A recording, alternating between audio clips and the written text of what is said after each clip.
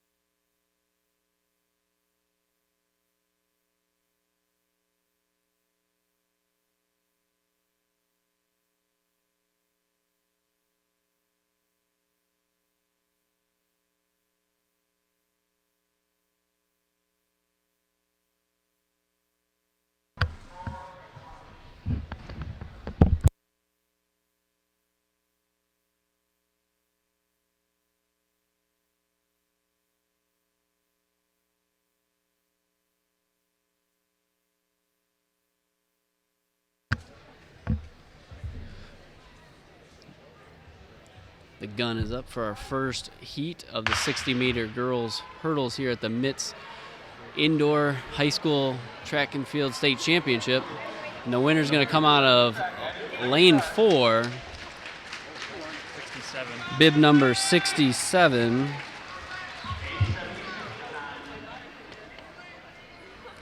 Hurdles. It's dash. Sorry.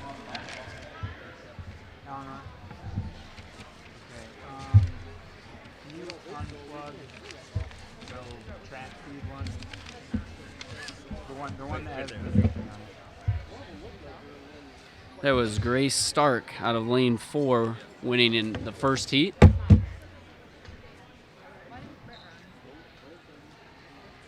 Gary.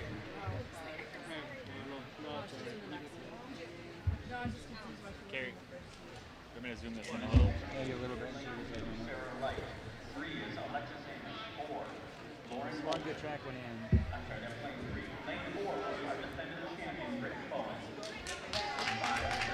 In this upcoming heat, we have Britton Bowen in lane 4. She's the defending state champion in the indoor meet.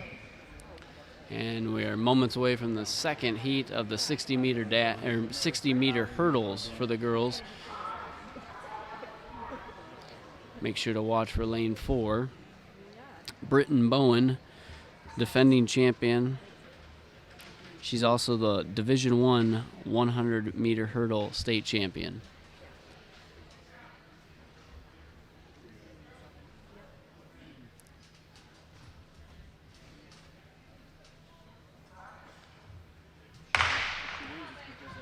We've got a clean start, and it looks like from this angle, lane 4 has got the lead. And the winner of the second heat, bib number 12, Britton Bowen. She's running out of Ann Arbor Youth Track Club, and she wins with an 8.87.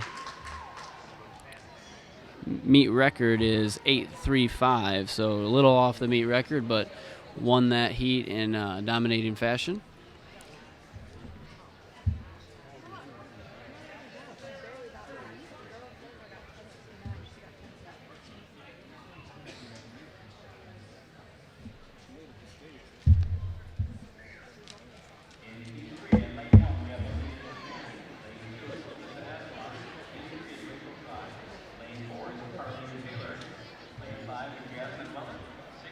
In lane 4 of this third heat is Carlita Taylor. She's out of Motor City Track Club in Michigan. This is her first winter hurdling, and she's made the move to hurdling pretty well. She's committed to Columbia, and she's already got the third fastest time in this meet, so like seed-wise, in the hurdles. She'll be in lane 4 in this third heat.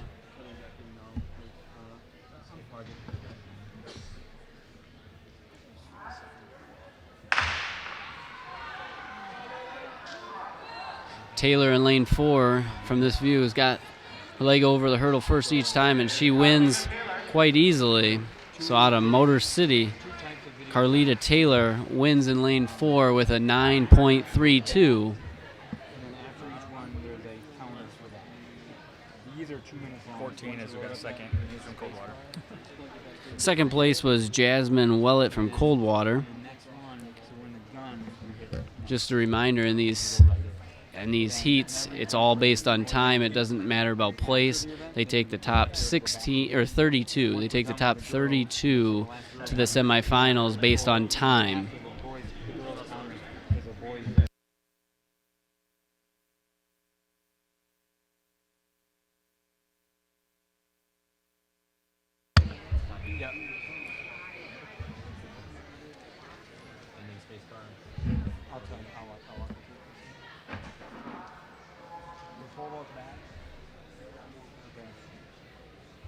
You're just switching out people when they go. I don't know why that's not. Can we get triple jump from here? From here? It's kind of funky, but yeah, that's a long shot. I was thinking we could Guns up for the fourth heat. And the fourth heat's off. I didn't get any of the names of this race, but it looks like lane 4 is in the lead. they're done. Looks like bib 279. Sophia Franklin wins that heat. She's out of Okemos, Michigan. She's committed to Michigan State. She's gone 14.44 in the 100-meter hurdles, and she was all-state in 3 events in Division I, so that's a solid effort. So Sophia Franklin wins heat 4. And remember, the top, she ran a 8.95, very fast time there.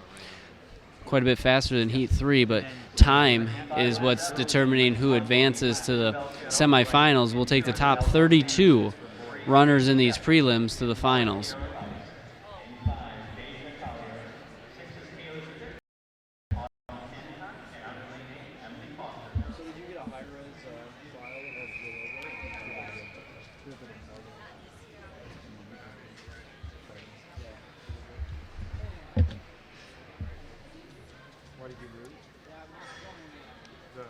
In lane 4, Kiera Rice out of Michigan Accelerator is the top seed in this heat. It's gone 15.15 in the hurdles outdoor. That's her PR. She's in lane 4. She's the fastest seed in this heat.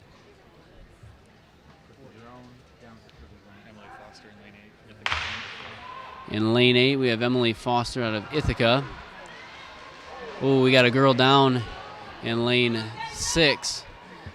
Lane 4, Kiera Rice with the win. Hopefully the runner in lane 6 is all right. She hit pretty hard. Rice wins with a 9.34. Collier with a 9.64 will take second.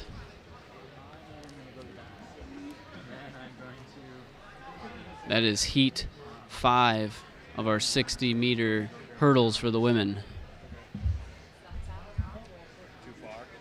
What? Too far or what? Third is crappy. What do you think?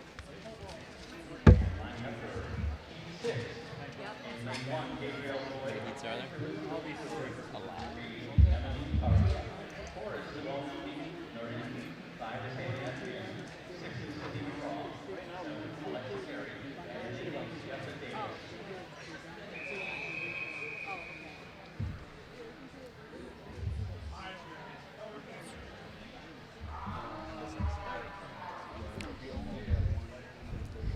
Heat 6 preparing to take off here in the women's hurdles. Suonomi Norin out of Zeeland East is in lane 4, and she's got the fastest seed time.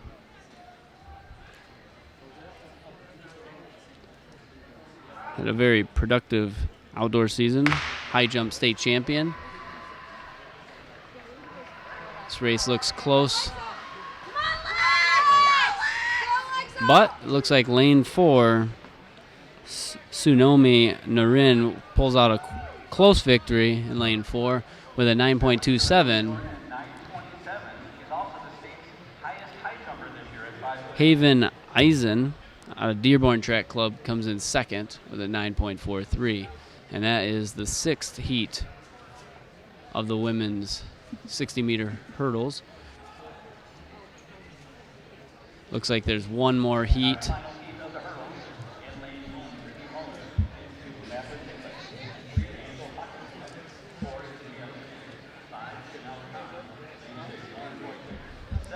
Mia Flynn will be the top-seeded runner in this final heat, this final prelim.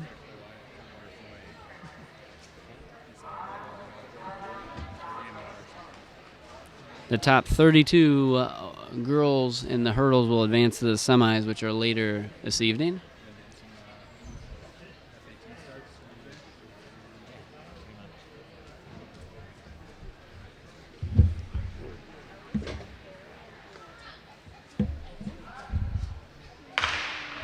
Our final heat is off. Lane 4 and lane 5 look very close to each other until one of the last hurdles. Mia Flynn pulled away on the last 2 hurdles to get that win.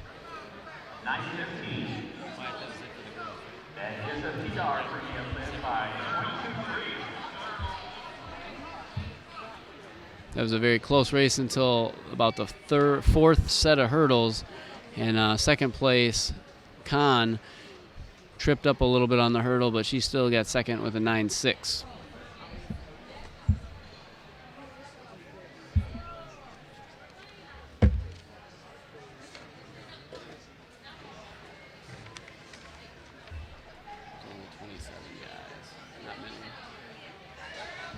There's only like 27 guys in the hurdles. Why? How many 3,200 guys ended up? There's 33 or 34. Now we move to the men's 60-meter hurdles. There were 7 heats of the women, and it looks like there's maybe 4 heats of the guys. Our top seeds. Our top seed in this heat is Kentre Patterson, who's gone 7.88 this year with his best time. Just a tenth of a second off the state record for indoor. The difference between the men's and the women's here is that the men's, all 27 men, will advance to the semifinals because they take the top 32, and there's only 27. So right now they're racing for seeds and lanes for the semifinals.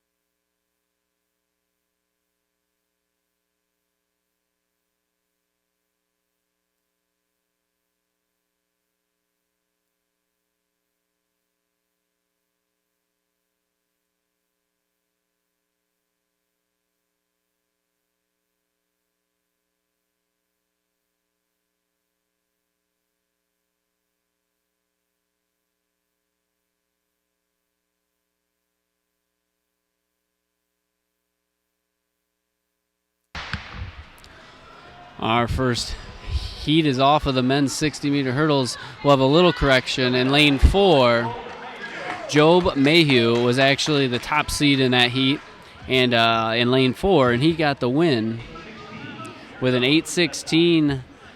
His seed coming in was 8 flat, so looks like he did enough just to win and put a good time up there to start things. We'll try drones.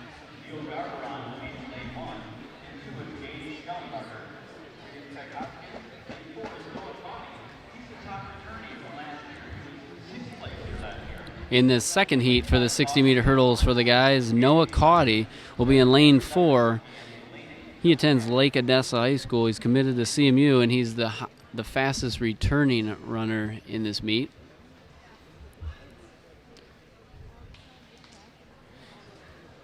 In lane 5 will be Austin Kilgore. His PR this year is 8.58.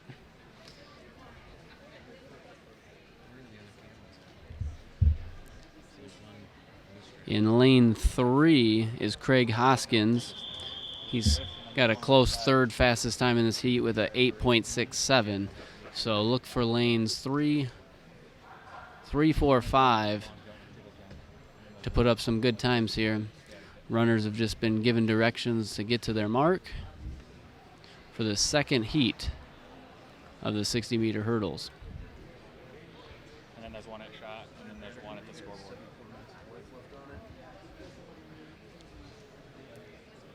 Runners are set. The gun's good, a clean start. Lane 4 is to the first hurdle first, but lane 3 is staying close. And in lane 4, pulled away, Noah Caudy pulls away and gets the win there with an 8.21. An 8:21. He separated himself from second by a half a second. So a nice run by Noah Caudy in the second heat. I was going to add in my first statement for this. Well, you got it.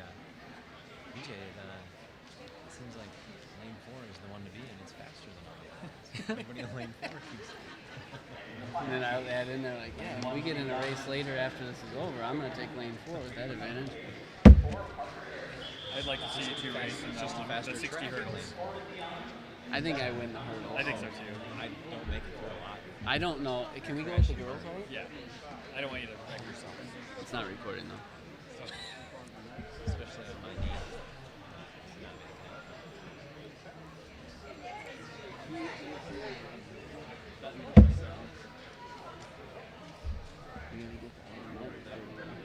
Another mic, because we were not sharing the mic.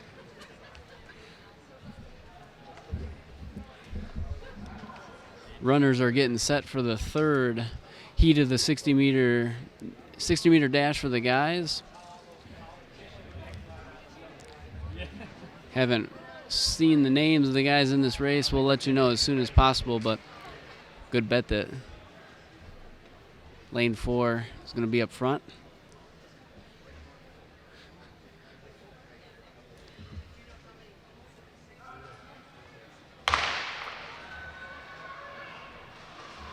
Clean start here in the third heat. Lane 4's got a slim lead, and lane 4 will lean across in the lead.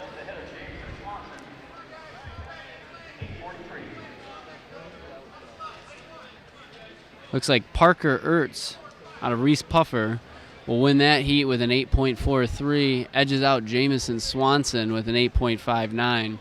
That was the third heat. It appears that as though there were 3 no-shows. Therefore, only having 3 heats of the hurdles. So our hurdle prelims are done. And our semifinals will be later this evening.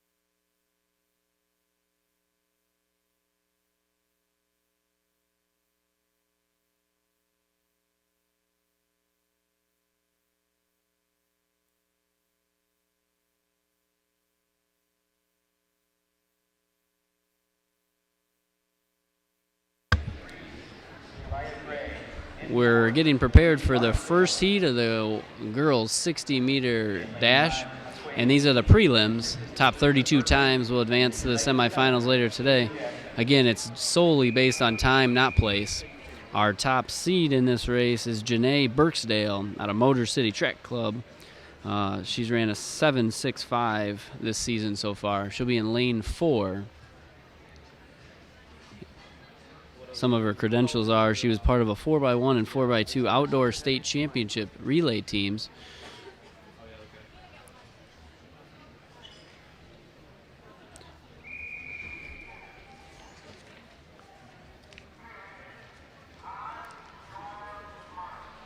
As the ladies take their marks here, in lane 3 will be Jalea Gray, Michigan Mustangs. It's the second seeded time, and then we have Dean in lane 5, it appears. So lanes 3, 4, and 5 are your fastest seeds. Oh, I know. Yeah, I think every 2 minutes it's a race problem. Lane 4, Birksdale with the win. Nice run out of lane 4 there in the orange Motor City Track Club jersey. She ran a 7.71. A little bit off her seed time, but plenty to win her heat. And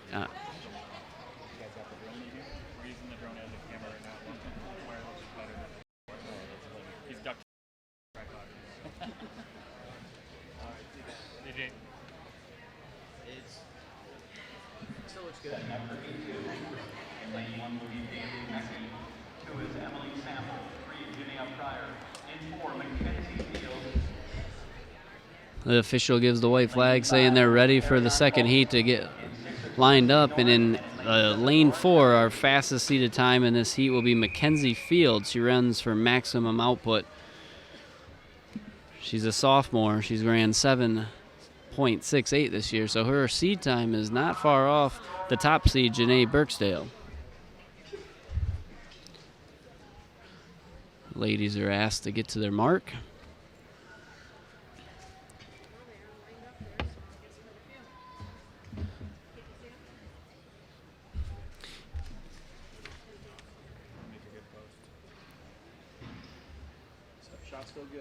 In lane 3, we have Janae Pryor out of Ann Arbor Youth Track Club.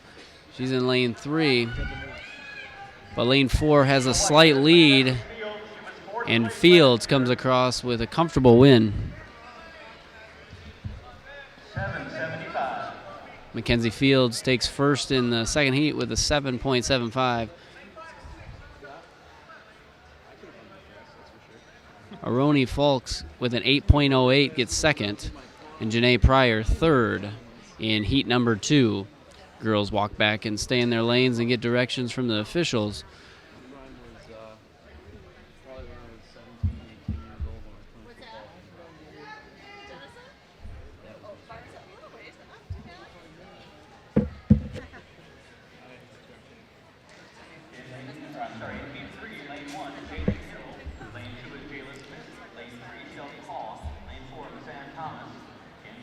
Top seed in the third heat is Mizan Thomas. She's in lane 4.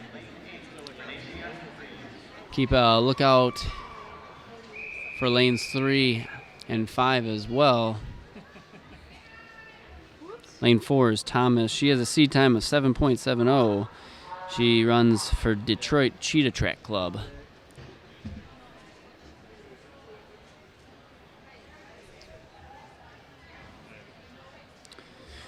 Thomas runs for Detroit Renaissance, and she's a junior.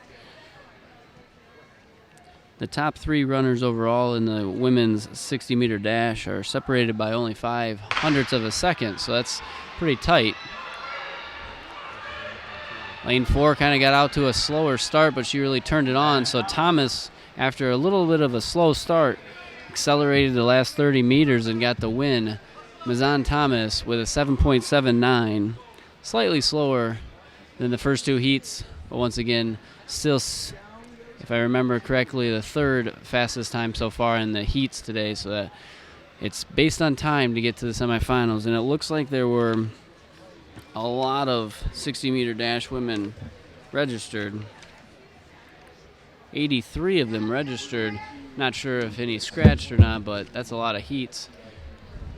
Looking at nine heats, maybe 10. Moving into heat number 4, and in lane 4. Well, I'll be right back. Our top seed in the 4th heat is Taryn Larkin Warren. She runs for Michigan All-Stars.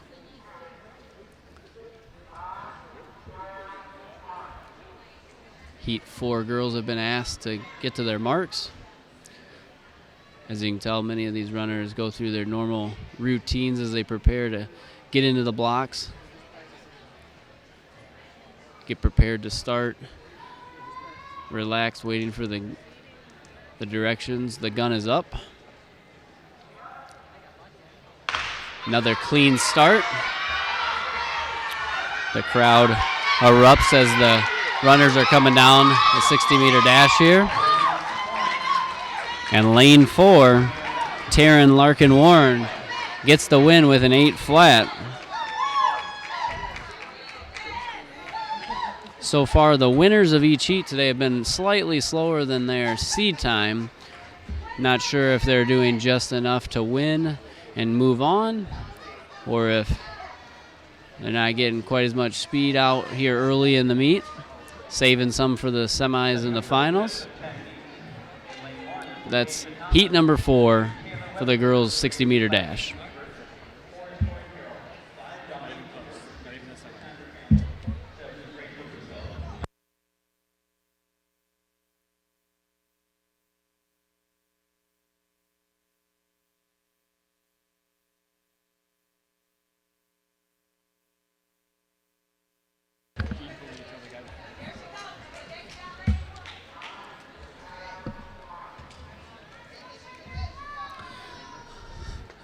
Heat 5 of the women's 60-meter dash. Looks like the top seed is Tori Carroll, New Breed Track Club. Seed time entering the meet, 7.91. Is that more? That's good. Okay. Dominique Cooper in lane number 5, maybe one of the tougher competitors. But in lane 3, the yellow jersey started out fast, a little fade towards the end. Lane 4 gets the victory. That's Tori Carroll with the win with a 7.95. So Tori Carroll has been the closest to her seed time with a 7.95 compared to 7.91 entering the meet. Second place, Dominique Cooper with an 8.09. And that concludes Heat 5 of the girls' 60-meter dash.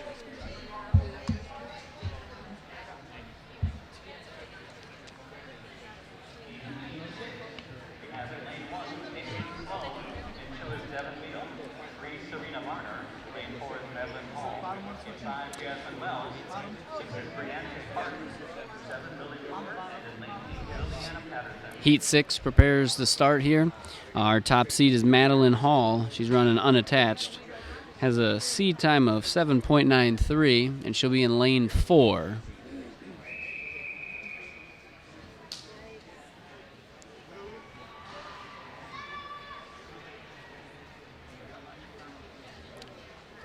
Jasmine Wells in lane 5.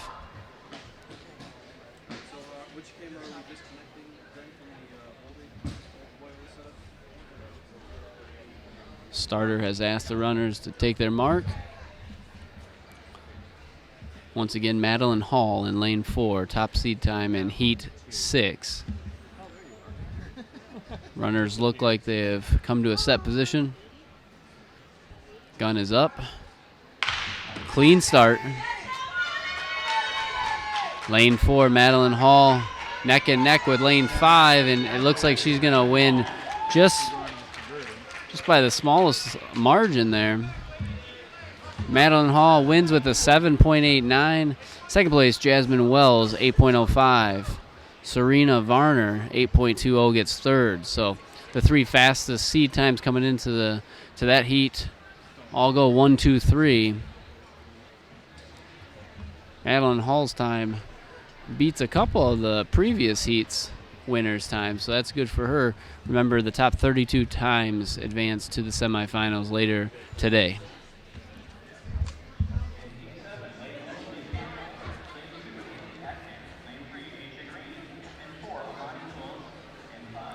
Heat 7 of the 60-meter dash for the girls. Top seed time in lane 4 is Amani Newells. She runs for Jackson Track Club, and she has a seed time of 7.95. Harley Sweet out of Onstead is in lane 5, so let's watch lane 4 and 5, as those are the two of the fastest 3 seed times in this heat. Looks like Asia Green is in lane 3. She has the second fastest seed time in this heat. Lanes 3, 4, and 5.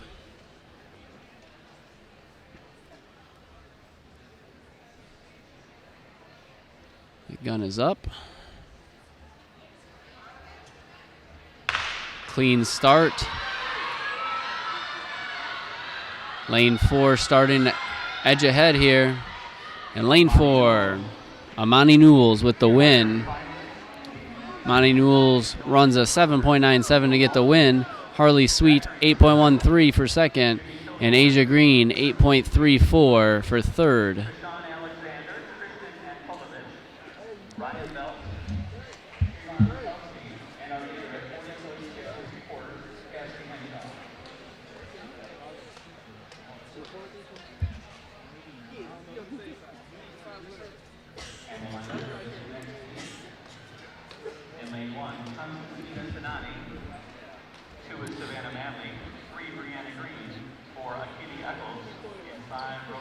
We have our eighth heat of the 60-meter dash, and our top seed is Akili Eccles, Michigan Mustangs Track Club. She also has a previous best this season of 7.95. So we'll see how she does here in the 8th heat of the 60-meter dash for the girls.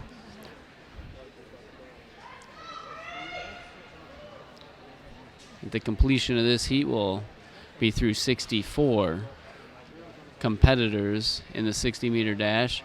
Remember, only 32 advance. The 32 fastest times place does not matter. It's the 32 fastest times that move on to the semifinals later today, and then from that point they're racing to make the finals, which occur tomorrow.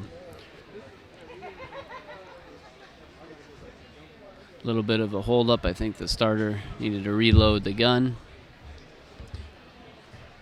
And lane 4, Akili Eccles, is the number 1 fastest seed in for this 8th heat of the girls 60-meter dash.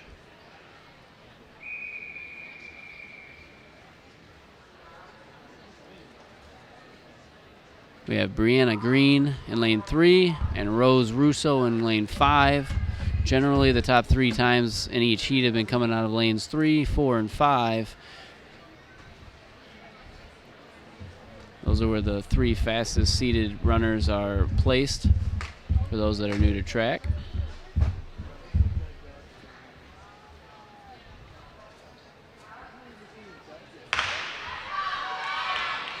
Another clean start in the 60-meter dash, and we've got a close race down to the finish. And I think lane 4 might have just squeezed that one out, but closest opportunity of the day so far for lane 4 to be upset. But Akili Eccles holds on to the win with a 7.95, 0.07 of a second ahead of Brianna Green out of lane 3. And in lane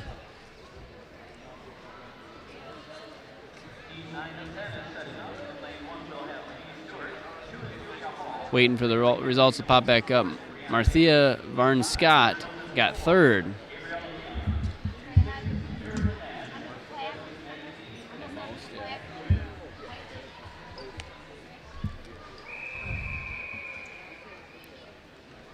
Runners are preparing for the 9th heat of the girls' 60-meter dash.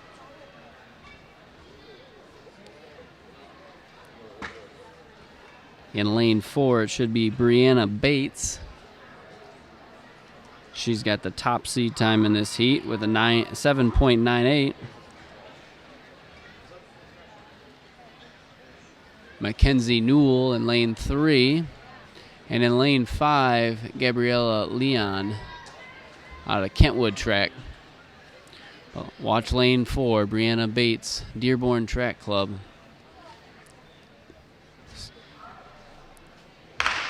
Another clean start. We're 9 for 9 on 60-meter dashes. This heat is very close across the board. I think lane 4, Brianna Bates gets the slim victory with an 8.01, 600th of 0.20. Julia Hall, 8.21 in 4th. So very close ninth heat.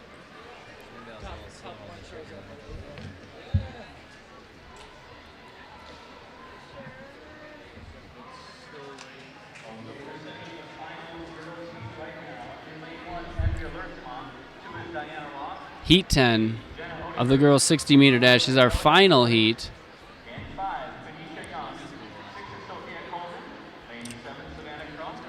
Angelica Floyd is in lane 4. She's the number 1 seed in this heat.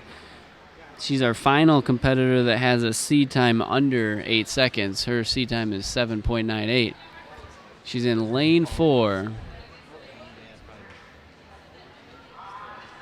Quenisha Young is in lane 5.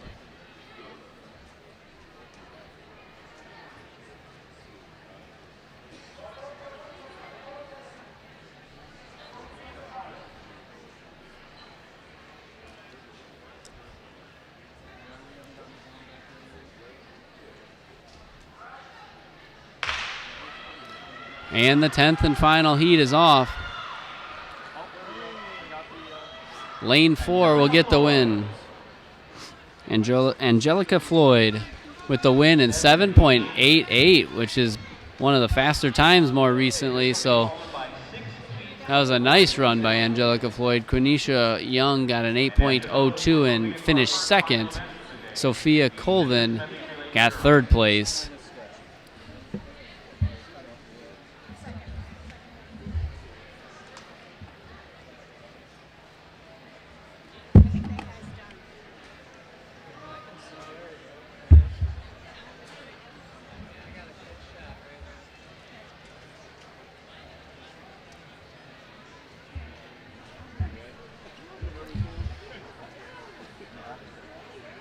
We are now moving to the men's 60-meter dash.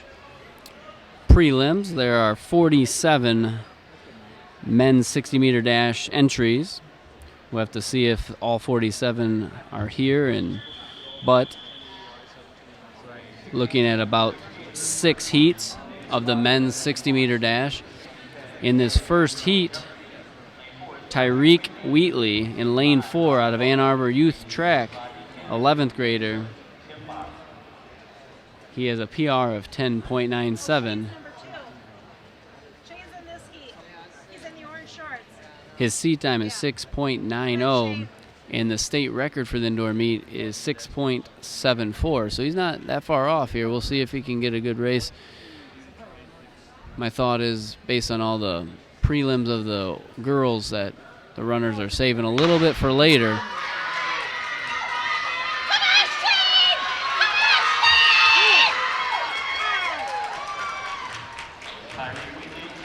Tyreek Wheatley gets the win with 6.93. Very, very close to his seed time.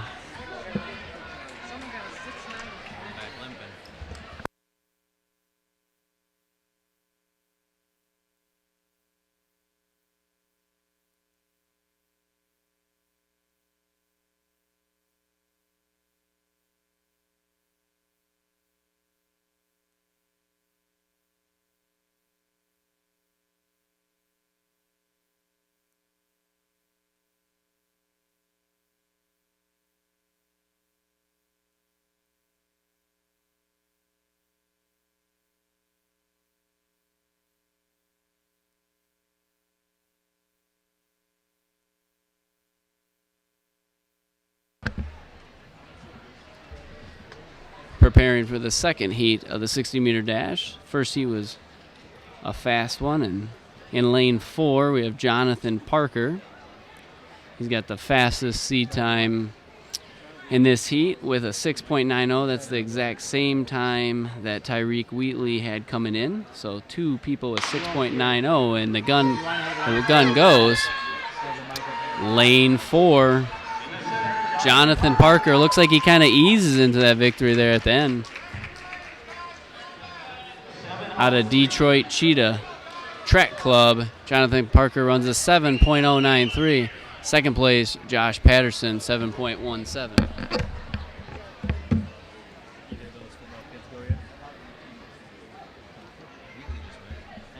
Yeah, but he means these guys.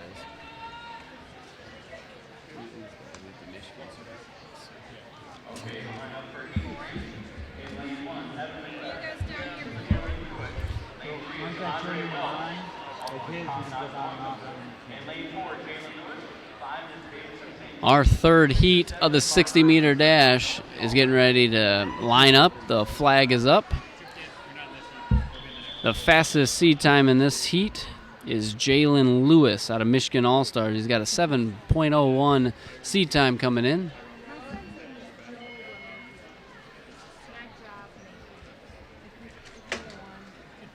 He got first place. Get his name right. Thank you. Did you catch that? You're on.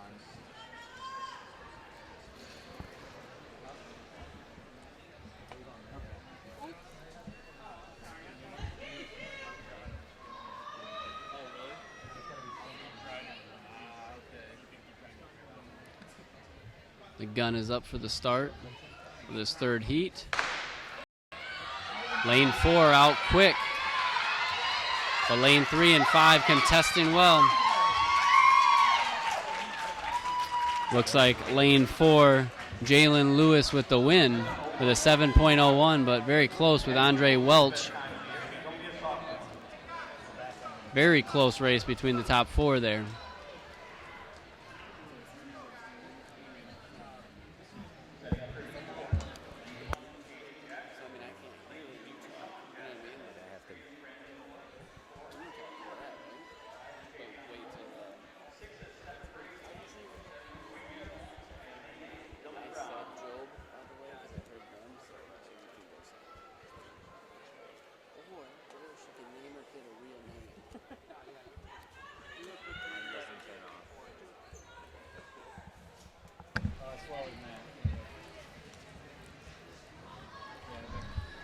Heat 4 of the men's 60-meter dash. They've been given the signal that it's okay to start from the finish line here. Our top seed, Kalen Gervin, high school, Detroit Cass Tech. Looks like he's going to take his future education to Notre Dame to play football. He's got a seed time of 7.05.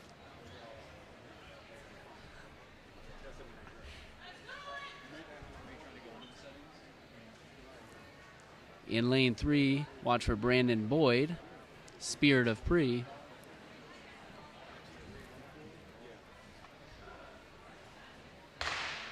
Clean start in heat 4. And the win comes out of lane 5, though. This first time all day, lane 4 hasn't won. Oh, under 7 there, DJ. That is a quick time. Yeah, out of lane 5, Morton.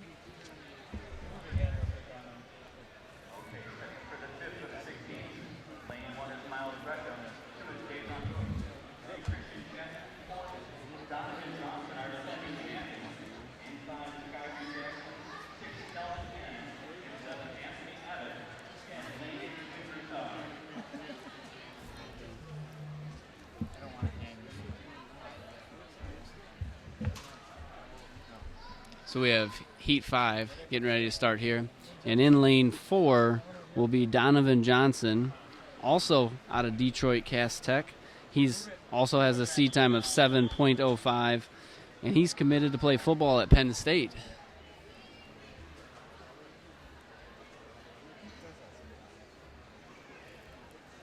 Lane 3, Christian Chapman, And lane 6, Kyrie Jackson out of Quick Lightning.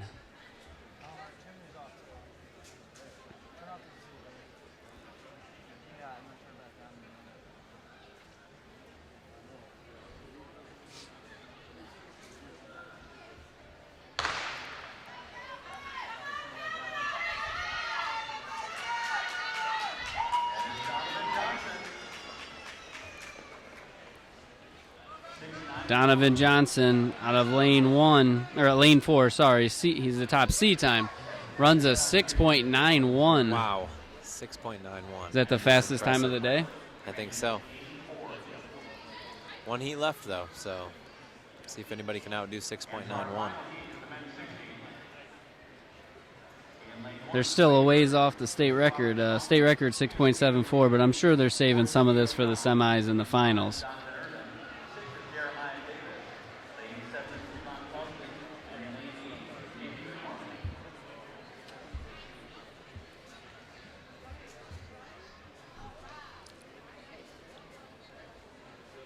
We are getting prepared for the 6th heat of the 60-meter dash.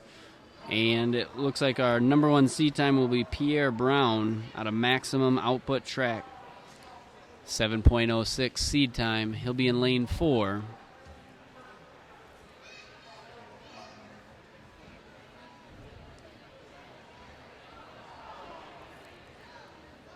Donovan Irvin he runs unattached. He'll be in lane 5. In lane 3,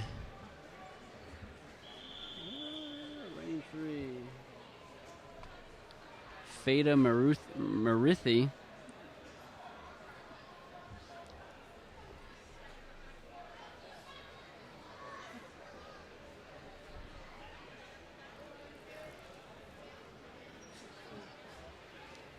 Sometimes their rituals that they use to get ready for the race takes longer than their 60-meter dash does. But they're ready. Clean start.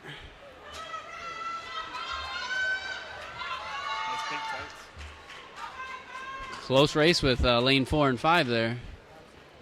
Pierre Brown with a 7.01 just edges out Donovan Irvin with a 7.04.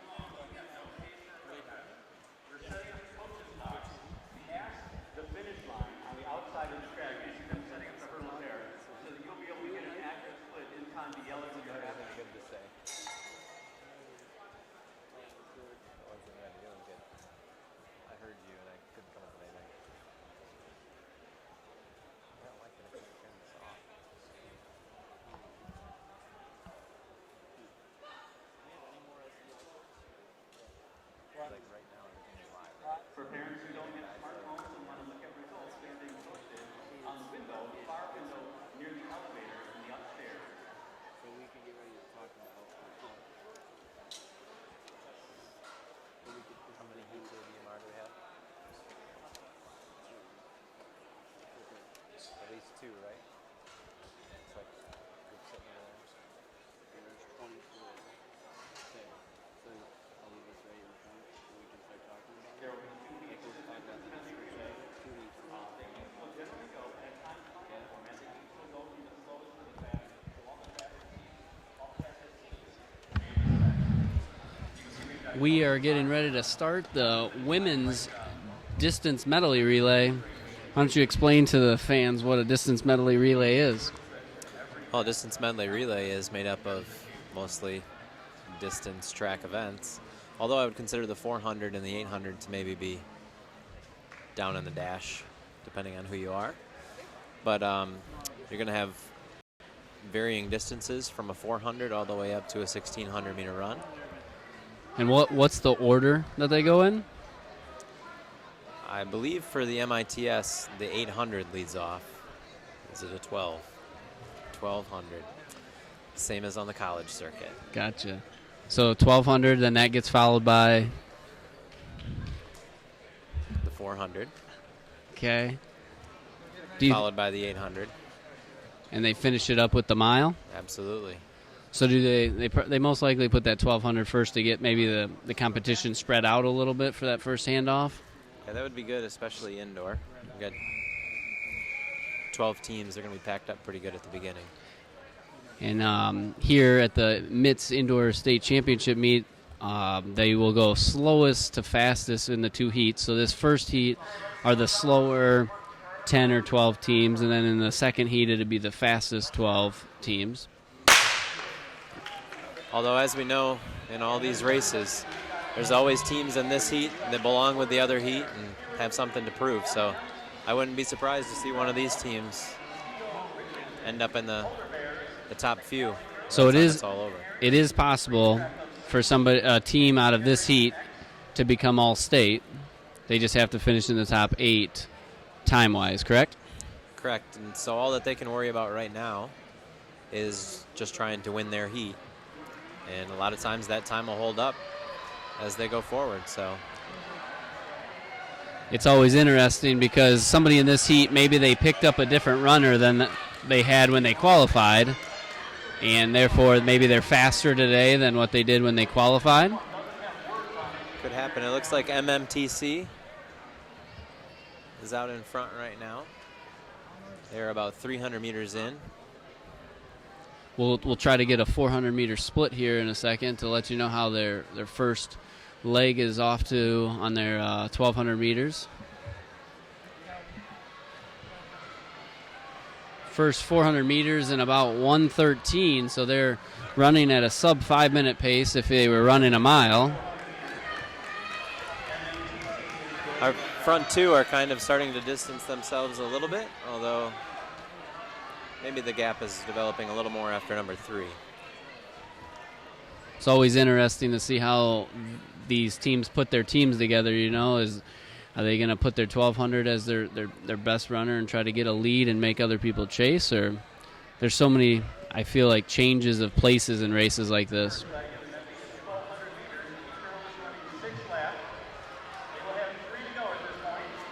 So halfway through in 1:52, anything under 4 minutes is a pretty solid 1,200 time for these high school girls. First place MMTC still looking very smooth. Looks like she's running within herself. So that's a good sign with a couple laps left. Yeah, you can always, I would say, maybe at the turn of this lap or whatever, you can start to see if somebody's starting to labor or if somebody's got stuff left in the tank. Looks like first has about a 2-second gap on our second place girl, and then another 2-second gap back to third. So first place right now is MMTC. 800 and 234 for MMTC. I don't know about second place, but third place is DX. In this whole thing, she's going to have 1 lap to go, but looks a little tight, and that DX runner is trying to make some ground here.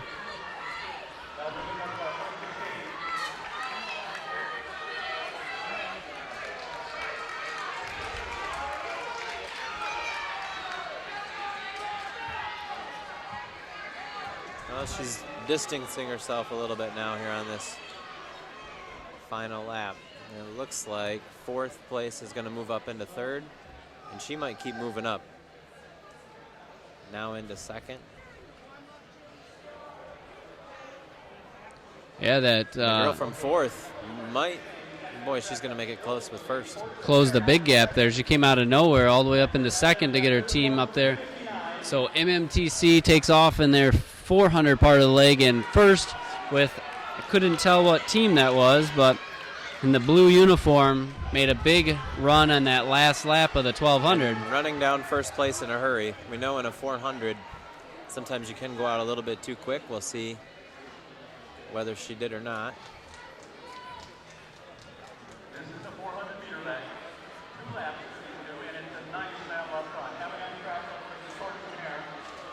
sounds like Tortoise and Hare is the team in the blue uniform who has closed the gap on MMTC. I'll tell you what, that the leader, though, really bounced back after that girl caught her. She did, although the second place girl is not letting her regain that big lead.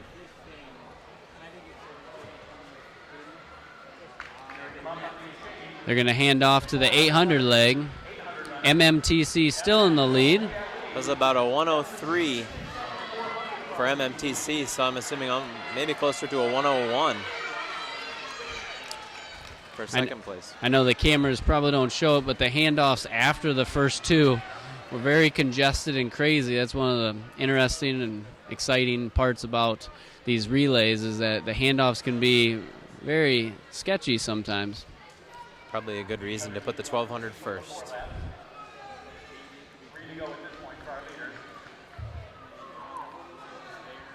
Looks like the first lap of the 800 leg here for MMTC has pulled ahead a little bit.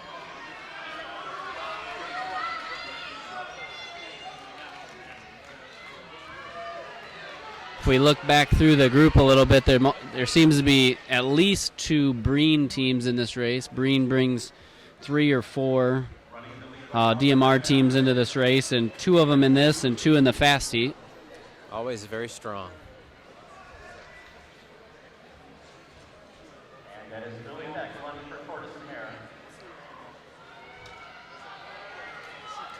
Looks like the chase pack might be catching up a little bit to second here, but just maintaining a pretty constant gap.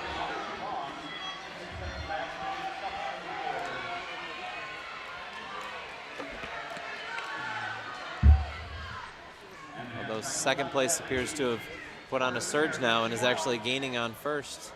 Yeah, with less than 300 meters left. Just moments after it looked like that second pack of teams were catching back up, the top 2 have pulled away, like you just said. And that Tortoise and Hare team with 1 lap left in the 800 leg, looks like they might be taking. They just took the lead with about 170 to go. And she's looking strong. She's going to put a little bit of a gap on here.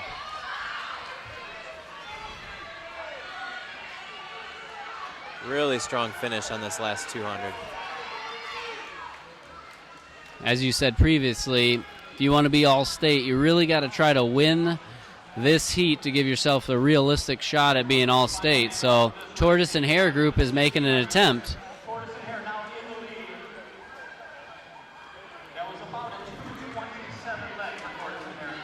Yeah, they're saying a 227 split. I had a little bit, just a touch higher than that, but still very, very good. We'll see if Tortoise and Hare can stay in the lead. I know that MMTC's runner is out of Montrose. Very fast runner for the mile and the 2 mile out of Montrose. I believe she's a senior at Montrose High School. Looks like she's closed the gap a little.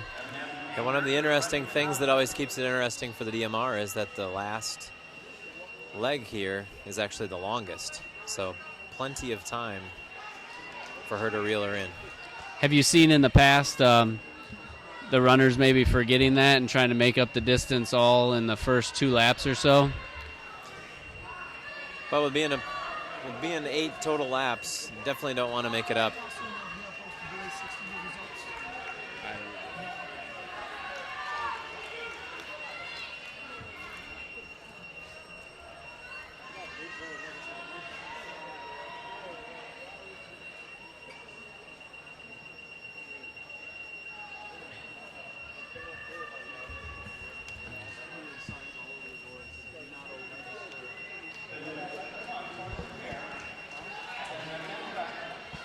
Both runners still look pretty strong, pretty comfortable. As we glance back through, do you think anybody third and beyond looks like they have the ability to make up this gap, BJ?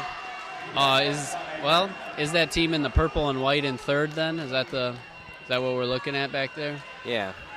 Because they haven't started to lap people yet. No, it does look like first and second is starting to extend a little bit. We got a change in leaders now. MMTC has taken the lead Remington Hobson. I couldn't remember her name. I knew that she's a strong miler. Ever since middle school, though, has latched on right behind her. She did take the lead, but she's not letting a gap form. That's very important for if she's going to come back on this. One advantage this group coming through 4th through 8th is they're kind of in a group.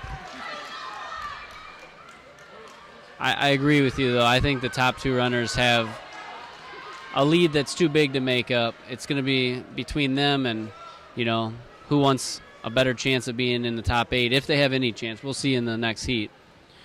But it appears as though they only put about the top 10 teams or so in the second heat. So, they only have to beat 2. Right.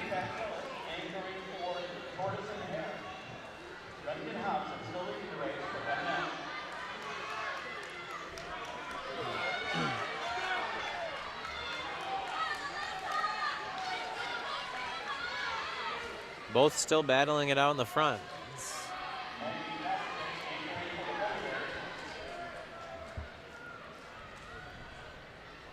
They have, it looks like they might have, 600 meters to go after this? 3 laps? 3 laps, it looks like. 3 laps left. 600 meters to go for these girls. And MMTC is looking a little bit smoother. Yep. At this point, but Tortoise and the Hare still fighting for sure. There's a couple girls back in the group that's running for third and fourth are kind of running together. Then you got 5th and 6th, and a couple of them look strong, but I just think the 60 meters or 80 meters is too much to make up with 400 to go. We do have maybe a change in position here between 3rd and 4th. Right.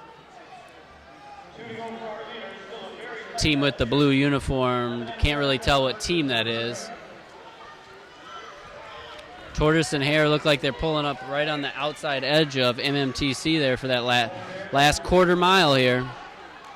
3rd place now is making a little bit of a move, which was 4th place. Right. And the girl in purple in 5th has made a move from a ways back, but way too much to make up, I think.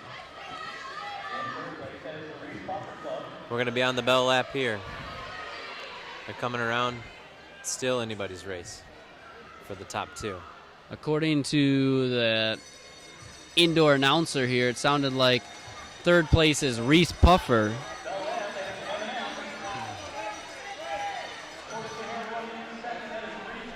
I think Remington Hobson of MMTC is going to be too strong down the stretch here. Seems like she's turning it up to a new level there. Yeah, she's opening it up on the back. 100 meters left. Gap is growing pretty quick now. So just to give you an idea, MMTC qualified for this meet with a 13:22, and they're going to run just over 13, so they dropped about 20 seconds. They dropped 18 seconds, so 13:03, solid, and 13:06. So that time, based on seed times, would place them in 9th place. So they definitely have a shot, but you would think that maybe some of these other teams are going to run faster in the fast heat too. It always helps to have good competition. Obviously very stressful for all of them as they're running, but that stress will continue as they watch the second heat and really pay attention to what that 8th place time is. So what we're saying is the winner of this first heat, it was 13:03, correct? Correct. And as we get ready for the second heat to start, we'll pause for just a second.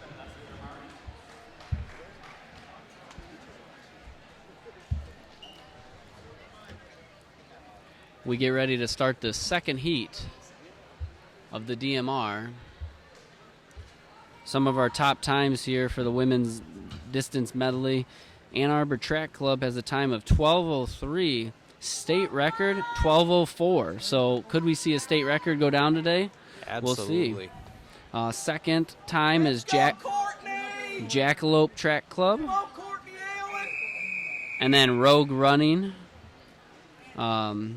out of Shepherd with a 12:21.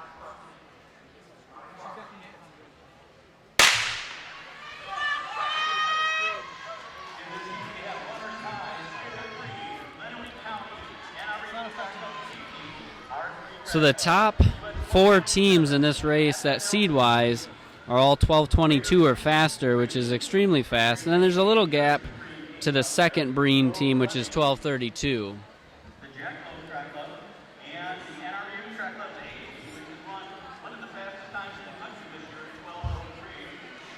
Looks like Ann Arbor Track Club is out to a quick lead. They are looking for a state record here.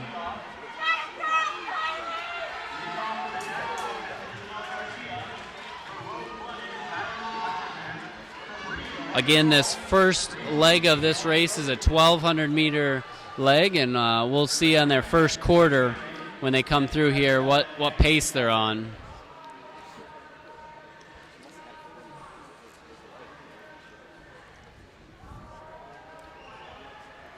Ann Arbor Track Club still in the lead, and they're going to come through the first 400 meters at right around 1:10. It's a fast first 400. It is a fast 400. That leader has kind of come back to the crowd. Did you notice that? Yeah, it was out in front a little bit, but now it's really bunched up. The top 7 runners all within about a 1 to 2 second span right there. So they're all in good position. Little bit of a gap there getting to number 8, which I'm sure MMTC is happy to see. We can see in 7th place, team out of Ithaca, Courtney Allen running the 1,200. In 5th or 6th area, you got Kylie Hutchinson out of Shepherd and Rogue running. Halfway through the 1,200 leg, it looks like the top 6 are starting to pull a little bit away. 7th place is falling off the path there. But Ann Arbor Track Club going after the state record. I think maybe their first runner went out a little fast because she's fallen back to about 5th or 4th. She is. She still looks strong, putting on a little bit of a surge now, it looks like. Maybe got cornered there, like boxed in a little where she was. Definitely can happen, especially indoor. Looks like 1 lap to go. We got one of the Breen teams, 2 of the Breen teams in 2nd and 3rd.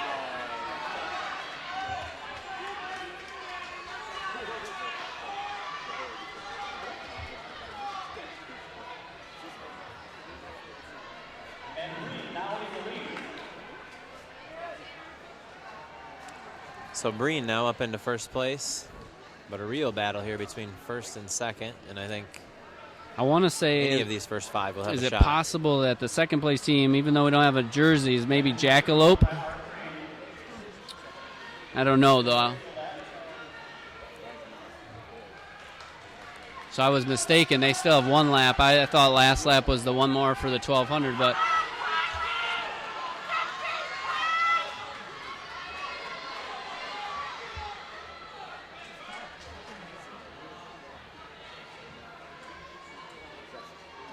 the lead 2 have just, the top 3, they're going to hand off to the 400 leg.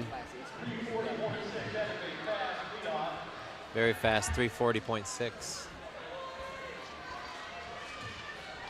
I think Jackalope is in the black, so I was wrong about that. Again, you have the craziness of the handoff into those 400 runners. You have 1,200 runners coming in and 400 runners leaving, and they're 2 different speeds there. Yeah, plus the 400 runner being fresh. Yes. And the 1,200 being exhausted, so. And now you have lap traffic already happening in the first exchange there. Breen Red, the top 3 teams are very close.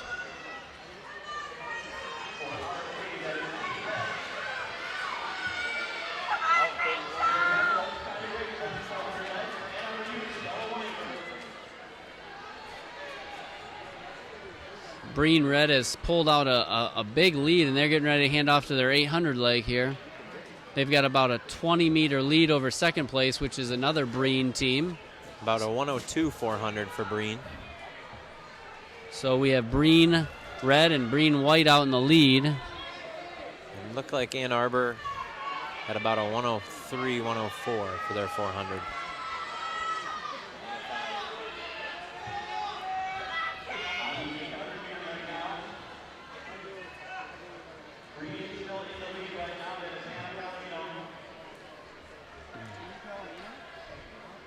Looks like all of the 800 legs have been handed off to, so it's tough to keep track of some of this with all the lap traffic that's going on out here. It's going to get pretty confusing pretty quick. Hence why they have all the coaches down there with clipboards tracking every lap split.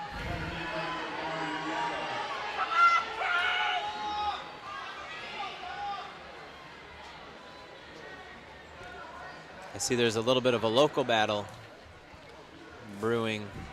Right about in the 6th or 7th spot overall. Yeah.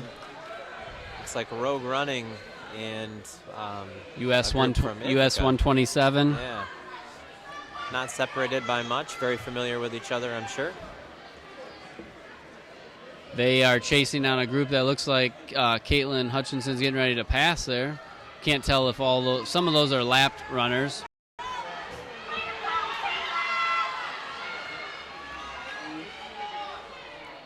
Looks like Breen Red is getting ready to come in here for her 1 lap to go. And the runners she's getting ready to lap have 2, obviously.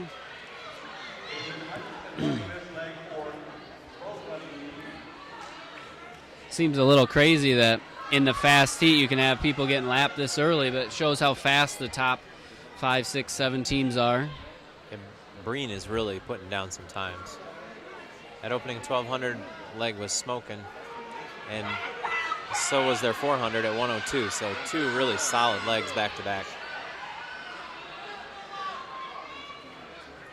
They will hand off in first with, I believe, the white jersey coming in second. Yeah, both Breen teams are in first, second, and they hand off.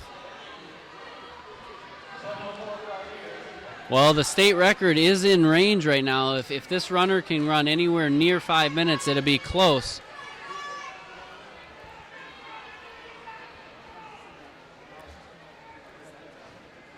It's not exactly the team we thought.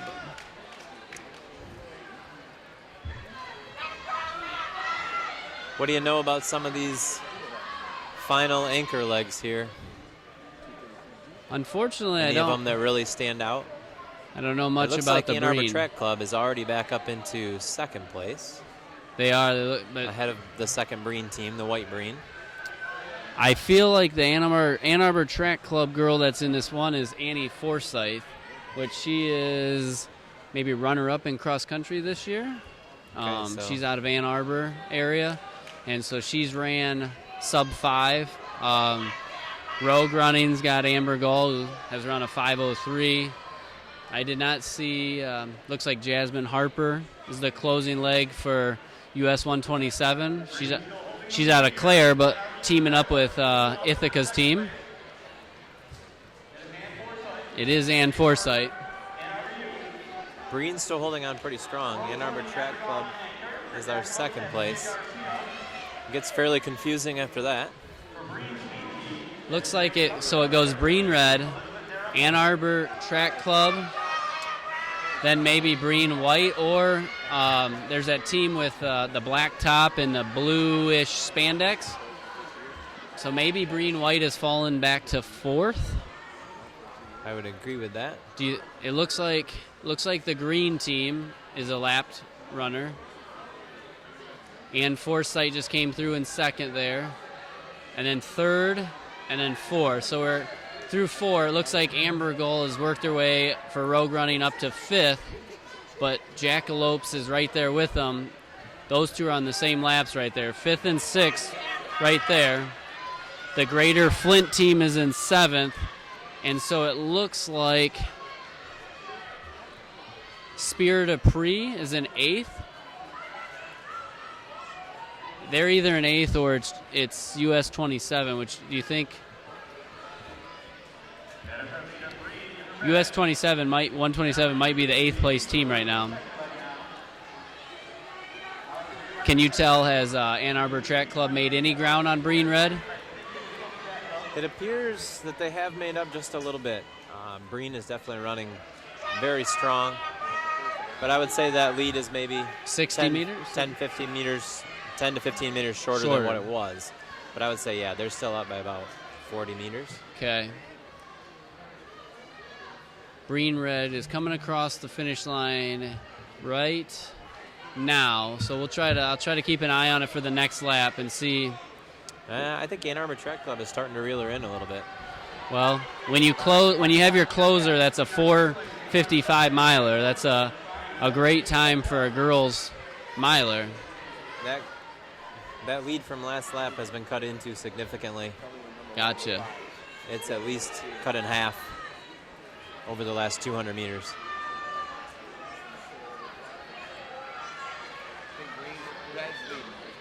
Yes, we can tell coming off the curve to the finish line here that it's been made up, probably cut in half in one lap. Oh, she's going to be going by her in this lap if something doesn't change. I believe they both have 2 laps to go. She's cut the lead down to about 5 meters. And going for the pass. 400 meters to go. Ann Forsythe and Ann Arbor Track Club has the record in sight. She needs to put down about a 104 final 400. Will it be possible? That's a fast 400 time. That's a really fast last 400 of a 1600 time. So I will be impressed if she can pull that off. I might have been off by a second or two, but somewhere 104, 106 range. Last lap, she's got to put in a 34.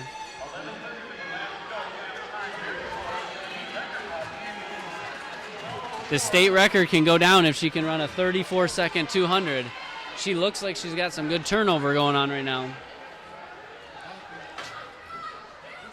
First and second look to be locked up right now. Third place, I believe, with about 150 left. Fourth place, I think, is the second Breen team. Yes. Fifth place appears to be Jackalopes. Sixth place appears to be Rogue Running with Amber Gall. The state record is safe for another year. It looks like 12:08. 12:07 officially is the winning time for first place. Second place was Breen Red.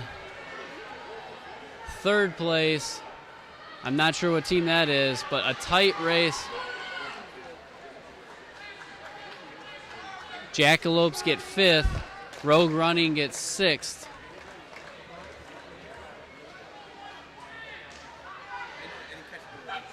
Looks like 7 and 8 finishing right there. So that is going to cut the hopes from the first heat as they will be ahead by about 15 seconds there for the 8th place finish. So the top 8 finish all in under 12:50, it looked like. Some really good times.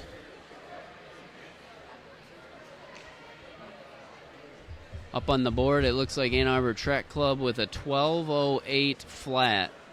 State record was 12:04. So yeah, I think it was just asking too much for Ann Forsythe on that last 400.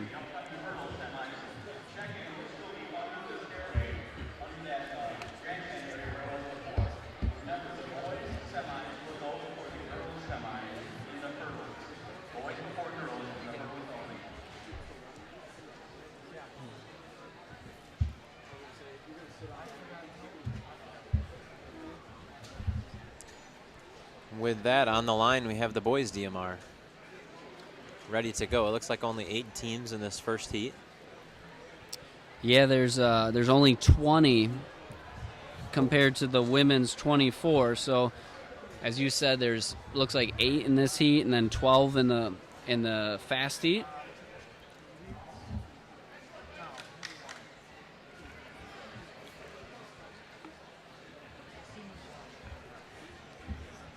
In comparison to the women's heat, like the men's don't have anyone. They don't have any team quite close to the state record like the girls did, but they still have some teams that are kind of separating themselves. We'll see them in the second heat, Spirit of Pre. But in this heat, there's a couple, Spirit of Pre brings their second team or a B team. They're in this. You have some Battle Alley team. We've got the Hungry Dog. Oh, Hungry Dogs will probably be in the fast heat. Some other teams in this heat are 915, Breen Track Club, Livonia Track Club, Rocktown, Anya Rock, which is out of Corunna, A2 Track Club, Invictus, Those are our 8 teams in this heat of the men's DMR. Out pretty quick for their 1200, coming through in about 31 for that lead runner there.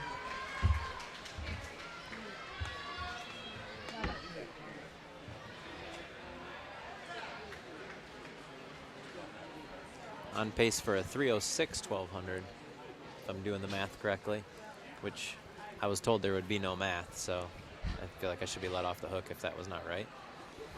That's a fast 1200. Right. We'll see if these guys can keep up that pace as they They're continue. already off of that a little bit, but Breen is up into the front. Strong showing out of the Breen ladies in the girls' DMR, and the boys appear to not want to be outdone here. Same thing applies here in the boys' DMR. If you have any hopes of being all-state, you got to finish in the top 8, and you can do that out of either heat. Your work is just made a little tougher when you have to do it out of this heat. You really got to win your heat and set up a good time. Yeah, got to be able to get ahead of 4 teams.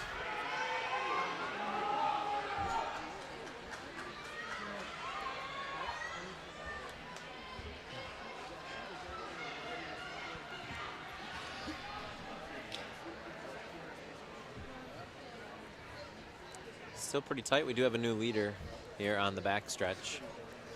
If we can get a view of their uniforms they're wearing, maybe we can give a shout out to what team's in the lead. We know that Breen has a team or 2 out there in the lead pack. Just a light blue tank top in the lead, no name on it. I see that A2 is in the top 4 there. He really turned it on down that front stretch this last time as he took the lead. He's opened it up pretty good now. Yeah, I noticed he kind of looked back over his shoulder. Sometimes a sign of weakness, but for him it looked like he just wanted to see if he was clear and turn on the jets a little bit.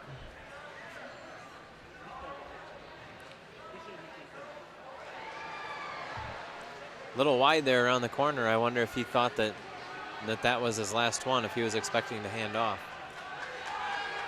Wouldn't be the first time we've seen somebody put a kick in a little bit early. They get caught up in the action of the race. He's hanging pretty tough, but the lead has been cut just a little bit, maybe.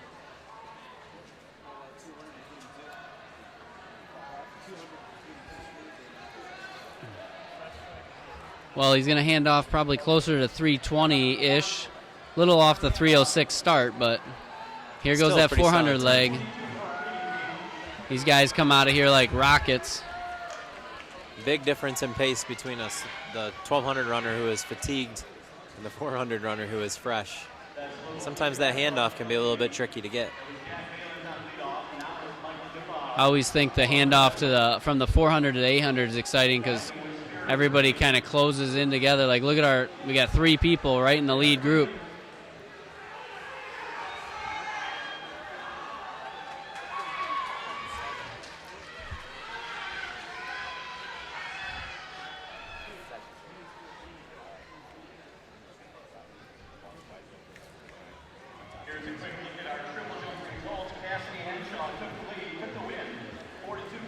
We got 3 teams separated by 2 meters here, handing off at the 800 leg. This is where it could get a little hairy, but it doesn't. Top 3 handoff is clean. Okay, we're on to our 800. As we saw in the girls' heats, though, right now teams are just kind of battling for position in the real race. Like, it's kind of decided in that mile, with it being such the longest distance in the relay. It absolutely makes up the largest percentage, so. A2 moved into second. I wish I had a team name for the blue singlet in the lead. They've been in the lead a lot. Breen in 4th and Anorak in 5th.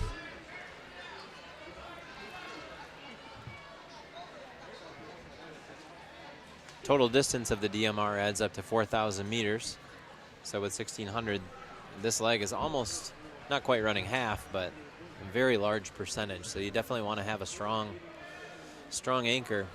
So if the rest of the team can keep you in it, and you have a really good miler, you got a shot in this one.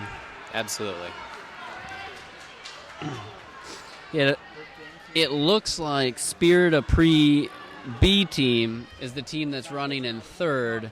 We have a new leader, or not a new leader, but the leader, we don't quite have their team name. But in second is A2.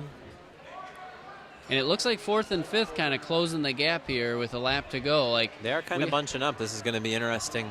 Might have a 5-team race heading into that mile. Really going to display our milers here.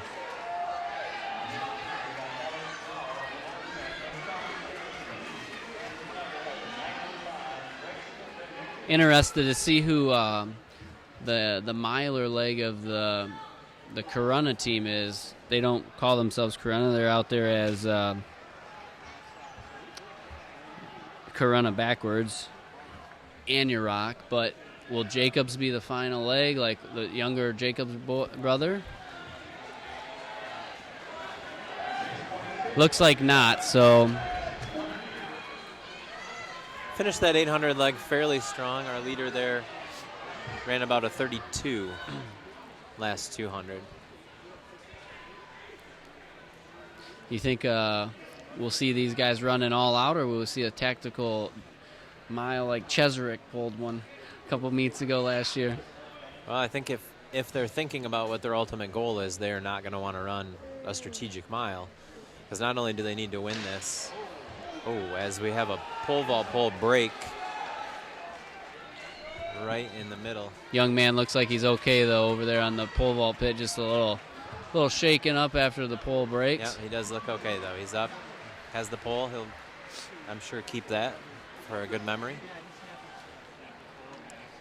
So that lead group, as we come back to the DMR over here, is it seven deep in the lead group now? It is 7 deep, and I didn't get a split on them here this lap, so I'm not sure if how fast that they're going, but definitely their ultimate goal needs to be to beat 5 teams out of the next heat.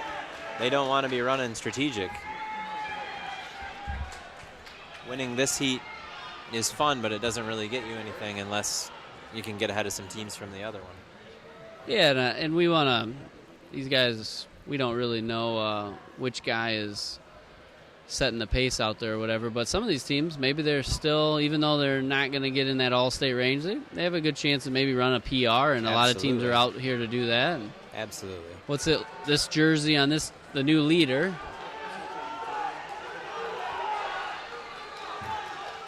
Spirit of Pre appears to be in second.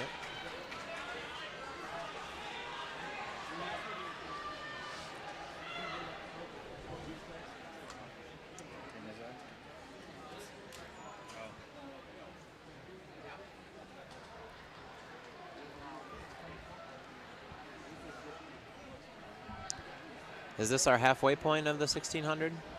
Do they have 4 in?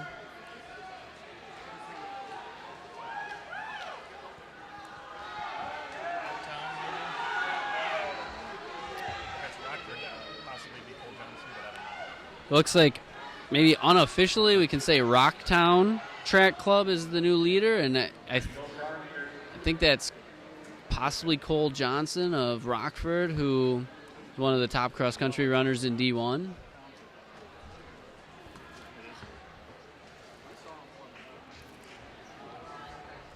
Looks like that you were right on the split, like they got 3 laps to go as the leader comes through.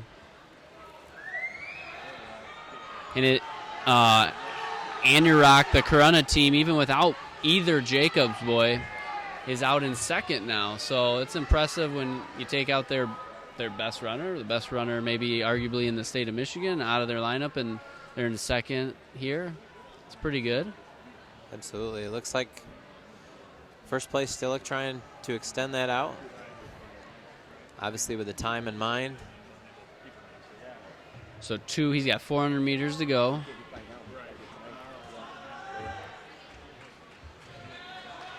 Just to give you an idea how fast the state record is, right now they're at 10:05 with about 300 meters to go. The state record is 10:17, so they'd have to be finishing right about now to get that state record. So he's got, would you say, 300 meters to go roughly, and yeah, he'll be at 200 here pretty quick. Rocktown's Rocktown's qualifying time was 11:10. And he's at 4 minutes right now, so you would think if he puts on a good finish here, be close to that 4:30 mark.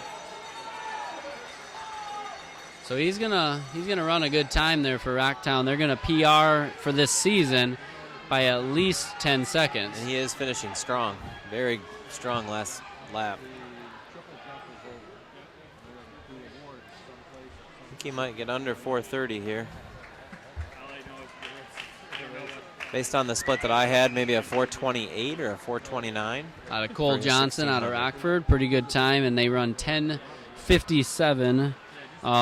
Just like in the girls' heat, that would place them 8th based on seed time. So they've given themselves a chance. Rocktown 10:57. They have given themselves a chance based on what happens, but like Rick mentioned earlier, they sit and they wait kind of anxiously throughout this whole next heat.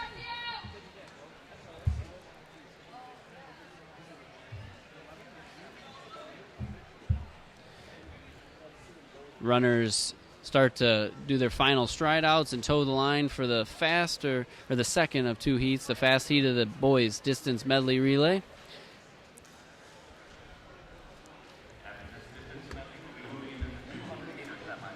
If you're just joining us, the boys DMR is made up of a 1200, 400, 800, and then a 1600 to finish the relay. Celine, that DeCracker kid, I'm guessing maybe their anchor. Other than that, I don't know. But Ricky has relays moves, at least for tomorrow. Runners take the final look down at the line to see that they're behind it. And we got a clean start. Spear Dupree. Guy looks like he's sprinting out of there. They are out quick.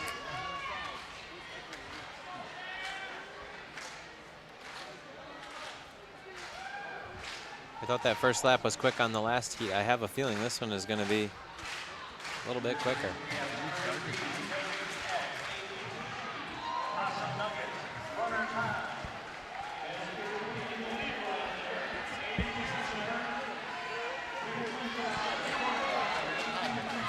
About 32 in their first split there. So kind of missed the start of the time. We'll try to get that up on the board. Okay, here. You just got to.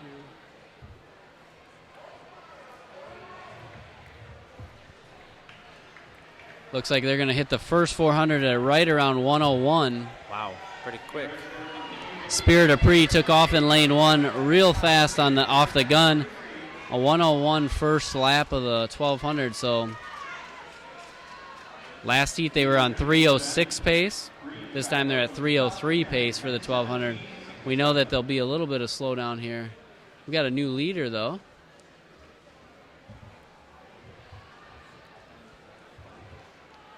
.600 meters in, we have a new leader.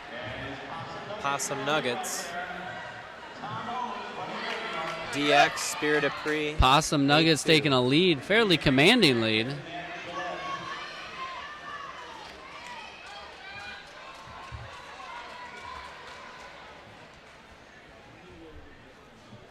So he'll come into this final 2 laps of the 1200 meter with at least a 30 meter lead. Put a giant surge on in lap 3. Possum Nuggets leading through 800. And he went through at about 203.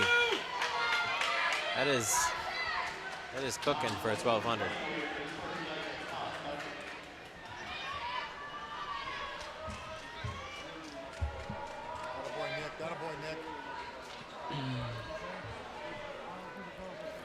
We'll see what happens with all the different the handoffs and things like that. But will the leader be able to keep that out front by himself? And the other dilemma is his teammates are by themselves for a while. That sometimes hurts them. It is a little bit harder to judge your pace right from the start. I don't think it'll make too much of a difference on the 400. You're all out anyway. Looks like the third Looks like the third place team is from Dearborn, but they just moved into second, actually. So the Dearborn Track Club is into second. Possum Nuggets in the lead. Spirit of Pre in fourth. 400 leg handoff right here. 311, 1200. Dearborn Track Club, DQ or DX in third. These 400 runners are making up a little bit on Possum Nuggets, though. Yes. They have chewed up that lead very quickly. I think the lead is now gone. So Dearborn Track Club, Degeneration X, Spirit of Pre back into third. Then you got two A squared teams in fourth or fifth and sixth area.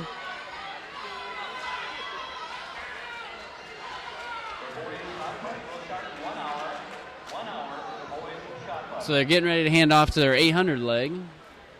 What a 400. You got a split on that? I don't have an exact split, but Possum Nuggets, which they started a couple seconds behind, would have put them in about a 55, so I would say 51, 52 at least, bare minimum.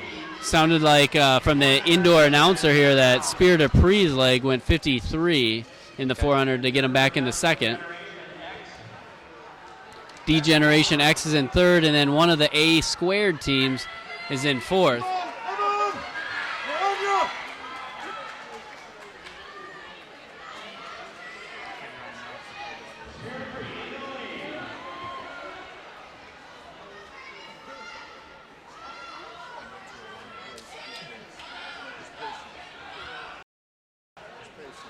We've got our top four teams very close together. Spirit of Pre in the lead here with DX in second, A squared in third, and Dearborn Track Club. Dearborn Track Club in fourth. Looks like he wants a part of the lead here, maybe. He came from a ways back and has really made up some ground.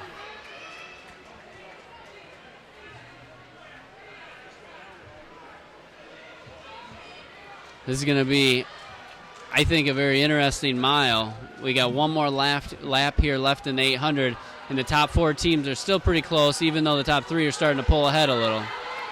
And they're on pace to go under 2 here at the front of this.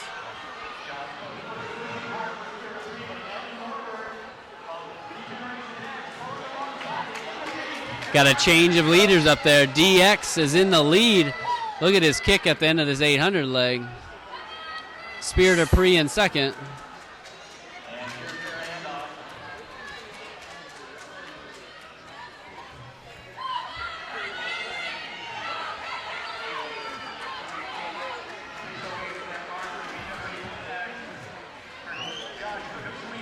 Okay.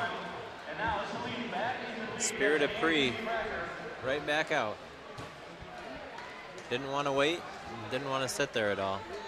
Interesting to see everybody's different tactics here as the race unfolds.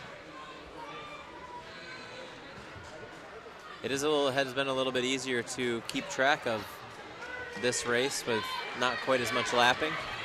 I believe we're one team that is almost getting lapped, but everybody else is still on the lead lap, has made it a little bit easier. So the leader of this race right now, he won the Elite 2 Mile at Grand Valley. 8th place is in this Greater Flint group here. That is the 8, 9, 10 teams.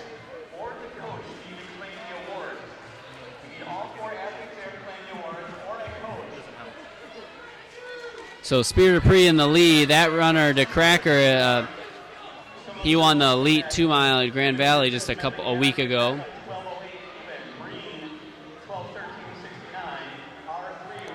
But now it appears, am I accurate in saying the top four are pretty close there? They're all the top four right there, right? Coming around. That is the top four. They are all definitely within striking distance. So you got Spirit of Pre, you got Degeneration X, A squared, This is 3 and laps Dearborn. in. They are still at a pretty scorching pace. I believe the Dearborn Track Club runner is the Division I cross country state champ. He was Mr. Michigan cross country this year. But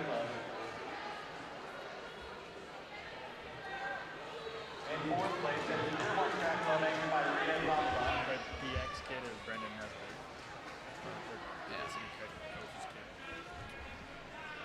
So we got Spirit of Pre coming across in the lead. Then and for DX, we have Nesbitt out of the Bay City area.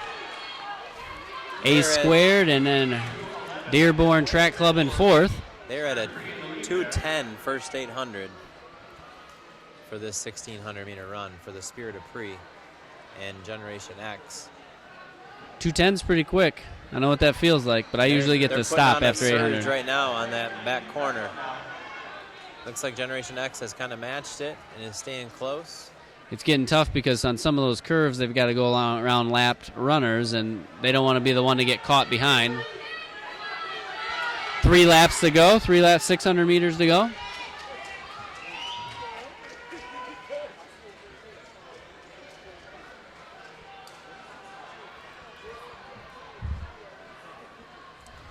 Three minutes right now for a split as they come around with almost down to 2 laps to go.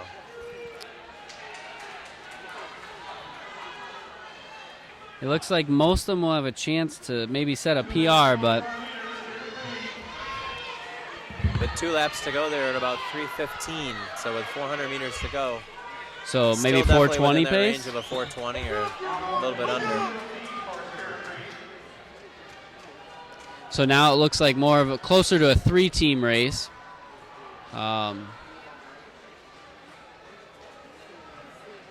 What do you think here? You think either of the second or third place teams has what it takes to get to our Spirit of Pre team with one lap to go? Spirit of Pre does look a little bit gassed, but A2 making a final kick as the bell lap. lap has gone down a little bit. Spirit of Pre still looks fairly strong, but definitely the gap has closed. Oh, the question has been answered there as A2 has come back, but Spirit of Pre, can he get him back on this last straightaway? Here he comes. This is close. Oh, man. Maybe 1 second separation. Holds him off, barely. A squared comes back and wins. And they set a very nice PR, about an 11 or 12 second PR today. 11 Fieldhouse second. confirming that is the fastest time of the year in the state of Michigan for that DMR today. 2 teams basically doing that. Yeah, both first and second place set season PRs.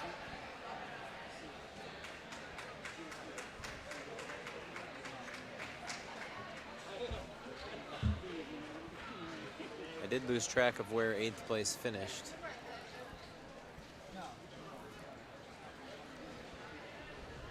What was the time out of the first heat? 10:58. I was trying to look up, but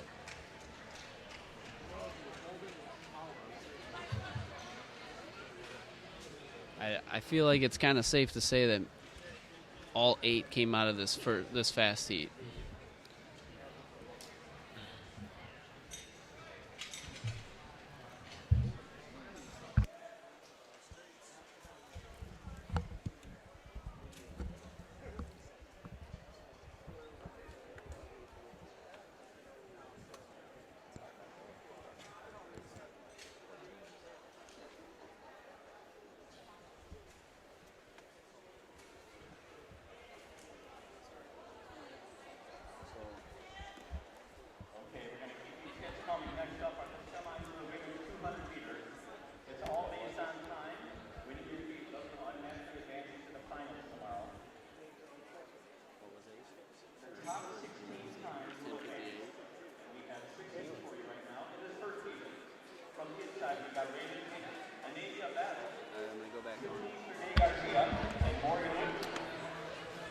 We are beginning the start of the 200-meter dash semis for the women. The top 15 girls will advance to the finals tomorrow.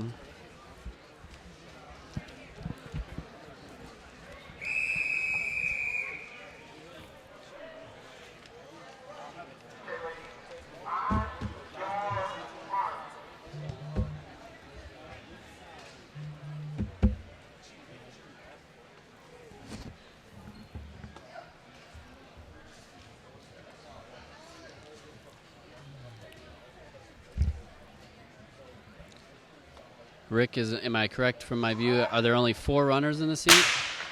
It does appear to be 4. Lanes 3, We're doing 4 in the 200. 4, 5, and 6. I don't know the heat, so there's only 4 people in each heat. Sounds like they're only going to do 4 in each heat. Okay. Lanes 1 and 2 pretty tight there for the corners, so give everybody a fair opportunity.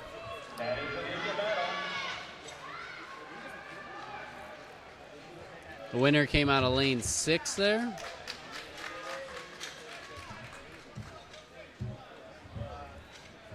A Navia battle with a 24.84 to take first in the first heat of the women's 200-meter dash. I just heard them announce that the winning time in this event last year was 24.69, so 24.84 in the prelims. Pretty good. Seems pretty strong. And as Rick mentioned before, that the inside turns are a little tight here for 200s. They're probably trying to keep them on the outer lanes. It's also difficult here. They're starting right on that corner, on a fairly sharp corner indoors. So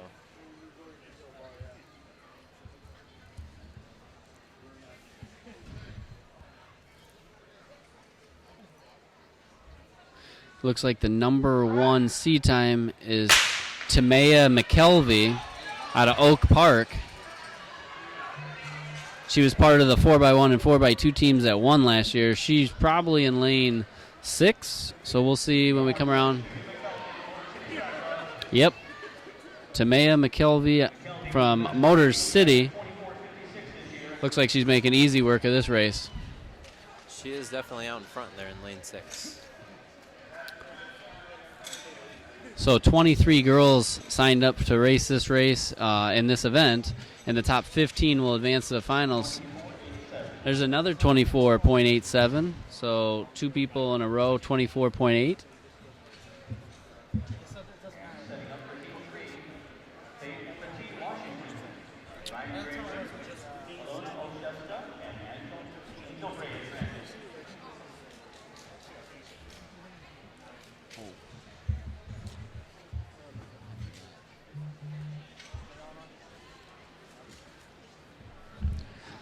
Third heat of the women's 200 dash.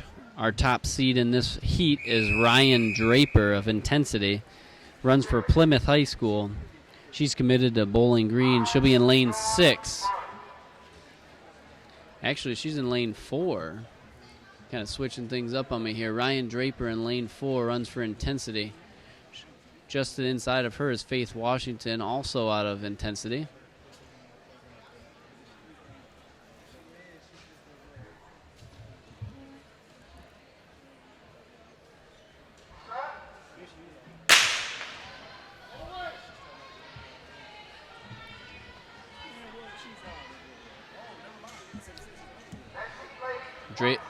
Draper looks like she's made up most of the stagger in the first 100. That should be a good sign coming off this last curve, but remember, they're running based on time for seeds if she wants a good lane in the finals.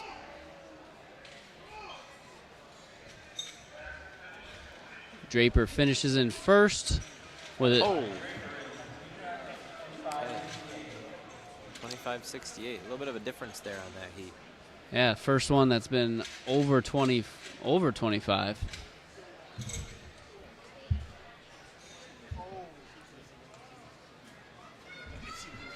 Moving to the fourth heat of the women's 200 dash.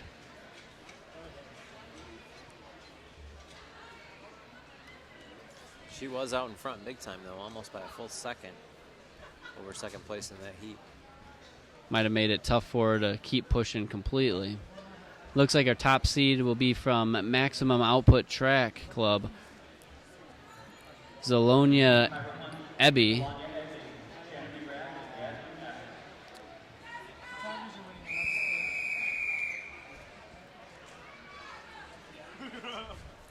So Rick, one of the things I think I was getting confused on, the lanes are marked around this curve of the start of the 200. They don't match up with the finish line numbers for the 60-meter dash. So anyways, lane 4 for these 200s are still the number 1 seed time. So sorry about that if you were watching earlier. I was a little confused. I was looking at the number they were finishing in. Zalonia Ebby is in lane 4 with the fastest seed time. We'll see how she does. She's made up all the stagger in under 100 meters, and she's pulling away on that back curve. Hits the finish stretch with about a 10-meter lead. And Ebby with the win out of lane 4. 25.20 for the win in the fourth heat. Were kind of are standing alone here so far. Those first 2 heats, yes, those 2 girls have the fastest seed times. In fact, the one that won the first heat has a faster time than the state record, so she just has to do that this weekend.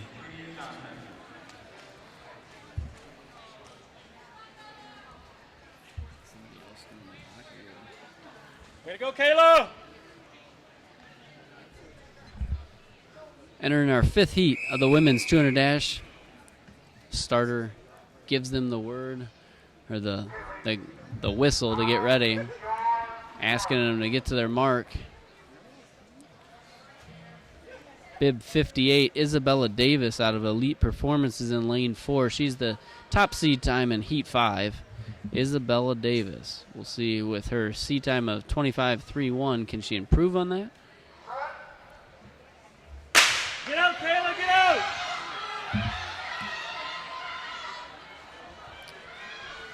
As you can hear from the audience behind us, there's a Kayla Gibbs in this race. Not sure how she's doing, but our number 1 seed, Isabel Davis, is just now making up the stagger as they enter the last straightaway. We've got a tight race between lanes 4 and 5. Oh, we'll have to see. As the results pop up on the board, looks very close. This one's taking the longest. Isabella Davis, 25.38 compared to Sabir's 25.39, 1/100th of a second separating first and second.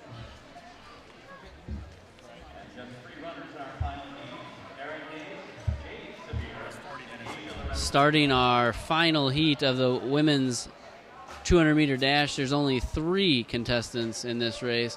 In lane 4, your fastest seed time will go to, not exactly sure because, well, it looks like Jade Sabir.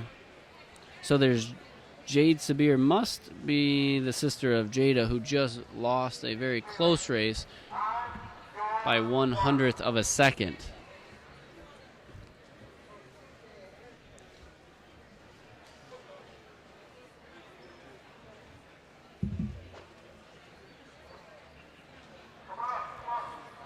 Starter asked the runners to come back up. Somebody's blocks were a little close to the line, so they've asked them to relax and come back up.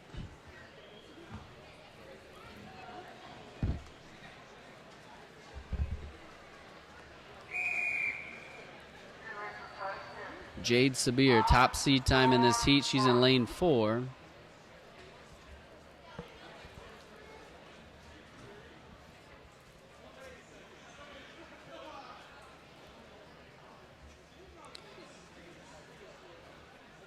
Asia Lorenzen out of Motor City is in lane 5.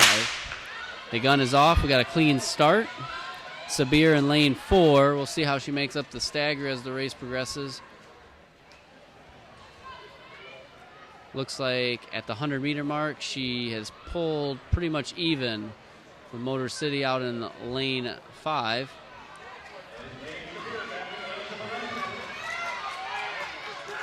This is another close one. It's going to be tough, but will this be the second? Will both sisters get edged out by a 100th of a second? We will see.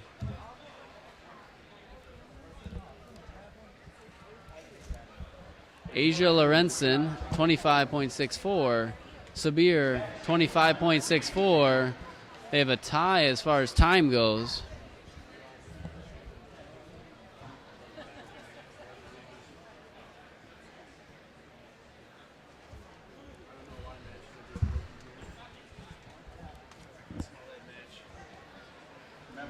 Actually, you know what? It might be a gun.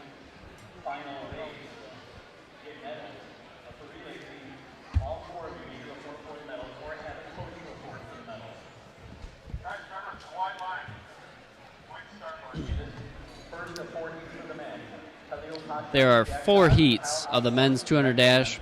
Only 14 men entered in today's state meet, which is kind of odd that only 14 men have decided to run in the 200-meter dash. Maybe they're in relays and other things, so staying fresh.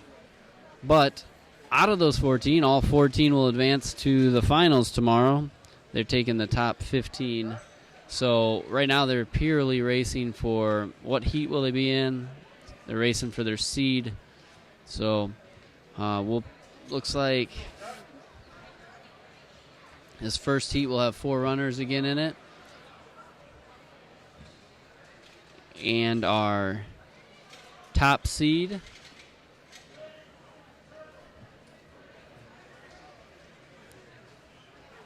is Jack Dodge, Michigan Accelerator. Runs for Walled Lake Western High School. He's committed to CMU.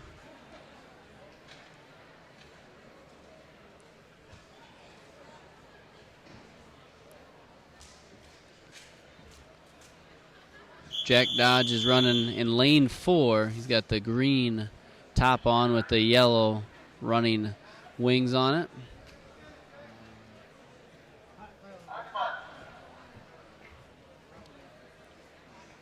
In lane 3 is Khalil Pasha of Intensity. Kyle Osborne of Intensity is in lane 5. And Jack Gomez in lane 6.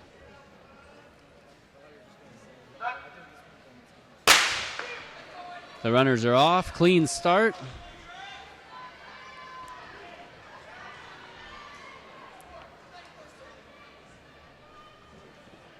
In the green, that is Jack Dodge. He's the fastest in the state of this record, 21.96 on the 200 track. Look, we can feed you information and you feed more stuff back to us, but if it helps you. 22.05. That is blazing on this. Looks like Jack Dodge wins that race with a 22.05. Kyle Osborne in second.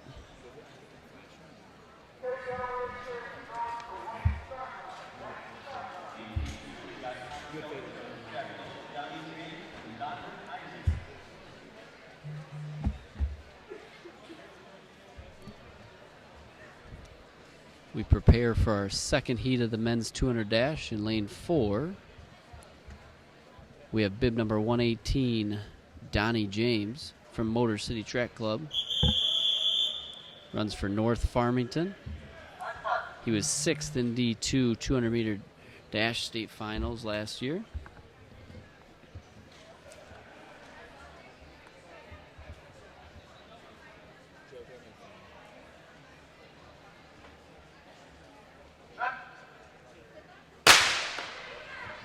Off to another clean start here. Donnie James in lane 4 has made up the stagger. Runner in lane 5, though, battles a little bit on the curve. But it looks like Donnie James gets the win in lane 4.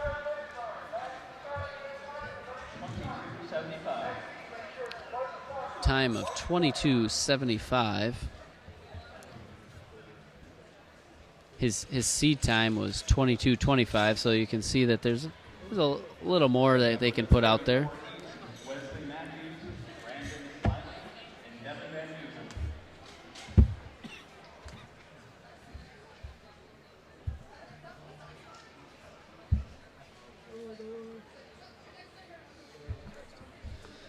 Preparing for our third heat of the men's 200-meter dash. Brandon Smiley has our fastest seed time. He's bib number 72. He's in lane 4. He runs for intensity.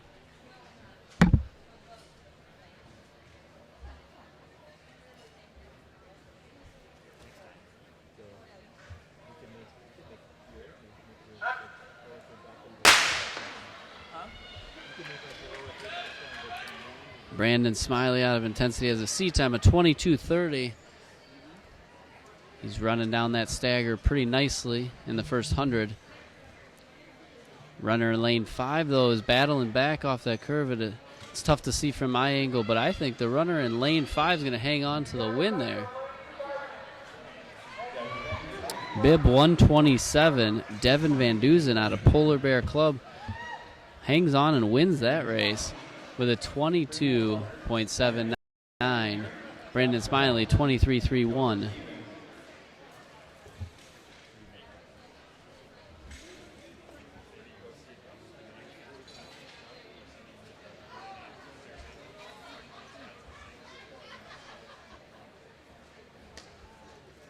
Easy to go try to get him for the sprint medley.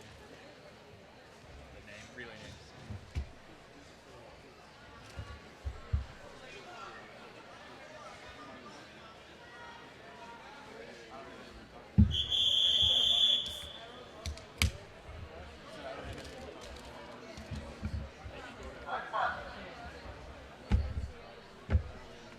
If he said we can. We're at the start of the 200-meter dash, heat 4. In lane 4, looks like maybe Joshua Nelson is our number 1 seed time in this heat with a 22.65.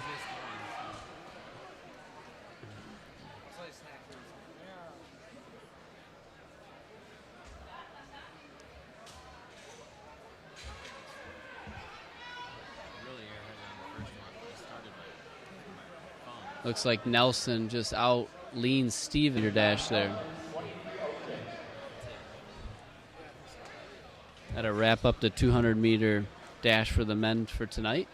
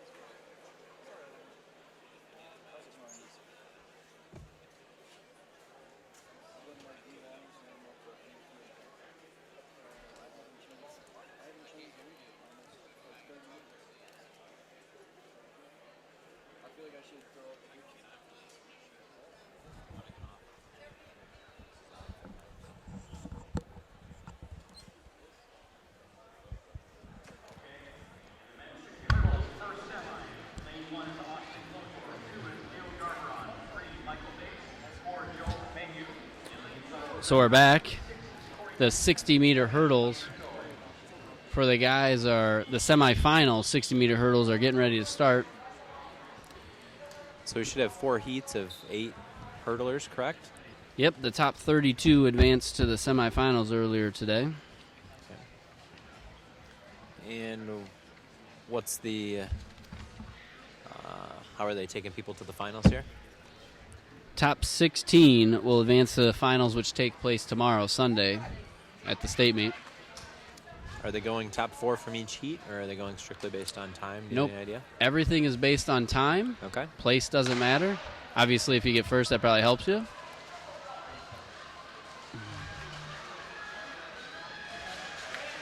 Looks like lane 4,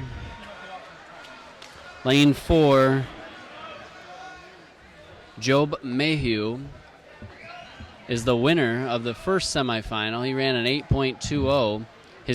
Job's qualifying time is 8.0. He's out of East Kentwood. Michael Bates, second place with an 8.53. Remember, they're solely running based on time. So you got to run hard. You don't know how many of each heat will make it to the semifinals, but 16 will qualify for the finals tomorrow.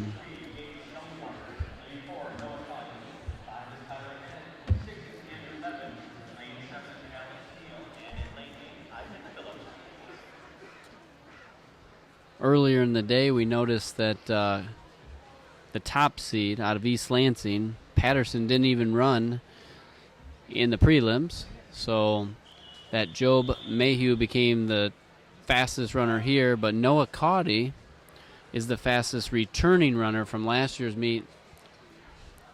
We'll see if Noah is possibly, he is in this race. Looks like lane 4, Noah Caudy with the fastest seed time in this heat. I know we have lots of people out there that are interested in what's going on in the field events on the infield here. And momentarily, we have our first false start of the day. We've had clean starts all day long, but today, right now, the first false start.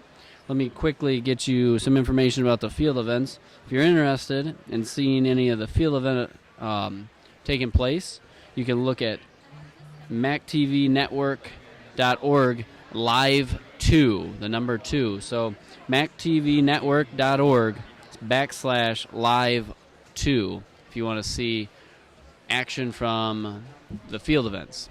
So Looks like we are going to be without lane 3 at this point. That was the false start.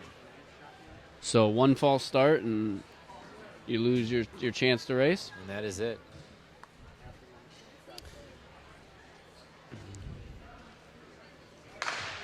And that's too bad because based on seed, obviously lane 3 scheduled at least to be in the top 4 of the heat.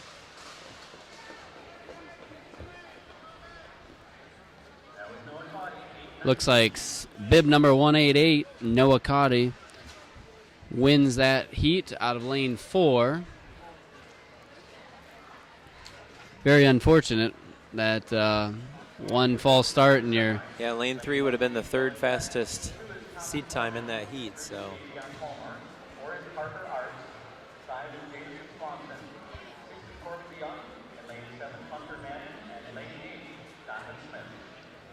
Coming up on our 3rd of 4 heats.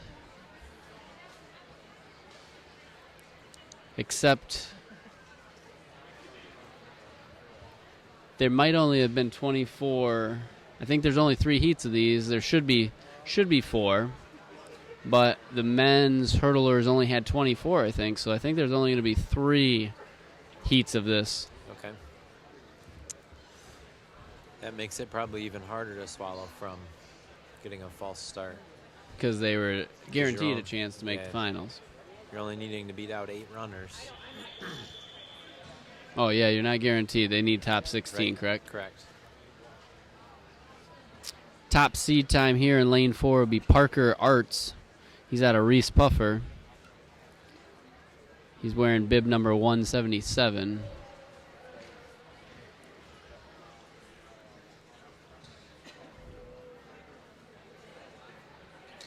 Just to the inside of him would be Davion Palmer. He's running unattached.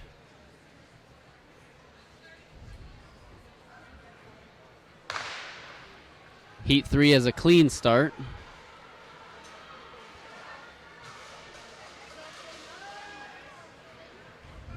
And Parker Arts gets the win with an 8.39. Slightly off his seed time, but still a very good run.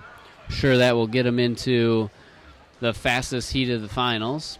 Remember, 16 of those gentlemen will make the finals tomorrow. And then now we're getting ready to move into the women's 60-meter hurdles.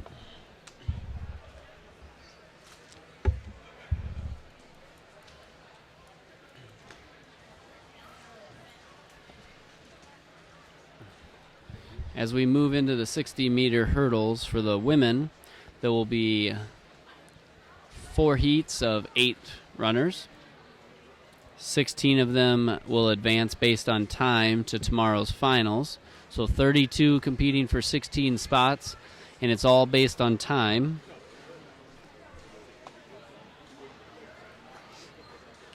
Once again, if you're just joining us and you want to catch some field event action, go to mactvnetwork.org/live2, and you can catch field event action as it's occurring on the infield. We've got some men's shot put that'll be coming up pretty soon. They are warming up. We have women warming up for the pole vault, it appears. And I don't know if you've had a chance. Long jump or triple jump? Maybe, but the women's pole vault is very highly contested today. I mean, we've got state champions in certain divisions in high school, like in their high school season outdoor, that are seeded like 11th. And so some pretty good girl pole vaulters here today.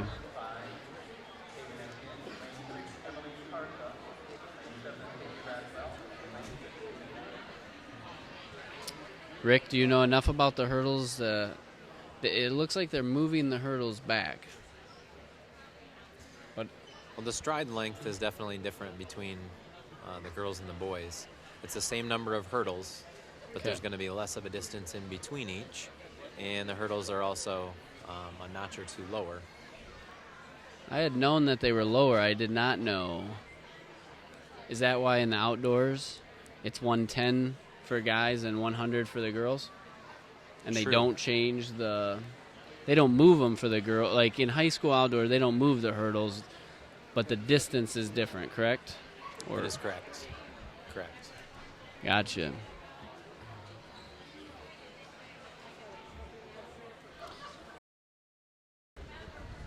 Looks like our number 1 seed overall, Grace Stark from Elite Performance, who is within 1,400 seconds of the state record, is in this first heat. She's going to be lane 4, so watch for lane 4.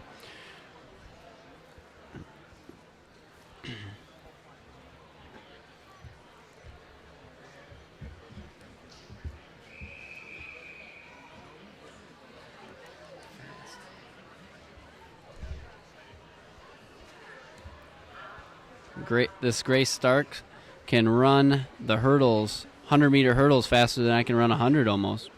It's kind of embarrassing. That means that it's 4 or 5 seconds faster than when I can run the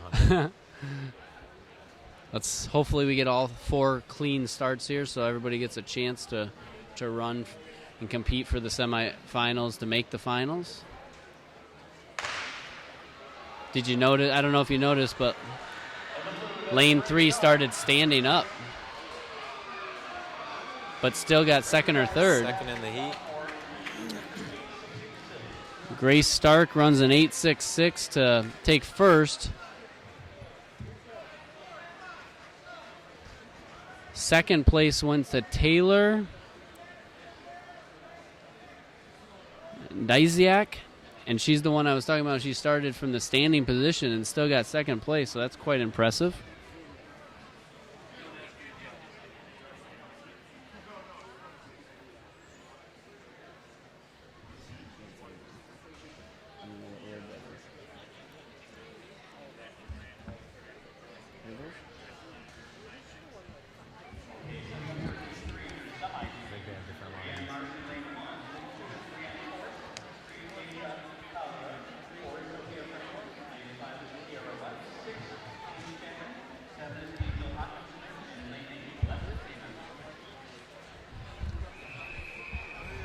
The white flag is up. Starters getting the second heat lined up. Carlita Taylor will be in lane 5. And lane 4, the top seed for this one is Britton Bowen. And Chanel Khan will be lane 3. So our 3 fastest times are lane 3, 4, and 5. That's Khan, Bowen, and Taylor.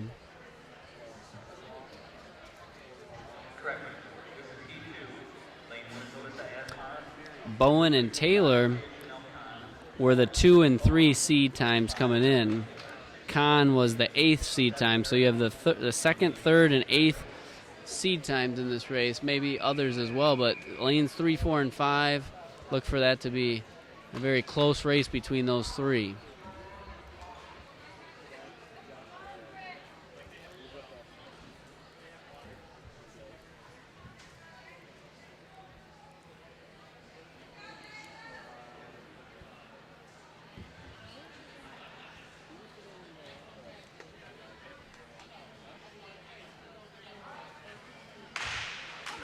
Heat 2 is off, and they've got a clean start. Lane 4 looks to be out in the lead. Lane 5 close behind them. And Bowen's going to get the win. Britton Bowen with an 8.68. Taylor in second, 9.07. And Khan, 9.35. So the top 3 seed times in that race finish 1, 2, 3. Clean start. Heat 2 is done. We've got 2 to go.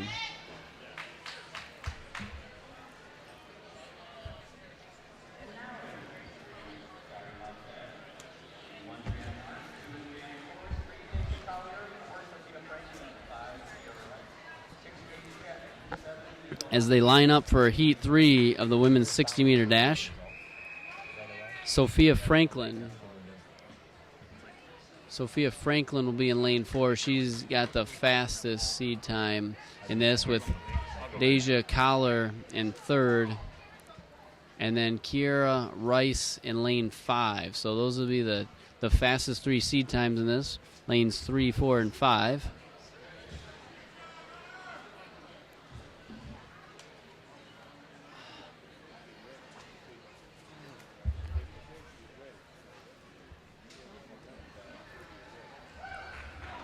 Ladies are asked to get to their mark here.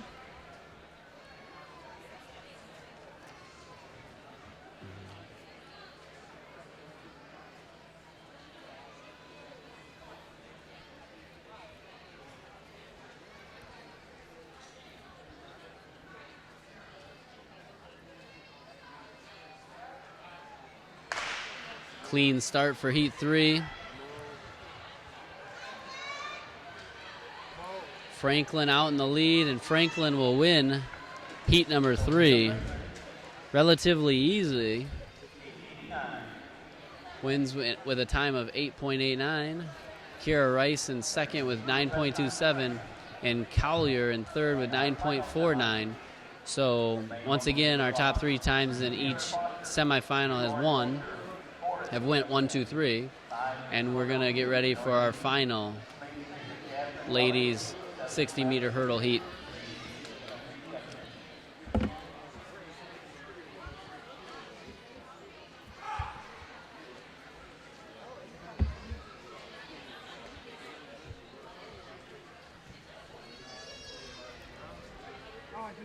As we take a minute to get ready for this final semifinal, if you're unfamiliar with sprint races for the starts and track, there's 2 commands. So runners on their mark, the runners will begin to get down and get ready, and then once they are still, you'll get the set, and then after that, they'll fire the gun. So right now, they're on their marks. No specific period of time to get themselves ready. You'll see lots of different techniques down there. So Mia Flynn is in lane 4. She's the fastest seed time coming in. Looks like she's tied with the lead, and just maybe the last 2 hurdles took the lead. Mia Flynn out of lane 4 will win a close race.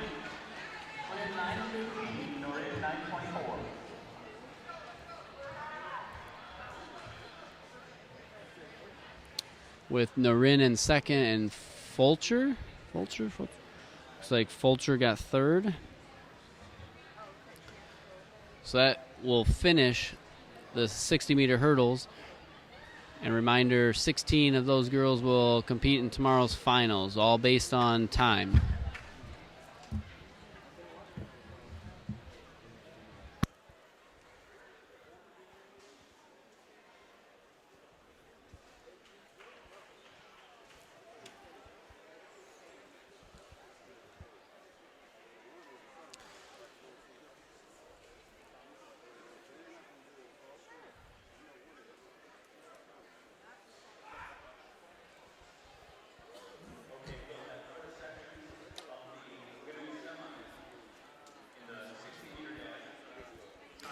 As we have a second here, as they clear the track from the hurdles, getting ready for the women's 60. We can give you a link here that you can get results if you would like to. That link is bit.ly/MITS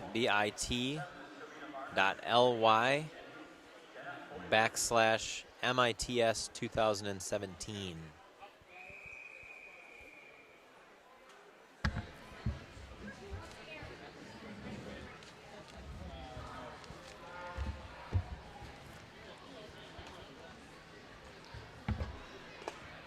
We have our first heat of the women's 60-meter dash semifinals. Remember, 32 girls competing for 16 spots based on time. Janae Birksdale is the top qualifying time in this round, and she's in this heat, and she'll be in lane 4.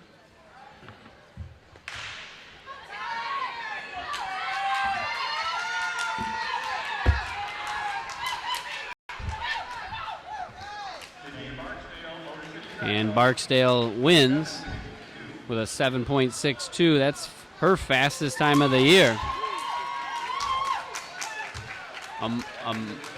Amari Newells in second. Barksdale with a new PR for the year. I wouldn't think that any of this would get to her. She has been on 2 relay teams that have won state championships.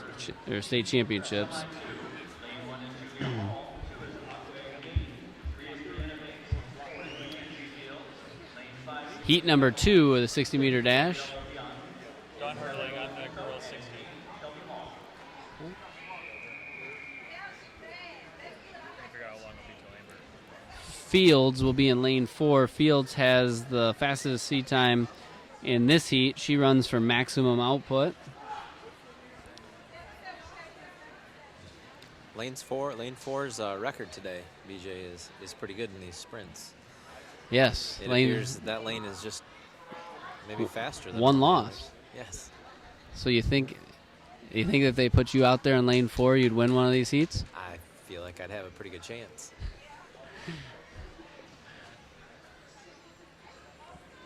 Maybe if you start ahead of them. Once again, we're looking for a clean start here. The starter has the gun up. Good start. Lane 4. A little bit slow start there, but I think they're going to lane 4 with the wind. Fields still comes on strong in the last 30 meters there. Fields runs 7.69 and Bates runs 7.90 for second, and Leone 8.0 for third.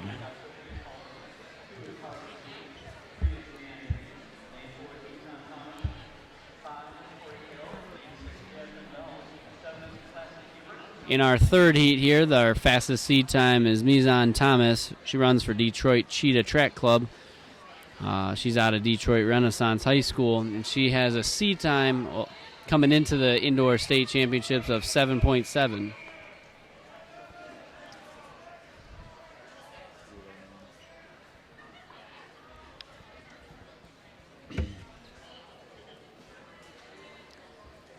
If you're just joining us, we're here at Aquinas College for the MITS Indoor State Championship for track and field, and we're in the 60-meter dash for women semifinals, where 32 women are trying to get into the 16 16-person field for the finals tomorrow. They have to run in the top 16 times. Doesn't matter what place they get. The race is off cleanly. Lane 4 looks a little behind here. I think lane 5 is going to get the win. There we go. Upset in heat 3. Tori Carroll with a 7.83 beats Thomas's 7.92. And Brianna Green gets third with 8.08.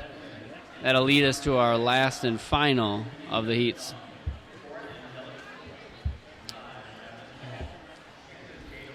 As they get the runners from heat 3 off the track, the final heat, heat 4, the women's 60-meter dash, take their final runouts.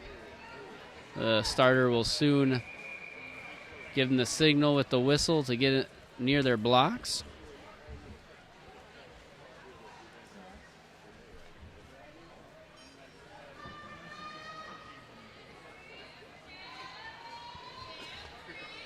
Angelica Floyd has the fastest seat time in this heat. She runs for maximum output. She definitely moved herself up the rankings from the incoming seed times for the state meet to this. She has the 4th fastest time in the prelims. So we'll see how her semifinals go.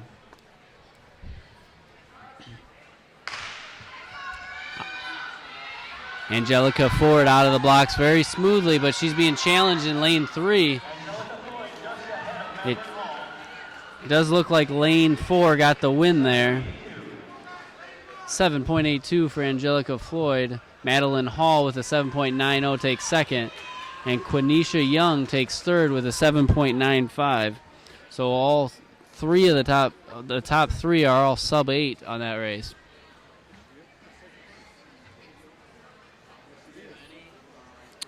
Madeline Hall ran a PR there for the season. Floyd also with a nice 1600ths of a second PR, so that's a good run for her. And that finishes up the girls' 60-meter dash. Once they get all those sorted out, if you want to check out who is going to qualify for the finals, you can find that at bit.ly/MITS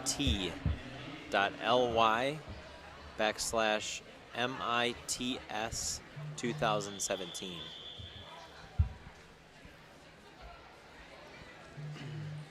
First heat of the men's 60-meter dash. Remember, these 32 guys are competing for 16 spots in the finals tomorrow.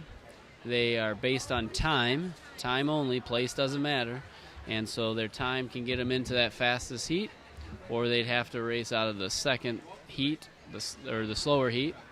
Looks like Donovan Johnson is our fastest seed time in lane 4. Andre Welch would be in lane 5. And in lane 3, Robbie Felton. So the 3 lanes that have been doing most of the faster times, 3, 4, and 5, are there. Donovan Johnson will get the win there. Donovan Johnson's our runner from Detroit Cass Tech, the cornerback committed to Penn State.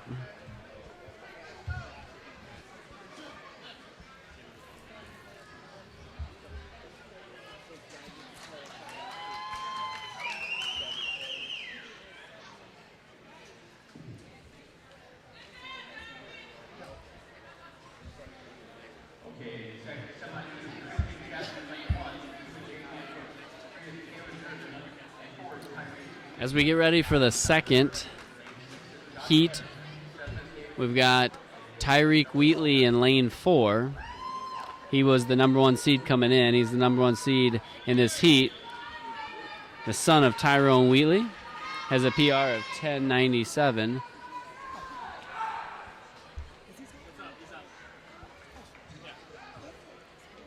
Also in this heat, Kalen Gervin, the Cass Tech runner.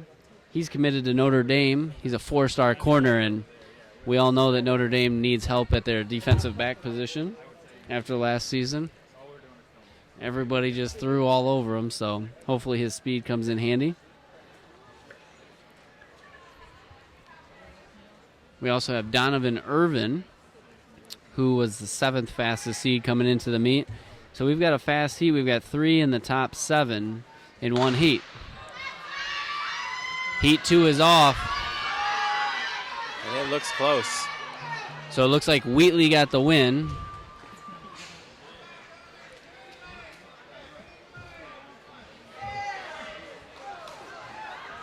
Weekly with the win. He matches his season PR with a 6.90. And in second was Irvin. And in third was Gervin. Very close for the top 3 there, all within a tenth. 1/10 of a second between first, second, and third there, huh? Wheatley, only a junior. And Gervin from Castex, only a junior as well. So 2 juniors. Very quick.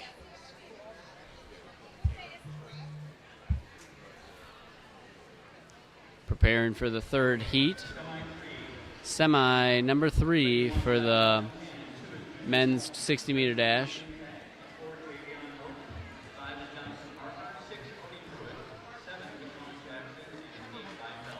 So Javion Morton is in lane 4, which means he had the fastest time in earlier prelim to put him in this lane in heat number 3. Jonathan Parker will be in lane 5. Shane Tagg in lane 3.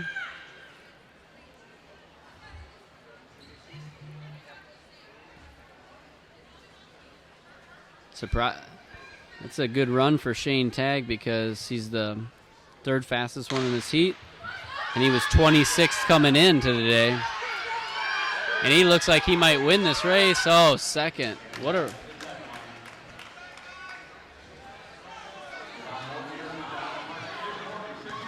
Morton just had a humongous PR. He came in with a 7.09 and he went 6.90. So that is substantial. It's a big drop in a 60-meter dash. 0.2 in a 60 is a lot of time. And also, it looked like Tagg is running really well. If they flash that back up, I think Tagg might have gotten second. They've already moved on to the next heat.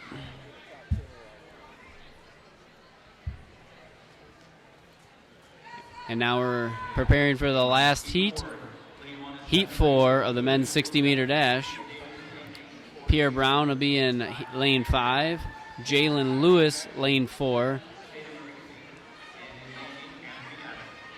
Kyrie Jackson out of Quick Lightning in lane 6.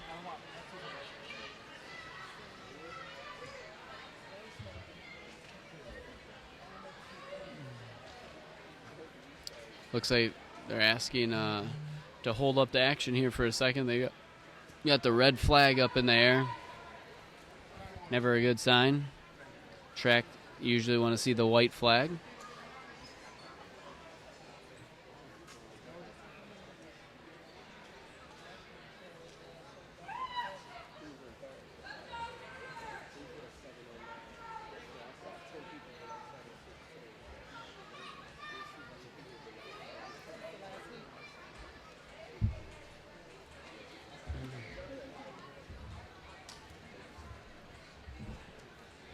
While we're waiting here for the flag to be given the go, reminder, if you're interested in watching any of the action of the field events, go to mactvnetwork.org/live2, the number 2, mactvnetwork.org/live2.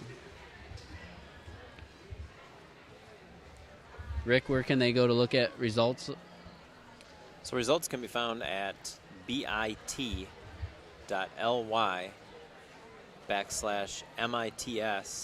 2017.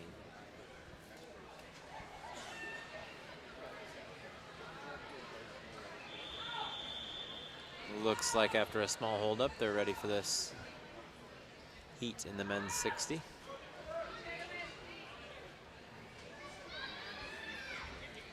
Heat 4 here. Be our final heat of the 60.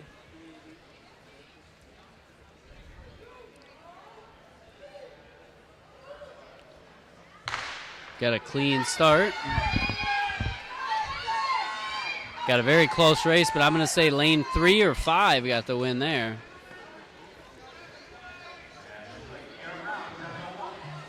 Pierre Brown out of lane 5 with a 7.01. Davidson St. John out of lane 3 goes 7.07. And Jalen Lewis in lane 4, 7.14. That'll conclude the 60-meter dash semifinals. And next up will be the sprint medley.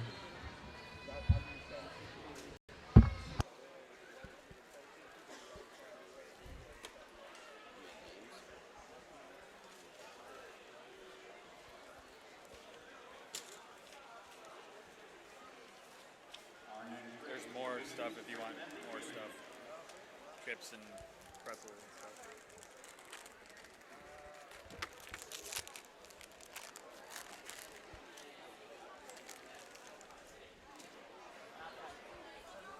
I can wait. Can you get me one of the waters?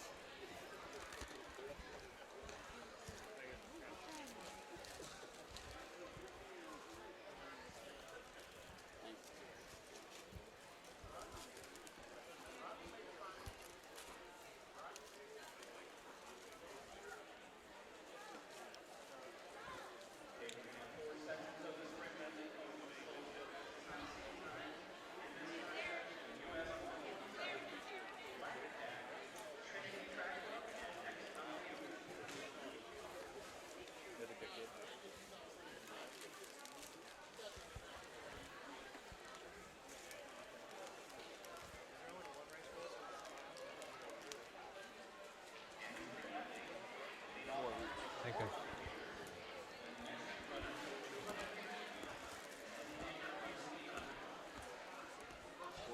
I was seeing what heat we were in.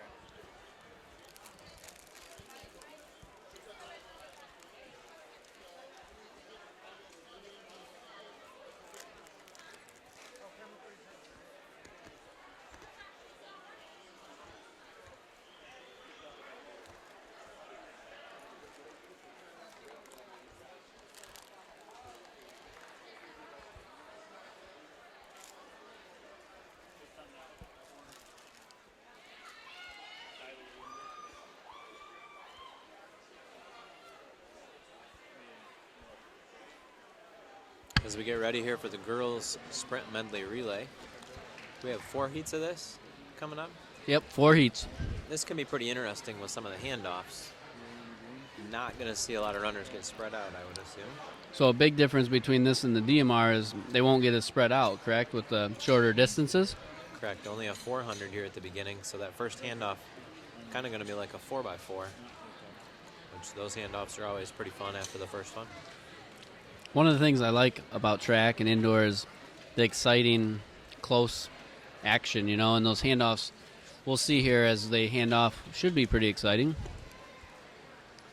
So the order of the sprint medley is a 400 first leg, then a 200, followed by another 200, and then they finish again with the longest distance of 800 meters in this one.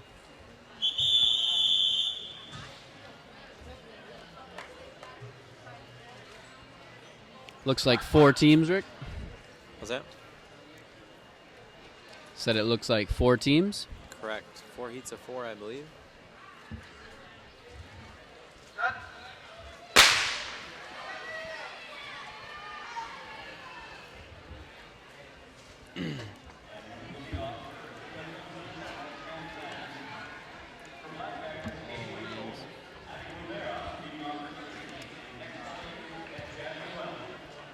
So, hey, you got a pen or no? Yeah, you got it. That's for you, so then those are the teams in this race, right?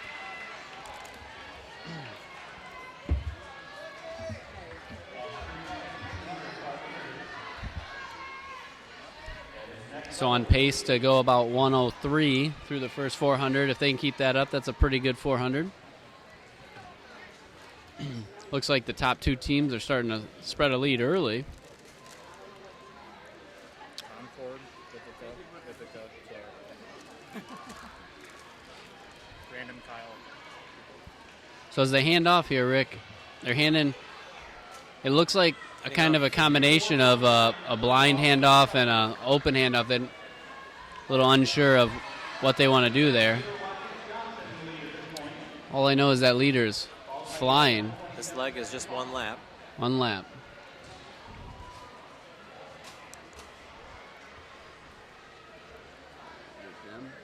Looks like we have maybe Black Pack here. Handing off in first. At next level. Next level, actually, who is the bottom seed coming into this thing out of all the different heats, and they're in the lead. Okay.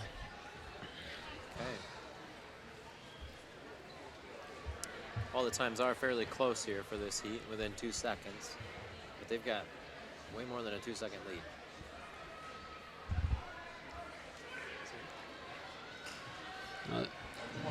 So next level looks like they're handing off to Lila Wisner to finish this leg.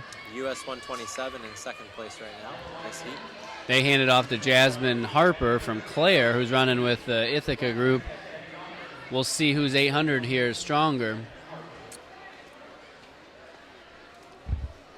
You know, in the DMR, you could make up quite a bit in that mile if you had somebody that was quite a bit different in ability, but 800 half the distance, but still pretty long race. 4 laps around the track here.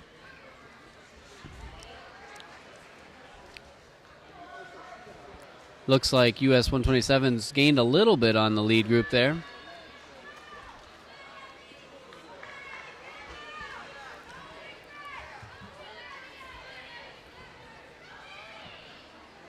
Coming in, the fastest seed time for this heat was a 4:36.3. We'll see if someone can outdo that.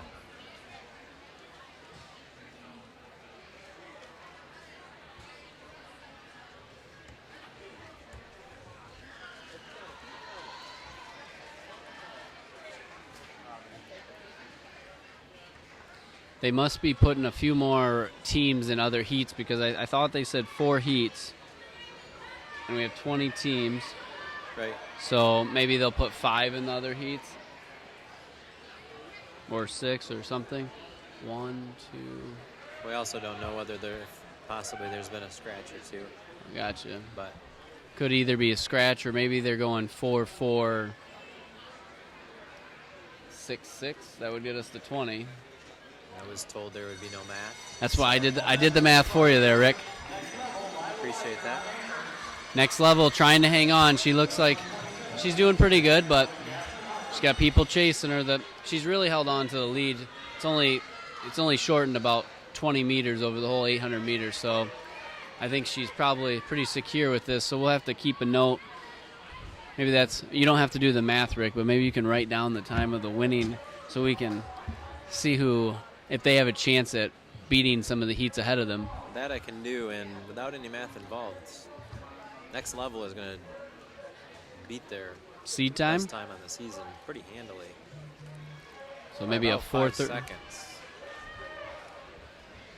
4:33.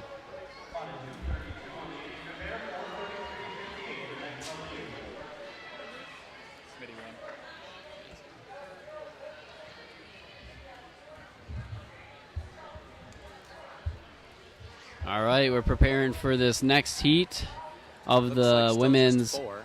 SMR. Yep, you're correct. It looks like. Are we going to have 5 heats of 4? No? I mean, I don't think so. I think they said 4 heats.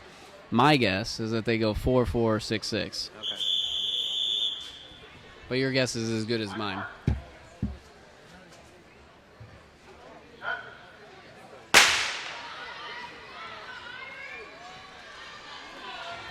So it looks like in this one we have MMTC. We've got a Breen Track Club out there. Jackson Heat and RDF Track Club.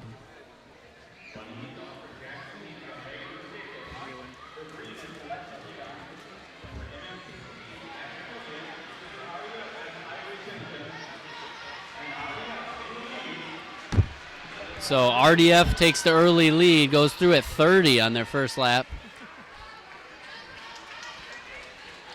with the other three chasing closely behind. MTC and Breen in that order. Now switching up a little bit.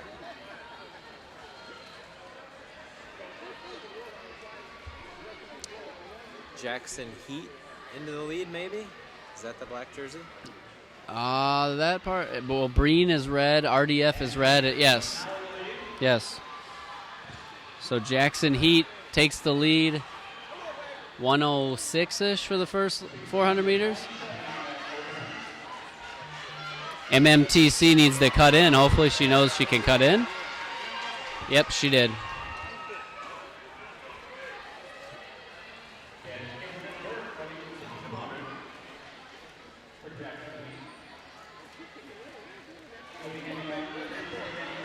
So 200 coming into another 200 here. Jackson Heat still hanging on to the lead. They qualified with a 4:35. They're going to have to improve that if they want any chance of beating the team that just won the last heat. 4:33 so far, the best time out of that first heat. See the Breen, you see the Breen leg there making a move. Moving up on Jackson Heat. RDF still fighting back. Everybody in this heat will have a chance with the longest leg coming up. A lot of it will depend on this handoff. Hopefully it's clean. All four teams handoff clean. Isn't it quite the difference from the 200 takeoff to the 800 takeoff? They are all in one pack, so who has the best mid-distance girl?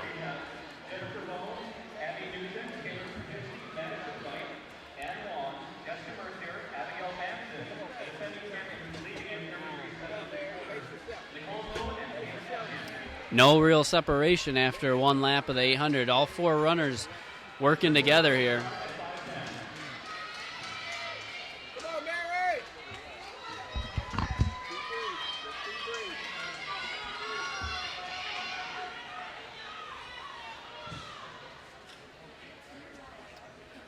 So they're coming up on the conclusion of their second lap.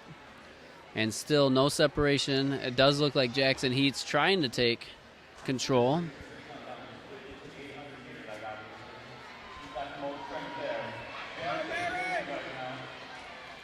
Two laps down, 2 to go for all four of these girls. As you look at them, BJ, who do you think? Anybody strike you as looking stronger at this point of the race? Jackson Heat still looks well to be running within themselves. Yeah, I think she's in the lead, and I think the RDF girl has something left to give. I think she's sitting, but if she waits too long, don't you think it's going to be hard to make up in that last bit? Coming up on the bell lap here. The only one that's really probably out of it is Team Breen. They got to get this lap done in about 38 seconds, which I think that's safe. This heat looks like they're going to beat the previous heat pretty handedly. Jackson Heat took over on the second lap of that first 400, and they really haven't looked back. They've led the whole way. Extending it out now. RDF makes the move into second, but I don't think there's enough time left. Jackson Heat going to come in at probably right around the 4:30 mark. She's getting a little tired down this stretch. 4:32. So Jackson Heat with a 4:32. That's going to make it tough now on the previous heat winner. That will be enough for the moment to put them into first place. So Jackson Heat, after Heat 2, our new leader in the clubhouse.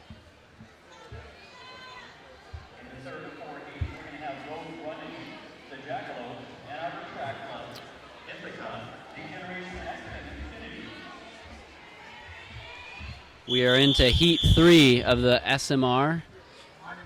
And like somebody said previously, 6 teams in this heat. Get ready.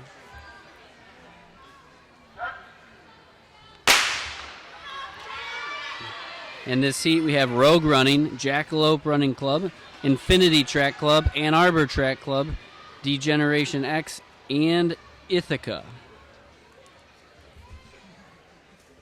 It'll be interesting to see if we'll notice a difference with having 6 teams out there as opposed to 4 when it comes down to these first couple of handoffs. Yeah, So- could be quite congested. So if you can get a good 400 here, don't you think it's probably a huge advantage to hand off first?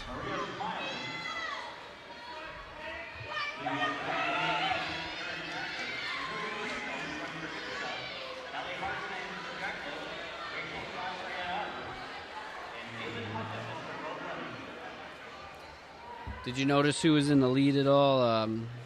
Caitlin Hutchinson making a big move on the outside. Looks And like Rogue we have- Running might go into the yeah. first handoff in the lead. Rogue Running, Caitlin Hutchinson, followed by Jackalopes, It's going to be an interesting handoff. handing to Rachel Mathers, who gets out clean and in the lead, gets the inside bar there. Jackalopes in second with Infinity in third. US 120, well, Ithaca in fourth. Clean handoffs all around. Rogue Running trying to hang on to the lead, but Infinity's got to pass him on the outside. Interesting to see the strategy here of teams. Rachel Mathers holds the inside there. That's important. She'll hand off to Rivers McNeil. Good handoffs. Infinity is going to have to pass on the outside here. Jackalopes in fourth, Ithaca in third. Rivers looks to be extending the lead a little bit there. That's impressive. Ann Arbor Track Club has moved up into fourth. Jackalopes have fallen back. I believe once again we're going to be coming down to the 800. Who has the strongest 800 runner here? Kylie Hutchinson gets the baton. She better get going. The pace looks really relaxed compared to what they're coming off of. We do have a new leader here. Looks like Rogue Anna Running is Court second. We've got Infinity in third. The new leaders, Ann Arbor Track Club. Still 5 teams in the hunt here, and obviously when you're looking for the top 8, good chance that a couple of these teams, at least 2 teams, are going to have to come from someplace besides the first heat.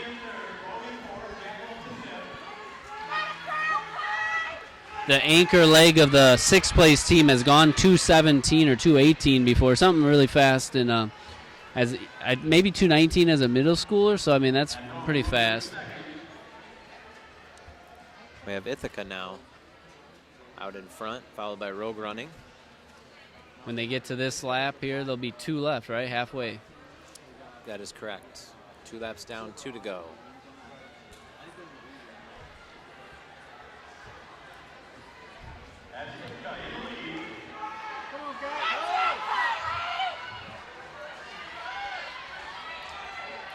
Top 4 teams have kind of separated themselves. So you've got Ithaca, Rogue Running, Ann Arbor Track Club, and then Infinity. Not far behind is the Jackalopes and DX. The front 4 look good. The top 2 do both look pretty smooth. It looks to me like Rogue Running is kind of biting at the heels of Ithaca right now. I mean, I know that their goal is to win this race, but at some point they maybe may want to make a move so that overall placement is higher. We do have a pass here. Rogue Running taking over the lead for this heat, followed by Ithaca. Gonna have to chase time from here. Try to get in that higher up in that final state placing list. Infinity up into 3rd place.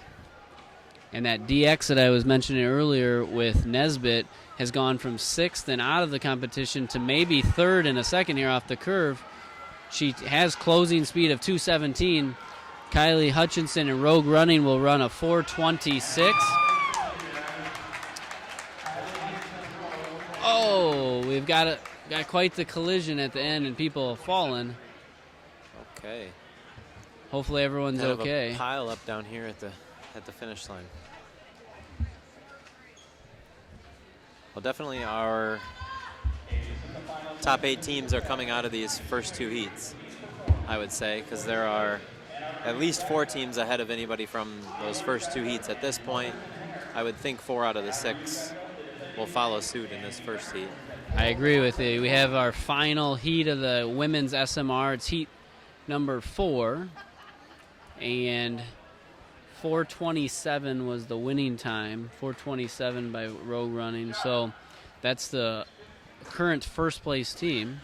And I think 429 is one of the times that we're going to want to keep an eye on, because that 429 will have to edge out someone from this heat if they want to be in the final 8.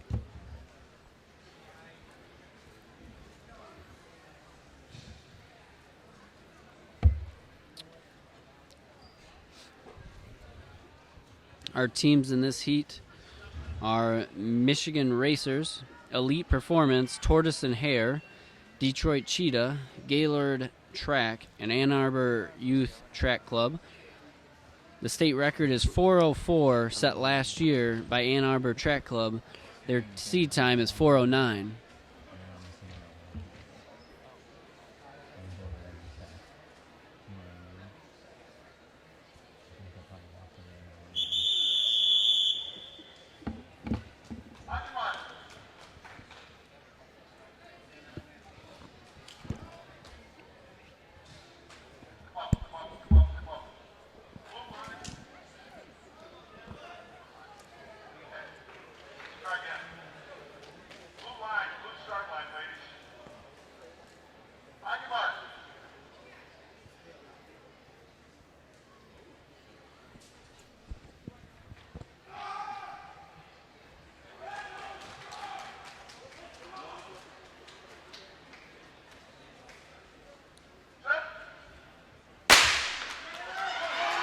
And our final heat of the SMR is off. First leg, 400 meters. Girls look like they are off to a very fast start.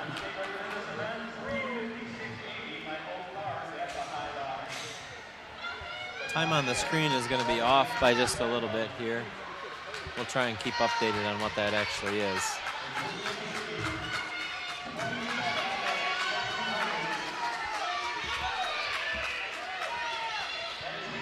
Extremely fast first 200 there inside of a 400. Went through it like 27.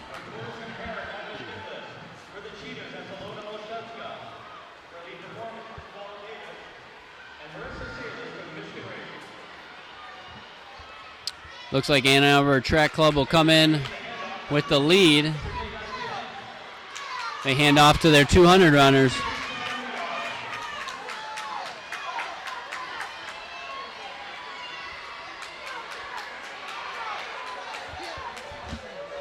Two teams really out in front here. I feel. And then 4 pretty bunched up. I know the one team is Ann Arbor Track Club. I feel like the other is Elite Performance, but I'm not 100% sure.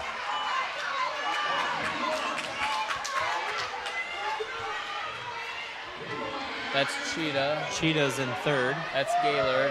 And then Tortoise and Hare.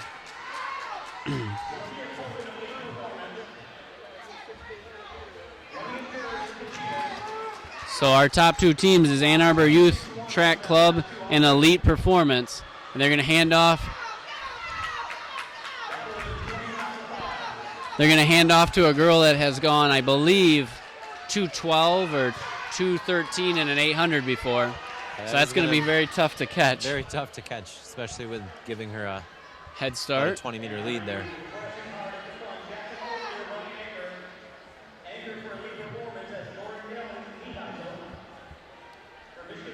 Our top 2 teams, again, Ann Arbor Track Club with a sizable lead. And then Elite Performance in 2nd. In 3rd and 4th is Detroit Cheetah and Michigan Racers. And then you have Gaylord Track Club in 5th, and in 6th, Tortoise and Hare. The big battle here for 3rd, I believe, is going to propel both of those 2 ladies to be up with 2nd place here pretty quick. Yeah, our 2nd place runner kind of has an unfair disadvantage here. The other 2 are working together. Can see her.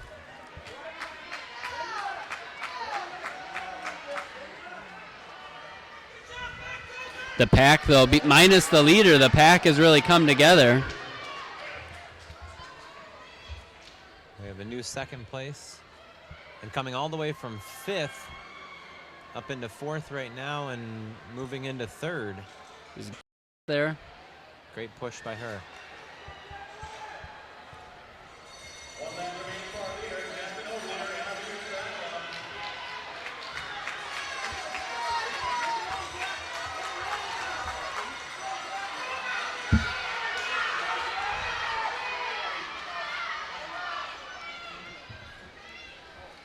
Ann Arbor Track Club going to run an impressive time here. Their qualifying time was 4:09. It appears that they're going to be close to that or maybe faster. It depends on how strong this close is. But the Michigan, you notice the Michigan racer in purple there. He's having a great finish.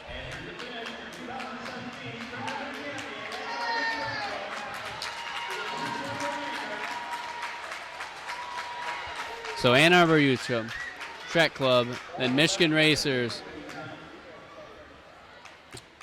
Then it was Elite Performance, Gaylord Track Club.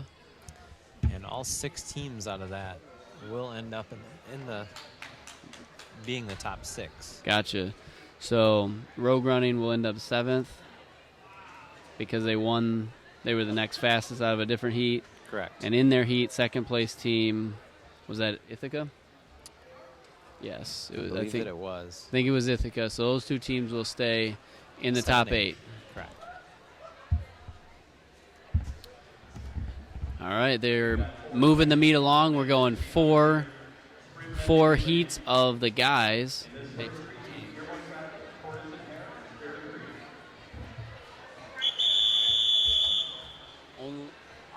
Looks like only 3 teams in this heat.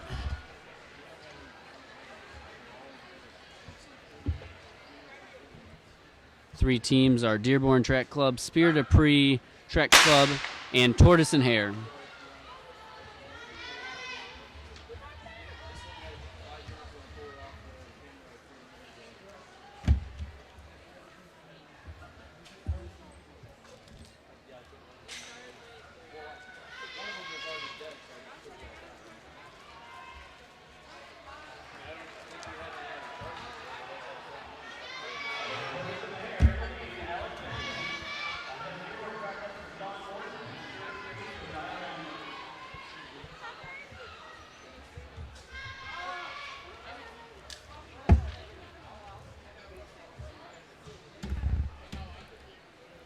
On paper, these 3 teams all look extremely close to each other. Separated by 3 seconds only. Yeah. Dearborn handing off in first. Tortoise and Hare in second. And Spear de Prix in third.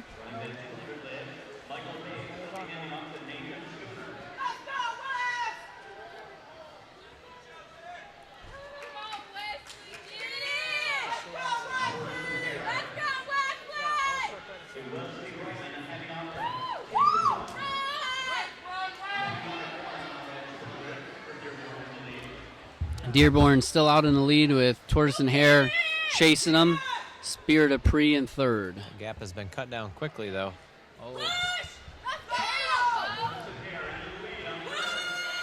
Tortoise and Hare taking over, coming into the handoff.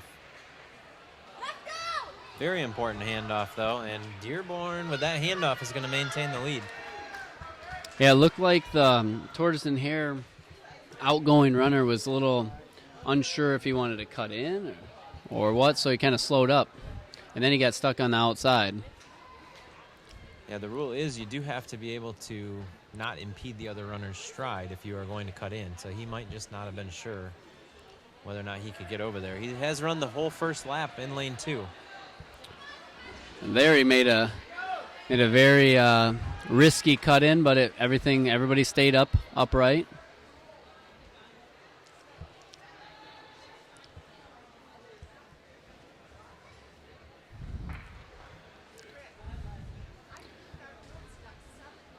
So they'll be halfway this.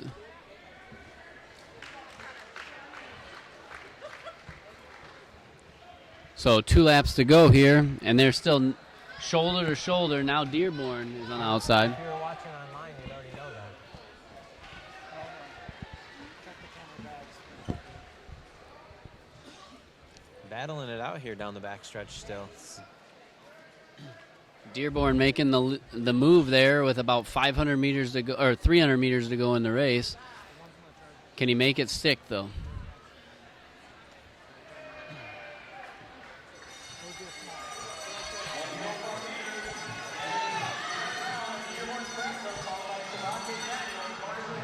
Looks like Dearborn runner is making his move and making it stick.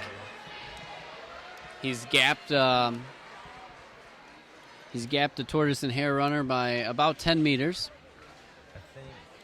And he's going to finish strong, winning the first heat. Remember, we go slowest to fastest, so each of these races you're trying to win and then put up a time so that you can maybe place 3:48. 3:49 for the winning team.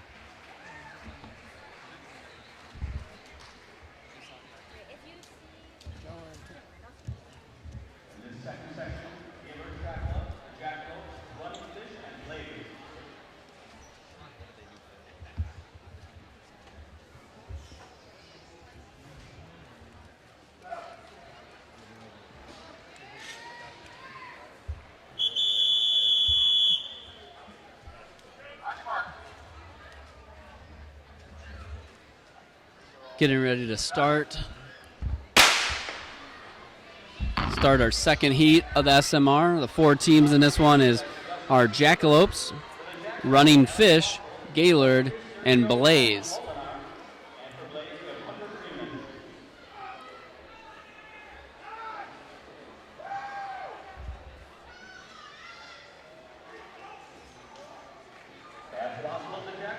Jackalopes in the lead. Looks like Running Fish in 4th. Other 2 teams, Gaylord and Blaze, not sure on any identifying uniform that they have. I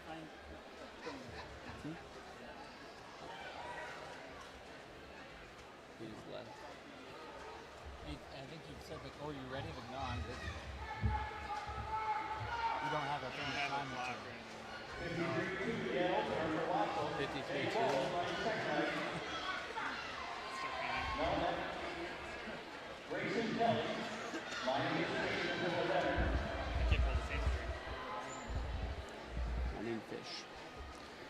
Jackalope still out in the lead on this 200 handoff to another 200 runner.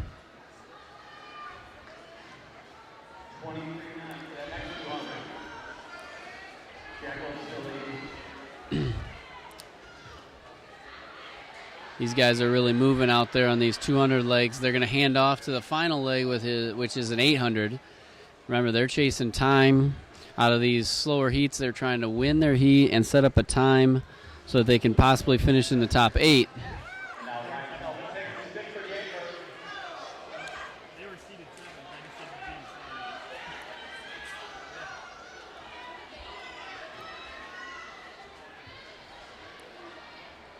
The 800 leg is off. Jackalopes are almost 1 lap into it. They've got about a 50-meter lead over second place.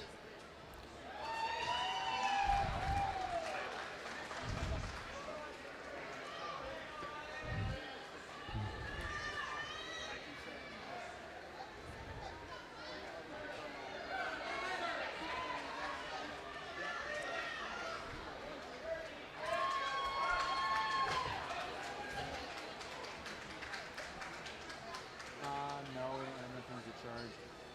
We're just going to have to switch everything over charging overnight. Jackalopes are about ready to finish their first half of their 800. So 400 meters into this second heat of the SMR. Got a decent little lead over second place, but second place has really cut in to the leaders' lead by about 10 or 15 meters over those first 2 laps. We'll see what can happen now.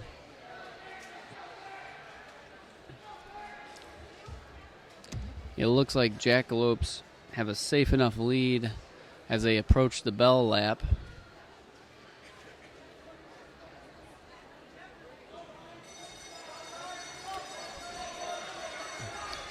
We'll have to wait for the official time on the board as it comes up, as we missed the starting time to start the race, to see if these guys are finishing ahead of the previous heat winner Dearborn of 3:49.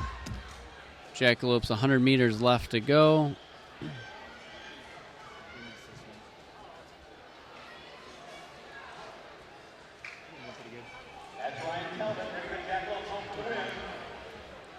And Jackalopes get the win in heat number 2.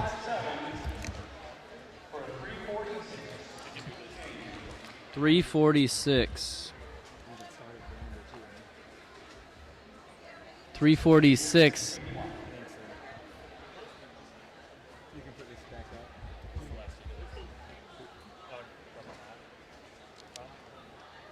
Now we have the fast section of this race, and it should be a barn burner. Intensity, tempo, the Grand Lake Track Club, Detroit Cheetahs, Motor City Travel, maximum output, and elite performance.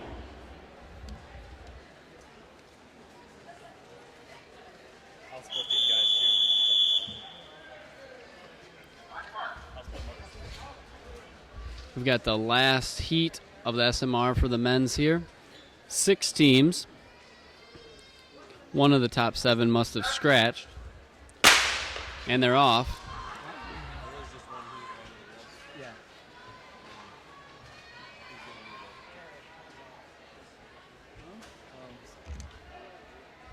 Wyatt started Take it his off. time. Wyatt Okay, started. fine. Handle.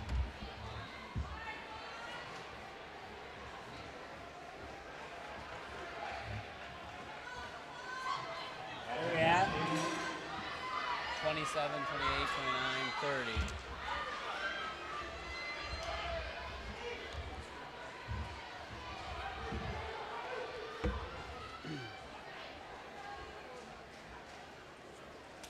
I would assume so.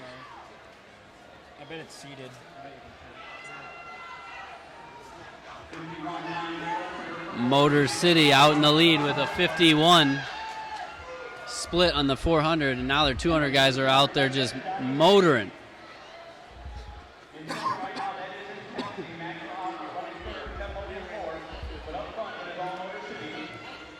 Motor City handing off to their second 200. That guy split their second leg 22-7, hanging on to the lead.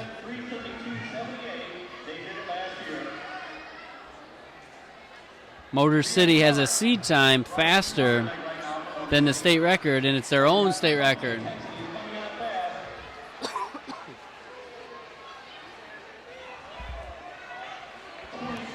$23.5 on the split there for that 200. I believe the last leg of Motor City is Cameron Cooper. Cameron Cooper is the fastest 800 runner in the state of Michigan right now.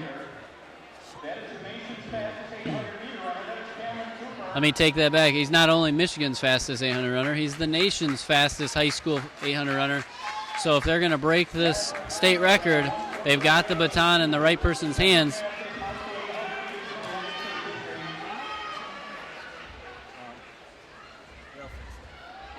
Apparently not our problem. For once. Not our. So the state record is 3:32. Cameron Cooper's coming through at 2:33, so he's going to need a 59-second 400 here. So he can slow down 6 seconds over the next 400 and still break the record. If you're getting a chance to watch this kid run, Cameron Cooper looks really smooth, makes it look really easy to run how fast he's running.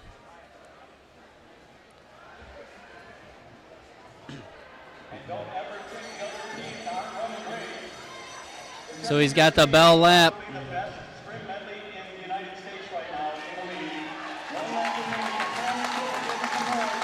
As you can hear the crowd, they're cheering on Cameron Cooper and Motor City as they try to set a state record. The all-time state record they set last year in New York, 3:25.96. They won't get that. They're going to be fast. They're going to be close to their own state record. It looks like they beat it by 1 second.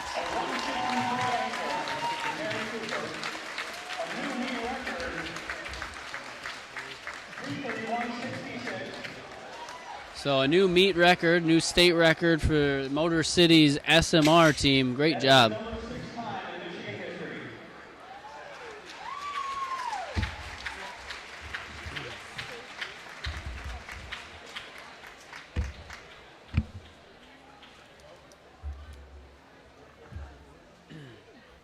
Let's get this clock under control, guys. I don't think there's awards, River. I think you get a medal. You get a medal.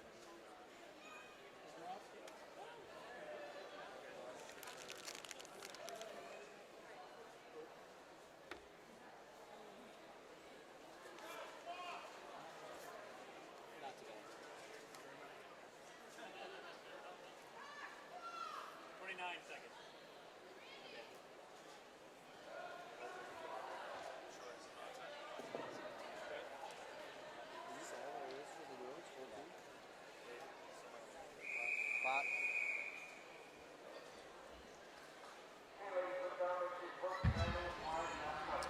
Getting ready for the start of the 3,200 meter run for the women.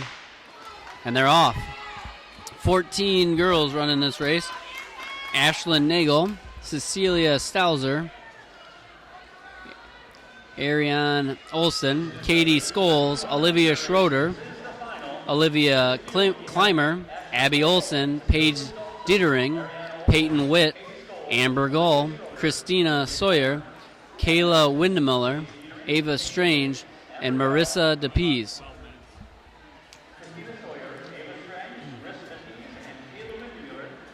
First lap, somebody's out there in a 5-minute pace.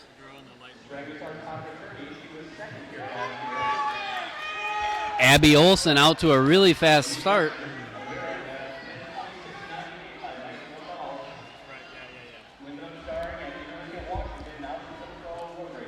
Abby Olson, whose PR is 11:27, does the first 200 at 5-minute pace. Hopefully she can keep going strong. People tend to get pulled out at too fast of a pace often in these races. The adrenaline gets the best of them.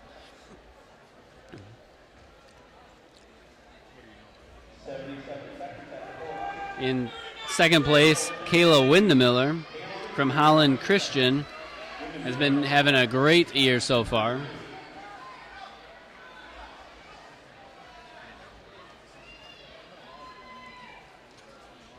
Windemiller heads out to the lead after about 500 meters.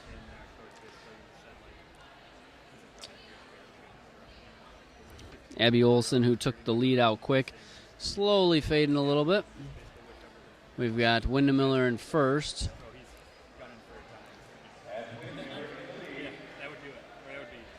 In second place is DePease. Third is Strange. And fourth is Gull. Actually, fourth is still Olson. Gull is in fifth.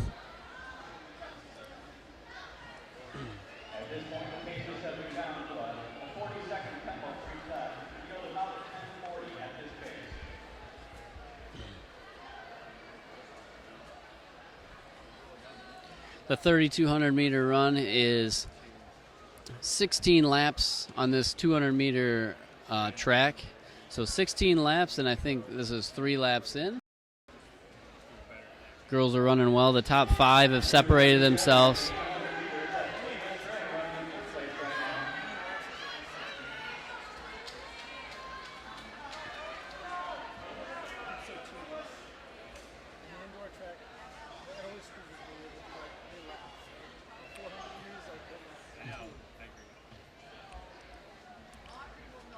So the front pack was 5, and it's slowly working its way down to 4. We got Windemiller in first, DePease in second, Strange in third, and Gull in fourth. The top 4 runners are all very established cross-country distance runners on the track side. 800 meters in.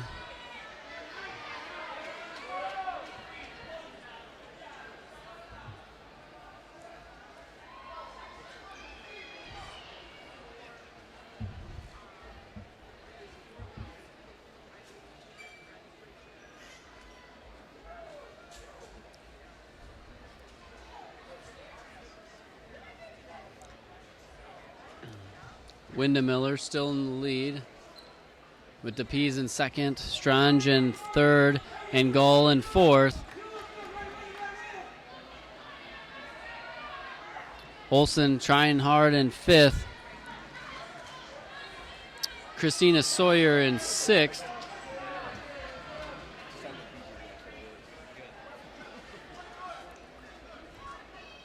So Kayla Windemiller this season from Holland Christian has gone, this season she was the cross-country state champion.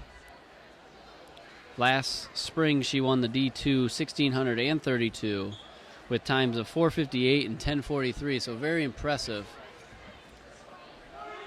She looks to be extending the lead just a little bit over second, third, and fourth. The order has not changed. It's Windemiller first, DePease second, Strange third, and Gull in fourth.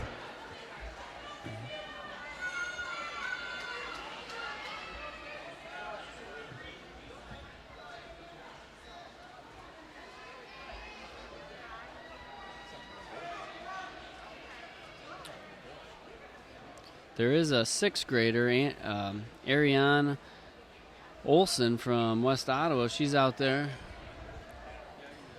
She's kind of in a battle for our final spot, but still for a sixth grader, running very impressively.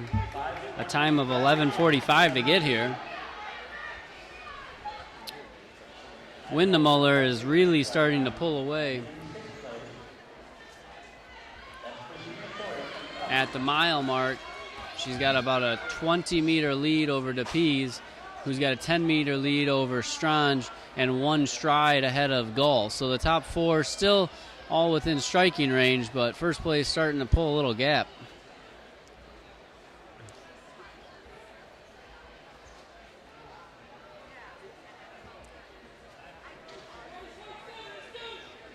Continuing to pull away, and Marissa DePease opening up some daylight in second place.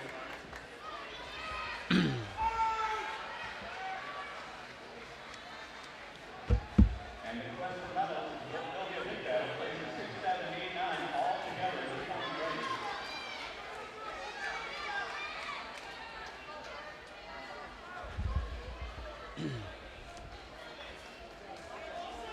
Windemiller has slowly stretched out the lead to maybe 35 meters, and maybe the bigger gap that's been stretched is between second and third. Ava Strange and Amber Gull trying to keep Marissa DePease close.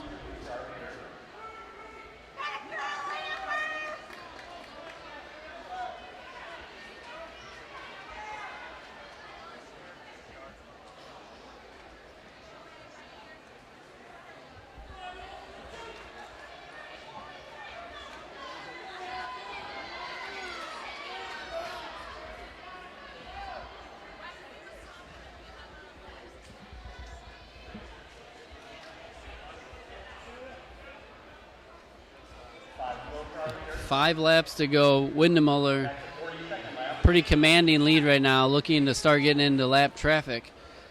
DePease in second, about a 30-meter lead over Strange, who's starting to pull on Amber Gull, who's in fourth place right now.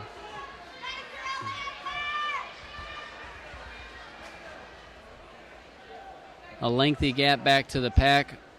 Fifth place is still Abby Olsen, but there's a group of four girls that are starting to reel her in.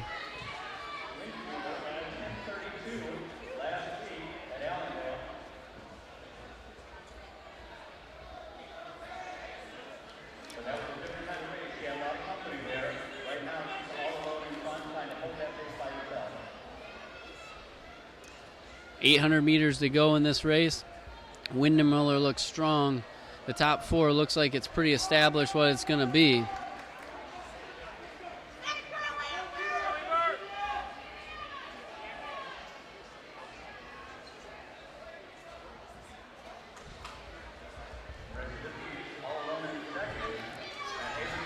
It's going to be a very close battle for the top eight because 5th through 10th is not separated by very many spots.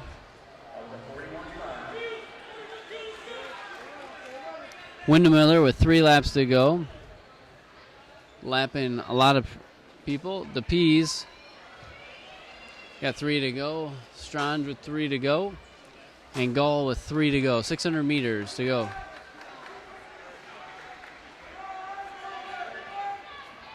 Fifth, sixth, seventh, and eighth, and ninth all coming through. So you got to be in the top 8 to get all state. And there's 9. Top 9 are close.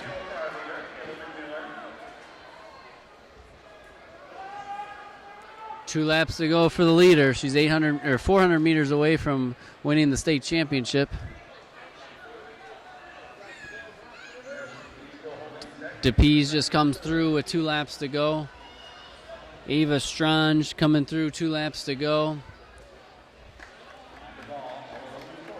And Amber Gall in 4th.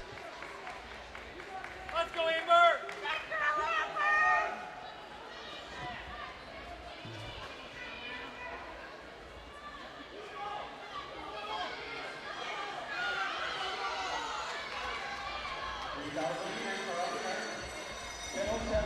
One lap to go for the leader, Windemuller. She's going to end up winning this race by a lot. Second and third are pretty determined. I think the top 4 are pretty set. Windemuller, DePease, Strange, and Gall. There are 2 girls coming hard behind Gall, so we'll see if she can hold 4th place.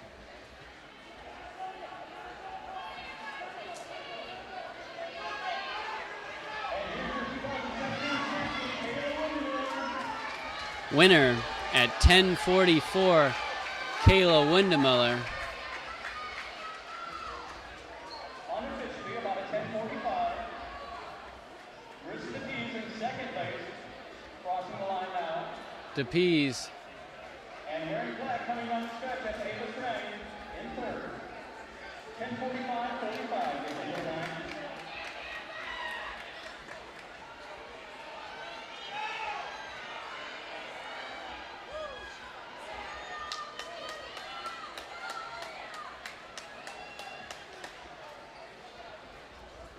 top 9 were very close, but only 8 will get all state there.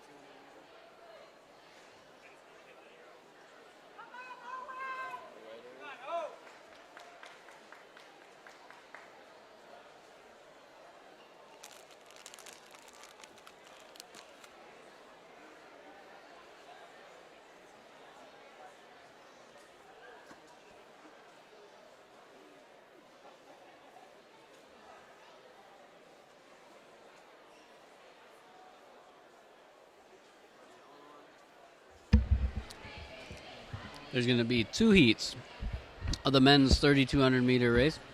The first heat will be the slower of the 2, and the second will be the faster.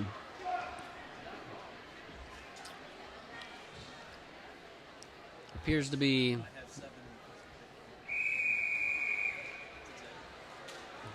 looks like 14 runners. 14 runners in this first heat of 2. And they're off.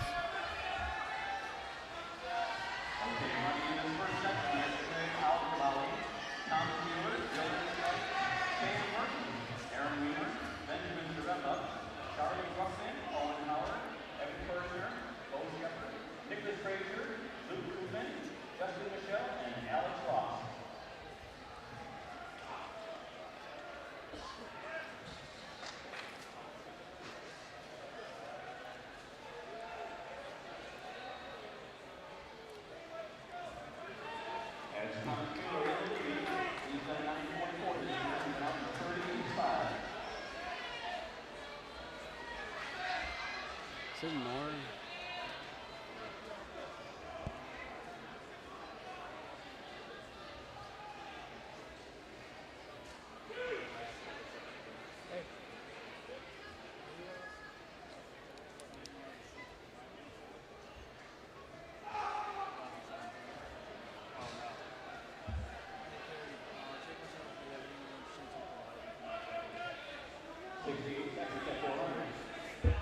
Thomas Miller is in the lead after 400 meters.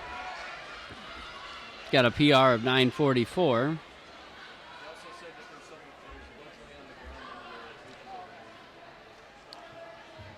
The group has quickly gone to single file, but still fairly close together.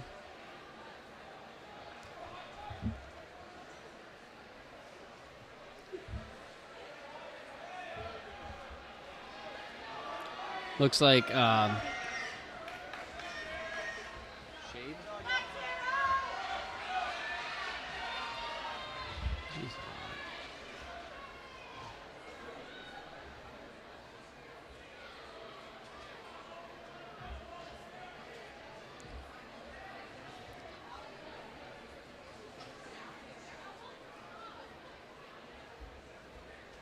And now your most important announcement of the day.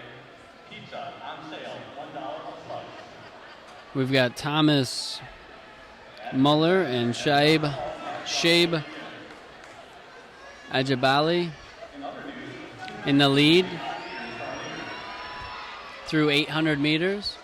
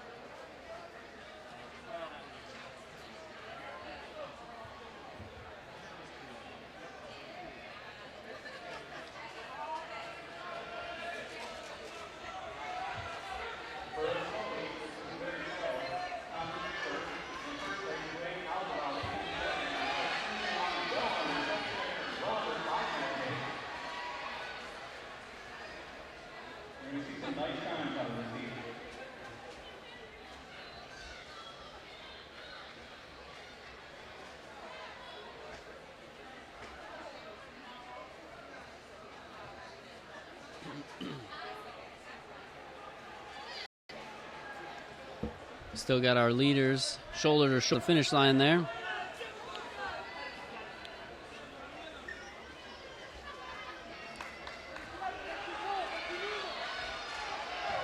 Someone here is going to probably try to make a move as they approach the mile mark.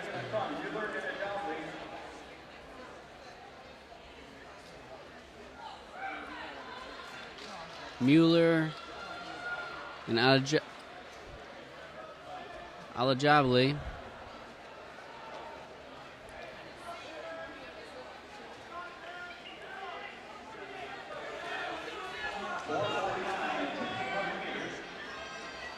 Martin's in third. Quick results on the women's triple jump. Our champion this year from the up and running track club, Nicole Lowe, 34 8 3/4, just 3/4 of an inch ahead of Haven Essian. And in third place, Abigail Manson.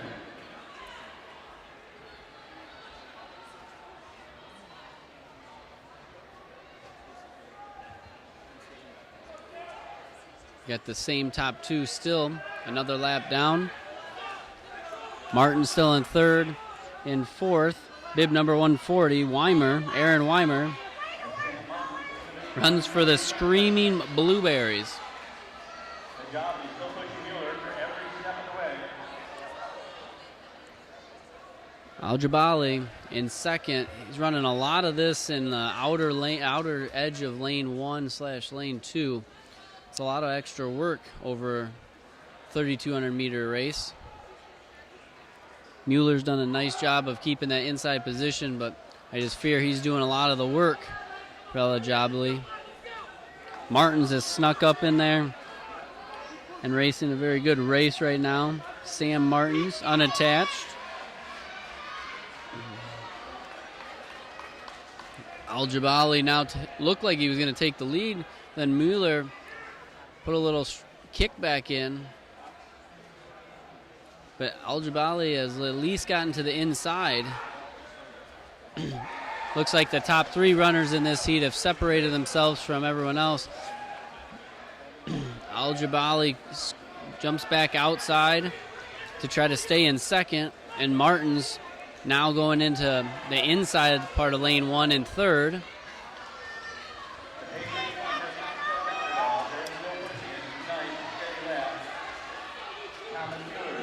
It's not impossible, but it's going to be tough for one of these guys to get in the top 8, but they're probably just looking for season PRs, career PRs. They know it's going to be tough to medal out of this heat.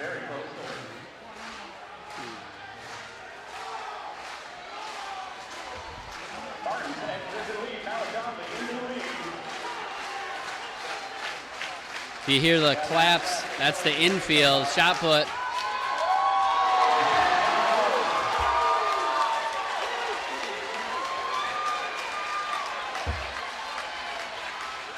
Big throw by the shot put area. You could hear the crowd just erupt. Hey, did you guys get that? Yeah, I saw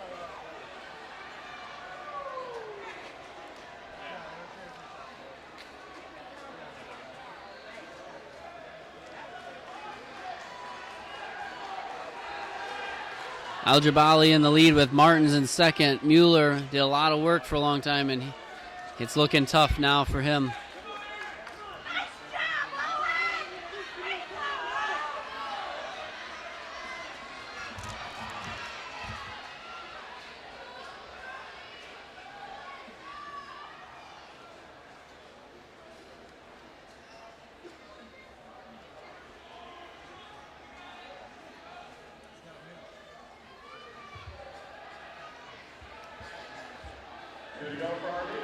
Two laps to go, 8:35 into this. 400 meters to go. Al-Jabali in the lead with Martins in second. Mueller has fallen to fourth. Bib number 140. Aaron Weimer's moved into third for this heat.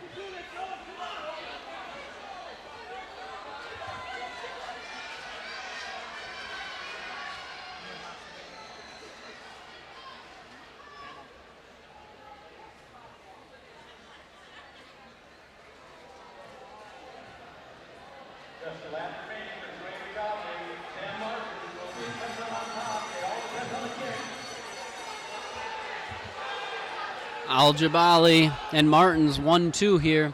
It's just between those two. We'll see what their time ends up being. Probably somewhere around the 9:44 mark.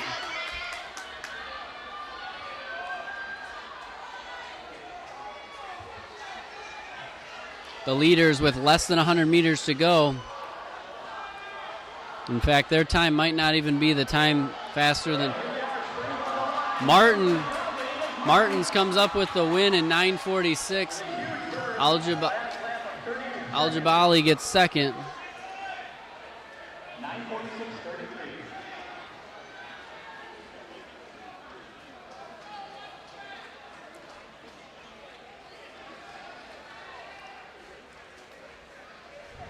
Couple of the guys have one more lap to go in this 3,200 meter race for the guys. Then we'll move into the second heat, the faster of the two.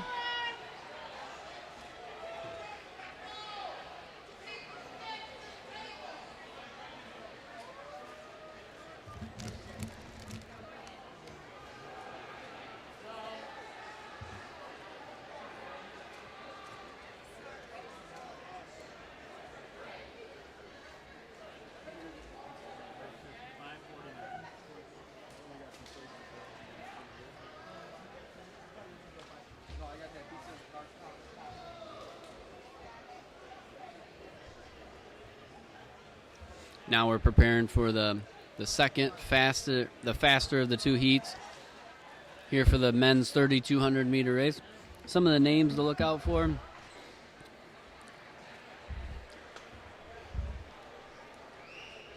As long as none of these guys have scratch, we've got bib number 240, David Mitter. He'll be in the bright pinkish looking jersey. It appears as though the number 1 seed time, Riyad Rababa, has scratched, so he's not in here. David Mitter will be the new fastest seed. We've got Dominic D'Ambro. Hey, clock.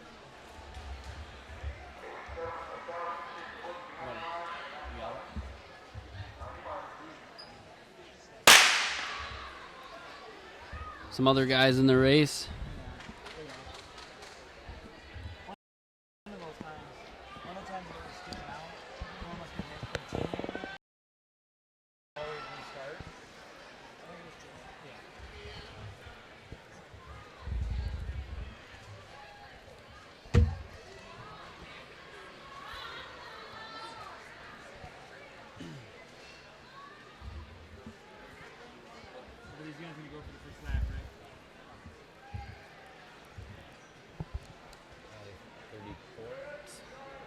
For the first 400. 68.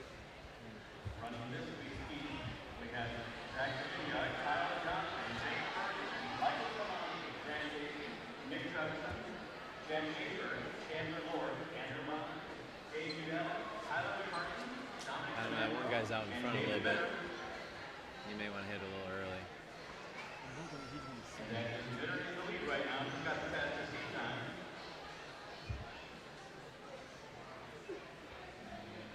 In second, that is Zach Garcia. Would you not get a clock? No, one of those times when like somehow it's not restarted. 66 at 400. The leader. Okay, I don't know how to. Well, you started it at 68, right? Yeah. So this guy gets 2 seconds 2 off. seconds. No. Maybe about 2 seconds off. He'll say the 800. I mean, but I started it. out in the lead we have David Mitter. He's out there by himself pretty early in the race.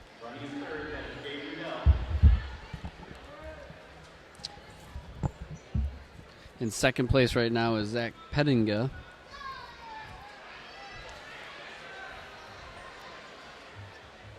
So he's off to an early lead here, BJ. Do you think that's a good sign in this race to just go out there and take the race over right from the beginning? Or do you think the kids that are sitting back there in the pack, do you think that that's a little bit more of an advantage? I mean, I think normally the people in the pack have the advantage. Maybe David Mitter's trying to bank some time.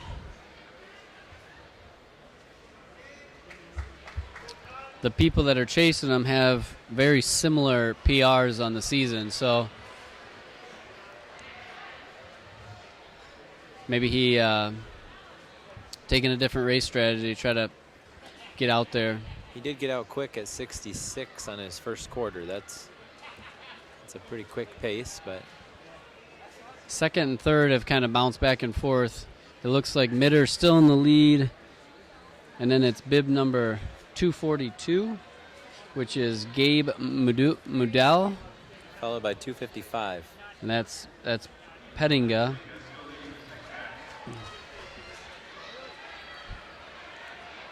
Zach Pettinga from Saugatuck is one of the runners that ran in the elite 2 mile at GVSU last weekend. Looks like he's wearing that uniform, unless it's just a similar one. We'll pick up his number this time, 277. 277 is Nick Trevasion. And number 21 also moving up into fourth place currently. So Michael Tremonte looking strong. I still feel like Mitter, the leader, looks smooth. I mean, he doesn't look stressed out there right now. He doesn't. No, he does look really good right now. In fact, I think the lead is still growing a little bit at this point. I mean, do you About the think same, I do you guess. think there's something to being said to if you can just extend that lead far enough, they just can't get back to you? Yeah, I mean, definitely if it gets out there far enough. As long as he's running within his means.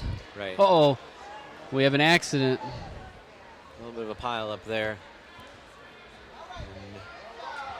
And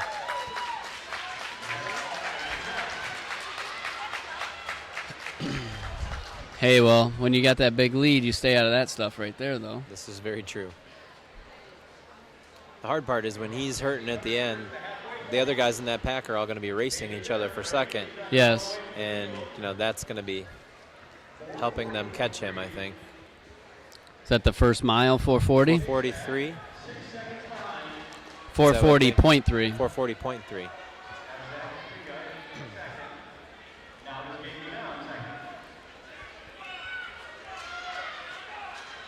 Looks like maybe bib number 130, Jack Schaefer from Possum Nuggets, is the one that went down. He's got himself back up into the pack a little bit towards the end there, but reeled himself in. He probably expended a little more energy there than what he wanted to get caught back up. Get a little bit rush of adrenaline, and maybe that'll help him, but here towards the end, that could prove to be a deciding thing here. So Gabe Mudell is still in second place.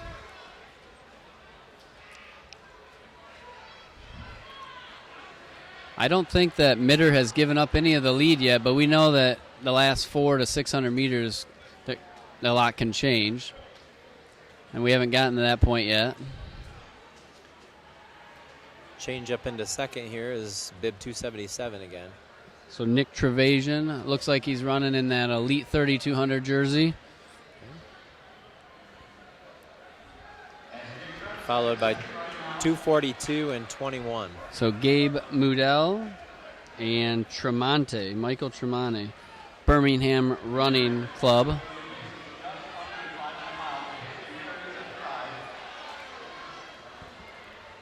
Is Pettinga in the boot top? Yes. So he is now in sixth, it looks like. Maybe moving a little bit the wrong direction there.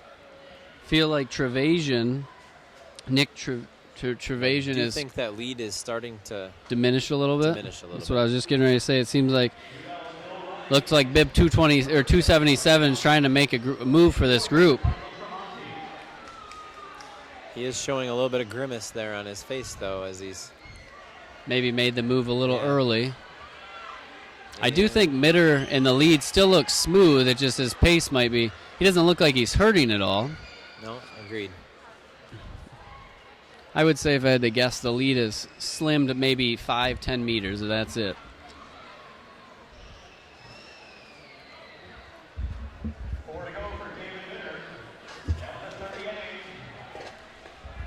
Down to 800 meters. One of the things you talked about is that second, third, fourth place pack. They're actually taking turns leading their group, so they're getting to work together, and that lead has dropped a little bit. And that really pushes each of them.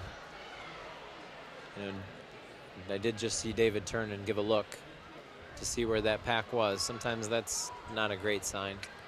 3 laps to go. The lead, I think, has shrunk by about 15 meters in that last lap. Yeah, he's hitting 38s, and the other group behind him is about 36 each lap.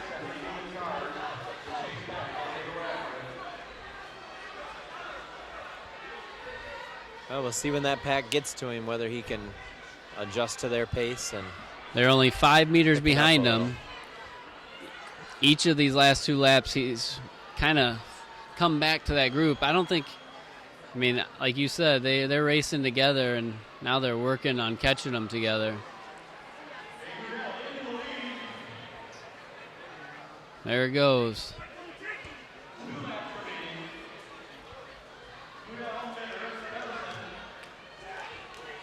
he does look like he's going to try and settle into the group. We'll see if he can do it or not here. Making a definite surge.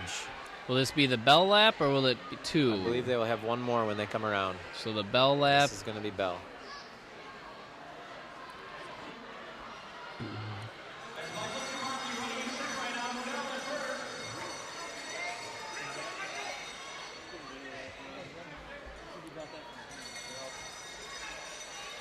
And Be a tough finish here between these two young men. Both battling it out on the backstretch. So it looks like Mitter's hopes of winning wire to wire is not going to happen.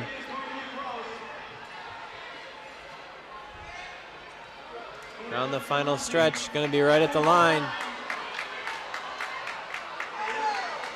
Wow, that is going to be close. Looks like unofficially 9:31.88 and 9:31.91. Wow. Tremonti with the win of 9:31. His time coming in was 9:37, so he had a 16-second PR. No, I'm sorry, 6-second PR. And Mudell had a 3-second PR. So those guys raced each other to, looks like, season PRs.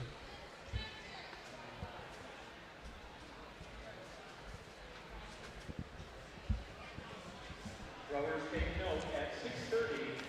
The weighted table will close at a half hour from now. You've got a half hour to weigh your implements or you're not going.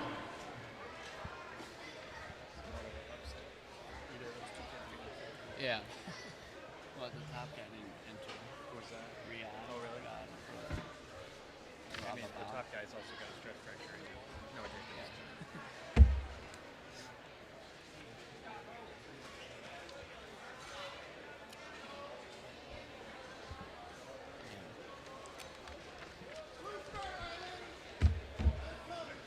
Got a lot of own sweat in my arm.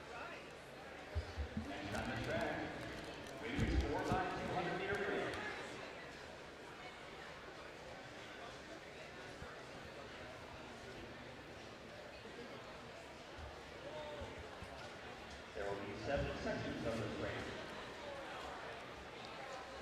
In the first, you'll see the Genesis Track Club, Ithaca, and the NRU Track Club, BD. Just 3.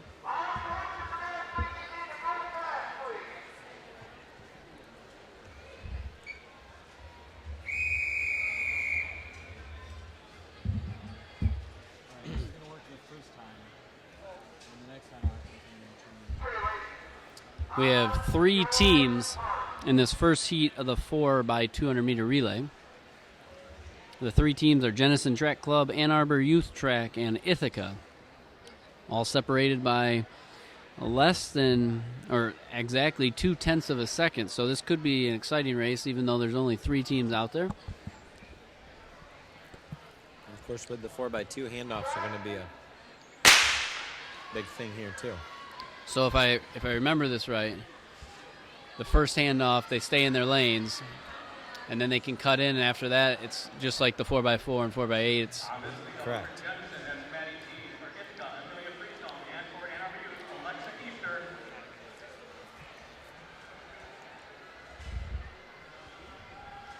all 3 teams pretty close here at the first handoff. Ithaca in the lead at the handoff.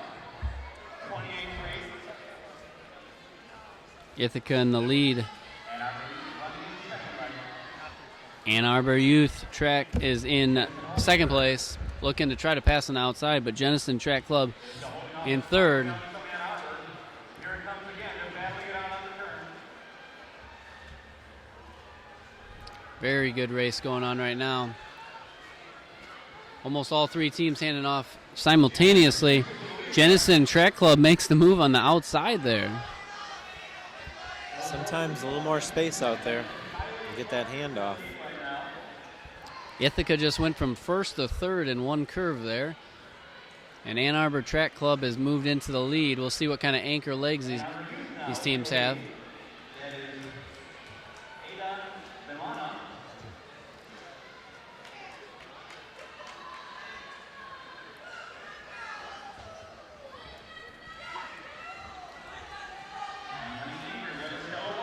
I noticed with these handoffs, indoor, they don't do a true blind handoff. It's just probably too dangerous the way, because they don't have their own lanes. Right.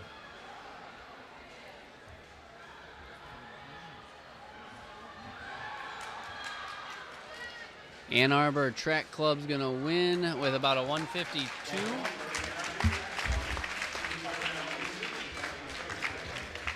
That'll be it. They got a 1.5 PR on that race right there.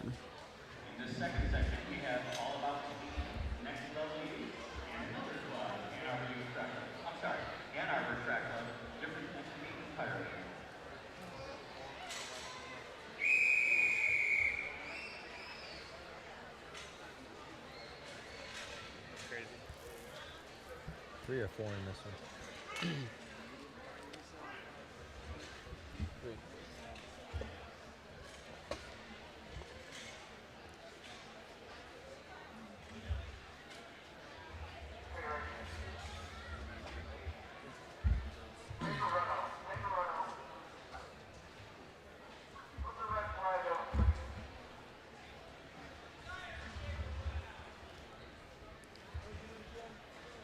Looks like they're not quite ready for the second heat of the girls' 800-meter relay. The 3 teams, though, in it are all about speed. Next Probably level youth. All about speed. Nice one.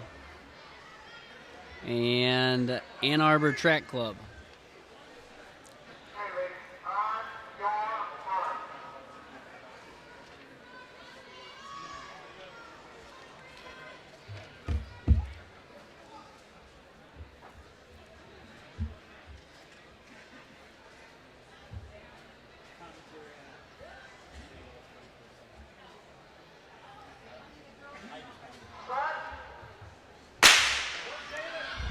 And we're off here with the second heat of the girls 4x200 meter relay.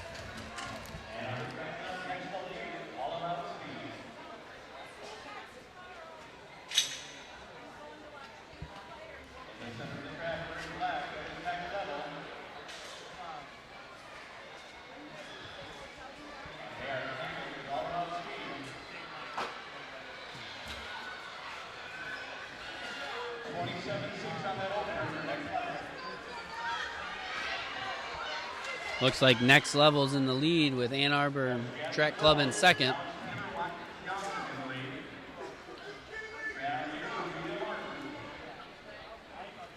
Opening up the lead here on the second leg.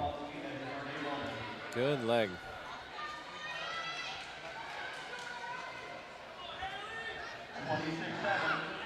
Next Level in the lead. All about speed, trying to make a pass in the second. And it looked like they did have a pretty impressive, completely blind handoff there.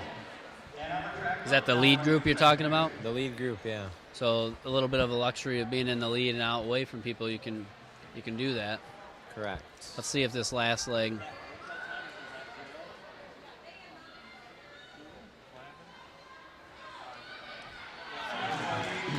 Anchor leg of the Next Level is the same girl that anchored the 800 part for the. That's what I thought. Pretty impressive range of events. 200 to 800. Can she hold these girls off? They've closed the gap a little bit.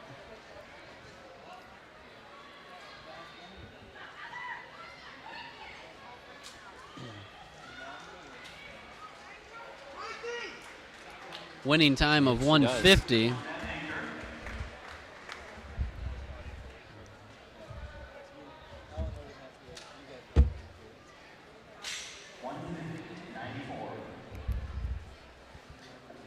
PRs all around here. Another best time of the year for that group.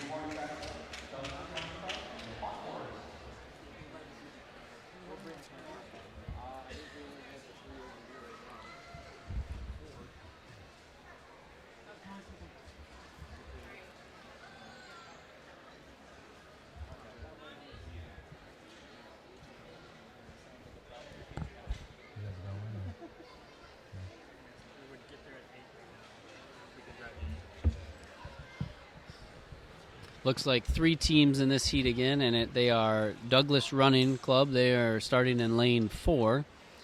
Hogwarts, which are starting in lane 5, and in lane 3, Dearborn Track Club. And it looks like Douglas Running Club comes in with the best PR of this group, at least on this season, 151.8. But these 3 teams are all, for their best time, separated by less than a second, so could be a good group.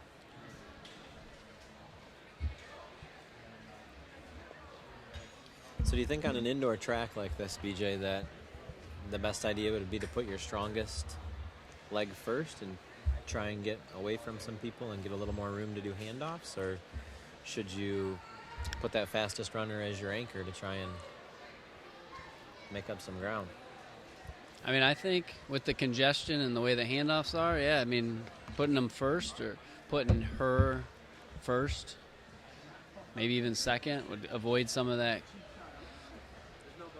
I mean, I think normally conventional thinking, you put your anchor last, right? But probably depends too on the where you compare to your competition, right? I mean, right. I do think we saw on that last, on the last one, they definitely did not have their fastest runner as their last runner. correct. But that really helped them with a couple of their handoffs. And then that anchor leg, maybe they're not the fastest runner, but they run scared out there. They just run not to be caught.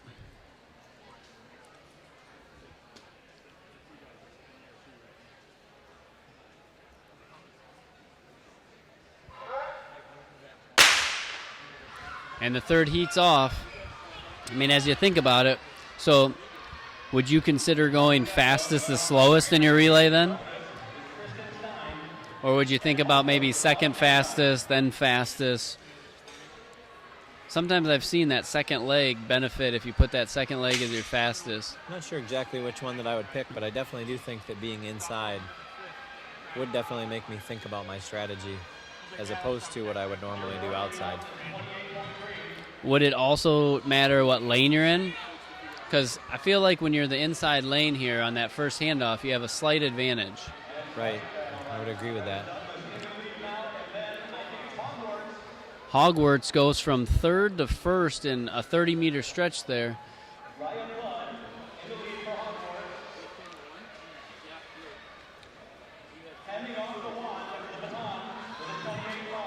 Uh-oh. There was a little... Dearborn ran into one of the other people handing off. I don't know if anything can be said about that. She had to come to almost a complete stop. It is one of the hardest things when it's such tight quarters is where does that runner that hands off go when another person is coming right behind them? Is it kind of common thought to just hold your line? Oh, and now Dearborn drops the baton. So not only did they have to stop on one handoff, they dropped the baton. That's a rough day.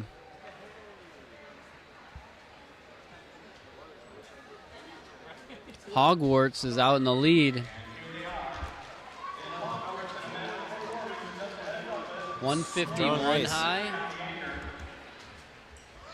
152.5. So that will not beat the previous heat. Not quite their PR for the season.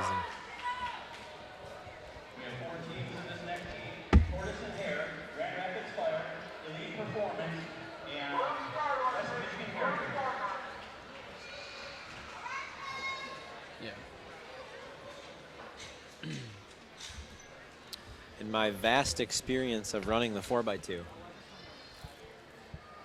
which I believe you have been involved in every one of those times, if I'm not mistaken, I do think we have always run fastest to slowest. Well, except when our coach didn't put me first the one time. So we went second fastest to slowest. I think our coach was just keeping me out of the blocks. Didn't want me to get injured. Right, it makes sense. 4 teams competing in this heat. We have Grand Rapids Fire, Elite Performance, Tortoise and Hare, and West Michigan Harriers. All right, another fair start. I do remember that in my experience of running the 4x2, when I finished, I wasn't all that tired. I just got going. Yeah, one lap inside does not seem like a very long distance. It is fun, though. Looks like Tortoise and Hare will lead, but she's not cutting in. That could cost their team 2 teams. Whoa, did you see the pass on the inside there? I did. That definitely should have been able to close down. Does look like our second runner here is really catching first quickly. She just passed on the inside again.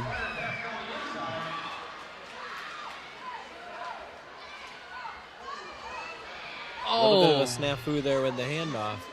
They did get it. So that second leg passed twice on the inside, collided with somebody at the handoff.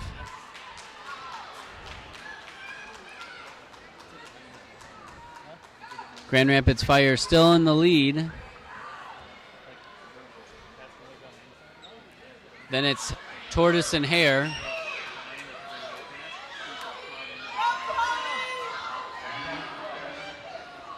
Nope.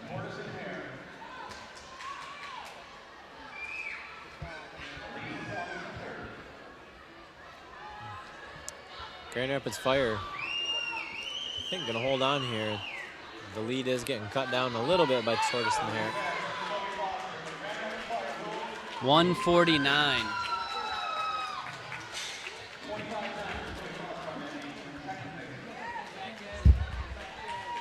149 for the winning team there.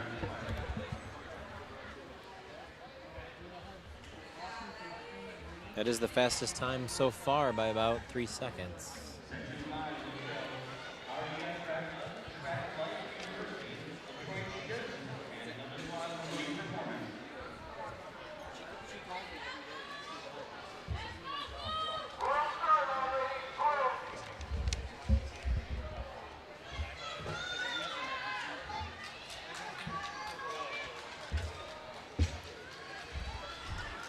In the fifth heat, the 4x200 meter relay, we have 4 teams.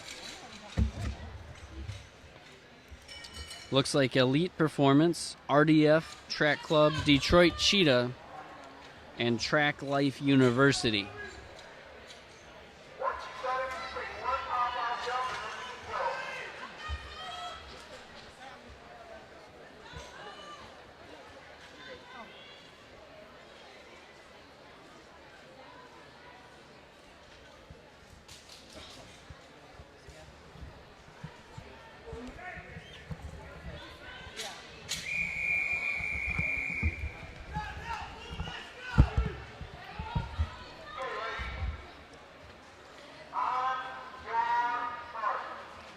Looks like RDF will be in lane 3 there in red.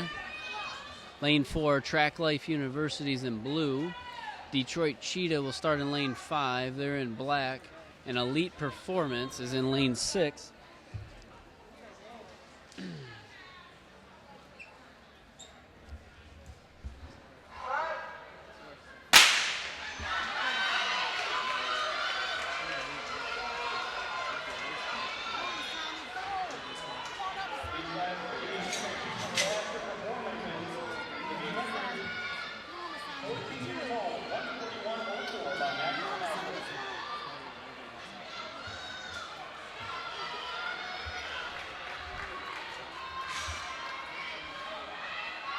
All 4 teams handing off pretty close. Cheetah for life in the lead. Some of the girls getting forced to run wide on that first curve in the second half. And all the way from the outside, Elite Performance is moving. She came from the outside and pulled a 10-meter gap on everybody. She just flew.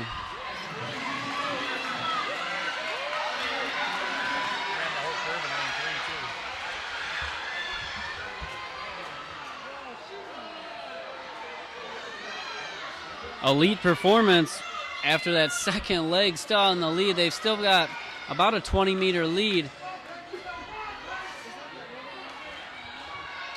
Track Life University in second. We'll see if they can close here.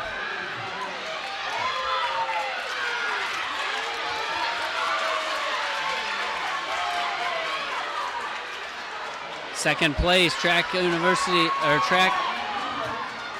Life University trying to reel her in.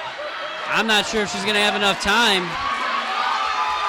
She's coming out to lane 2. Oh, what a close race.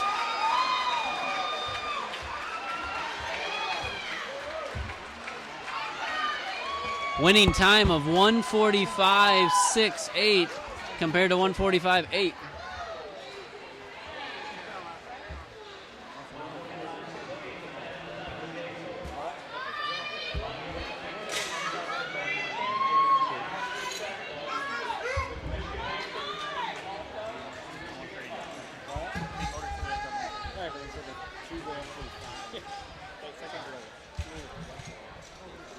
started out here, went whole curve in lane 3 and then just that's first shot. You got the clock then. And I just stayed over. I don't need to do anything else. I didn't know if the cover would screw up. I do that while We've got 4 teams in the 6th heat of the 4x200 meter relay. Those teams are Michigan Mustangs. They'll be in black and yellow. Ann Arbor Youth Track. They'll be in the navy blue. In purple, we have Michigan Racers. And then in the blue and red, navy blue and red, we'll have Michigan All-Stars.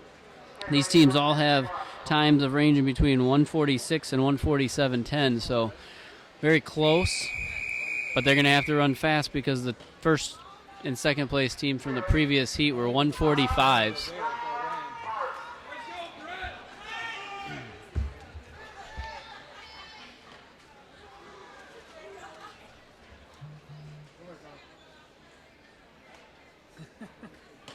Andy, what was that girl doing passing on the inside? And then she got ran over.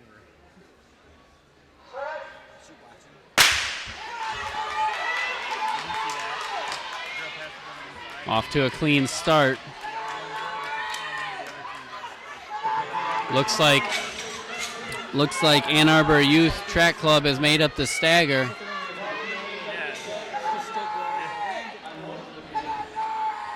Coming off that curve into the handoff, it looks like Ann Arbor Track Club's going to be in the lead. And they're in. Michigan Mustangs in the yellow. They're on the way outside. Let's see if they can have a second leg like last race. This is about the tightest pack that we've seen here. These ladies are all really close. This handoff's going to be crucial. They're going to come off the curve.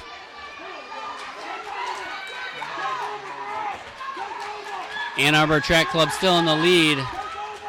Man, they had to really move around to get to their handoff there.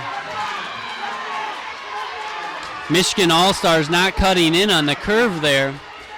That could affect them down the stretch here. She's look still like out it there. cost her a little bit there. She's still running in lane 3 because the person inside them running in lane 2.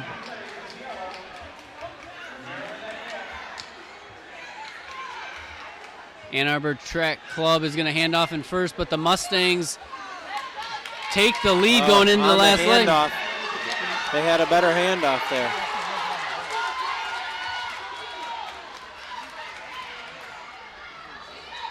A lot of ground to gain to make up now for this short of a period of time here. Yeah, the girl running for the Mustangs right now looks very strong. Their time is going to be slower than the last heat, though. 146. First and second both were faster from the previous heat.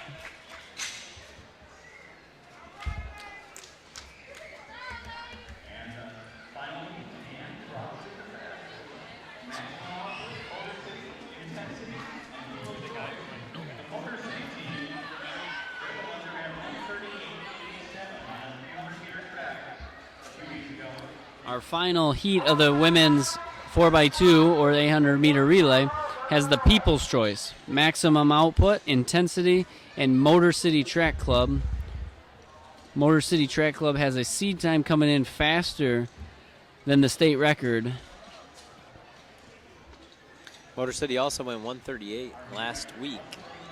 It does not show on their seed time here, but that is 4 seconds faster than the next fastest time in this heat right now. So we might see them jump out to a quick lead and run away with this. We'll see. It looks like Motor City Track Club in this heat going with a pink uniform instead of their normal black and orange.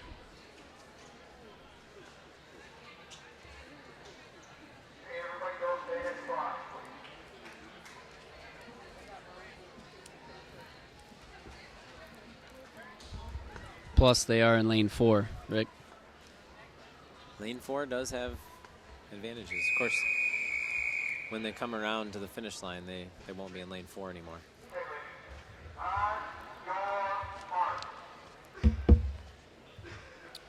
Will we see a state record set in this race? Intensity within a second and a half of it. Motor City faster than the current state record.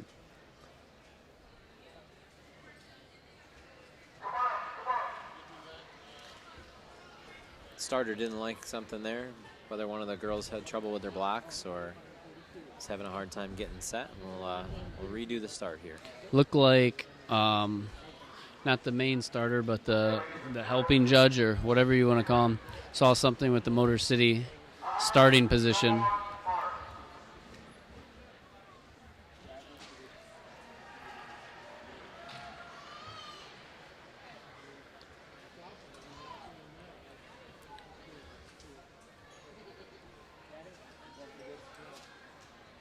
As they reset here.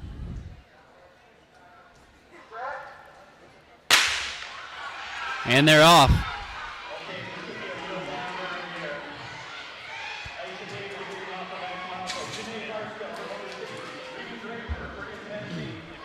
And Motor City jumping out to a lead, just like we thought we might see. See how this handoff goes.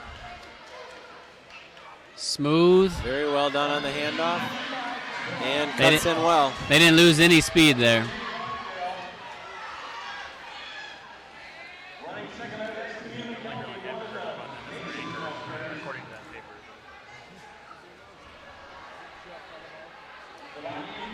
Second and third holding their own here.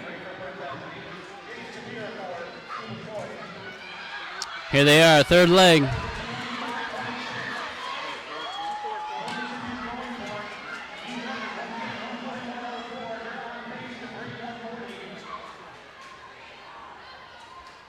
The second and third place team are running really well too. They're just getting outshadowed by the lead team. Correct. Freshman anchor. 25. Motor City Track Club freshman anchoring this 4x2.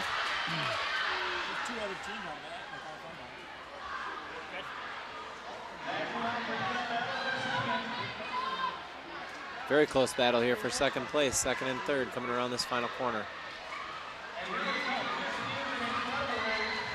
Looks like a state record has just fallen.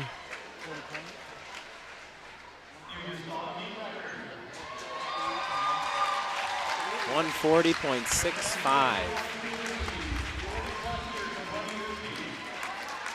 And second and third place ran 141 and 141 respectively. So, I mean, second and third were no slouches there.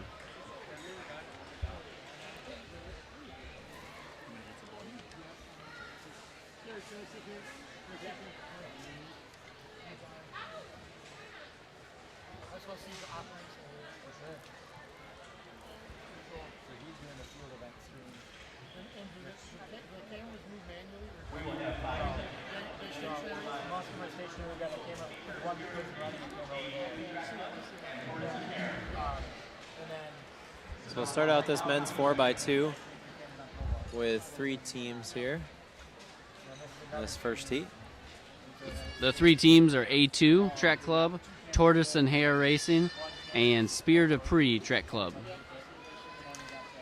This could be a kind of a fun race here with all 3 of these teams being within .2 on their season PRs. Yeah, Could be some fun handoffs. Got Spear de Prix in lane 3. They're in the white uniforms. In the bright green, yellowish uniforms is A2. And then Tortoise and Hare are in the black uniforms.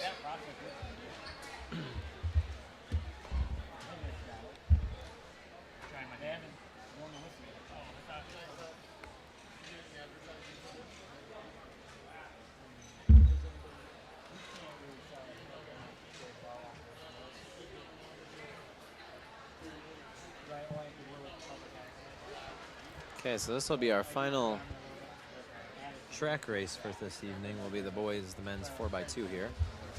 Correct, and the only event we'll have after this is the weight toss, both girls and guys, but they can't start that event until all the running events are done.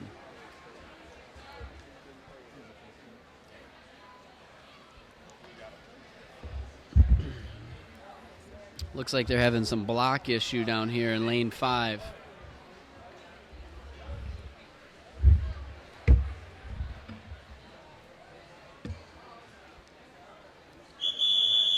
All right, we're ready to get this 4x2 underway.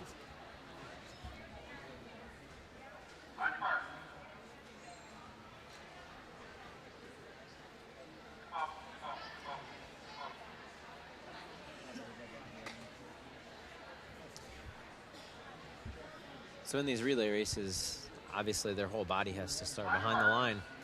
But what about that baton? BJ, is that allowed to be out there across the line? I think so. I think it's not supposed to be touching ahead of the line. Correct. But I don't know how close they call that here because I see some on the ground. But Right. I also see one of the batons is a plastic one, which is that legal? That is not going to be of legal weight or composition. Maybe it's not as closely monitored in indoor track.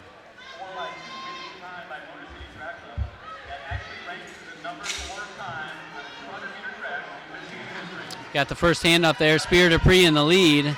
Tortoise and Hare in second. Looks like A2 Track Club had a little problem there.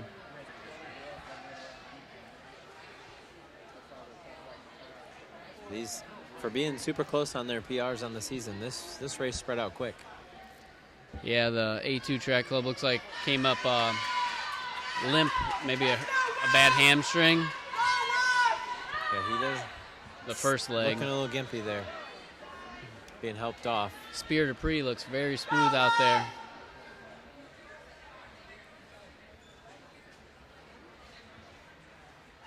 Spear Dupree with a commanding lead, handing off as the other team comes around the corner. Tortoise and Hare takes the handoff in second, and A2 has gained a little ground, but still in third place.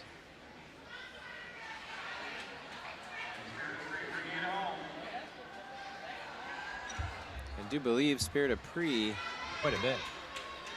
By about 3 seconds. Very solid run for them, very solid. So that'll bring an end to our first heat of the men's 4x2.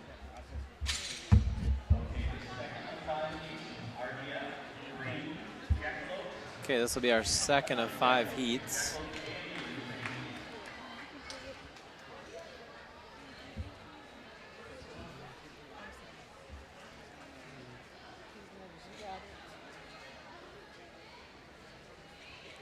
We'll have 4 teams out there this time.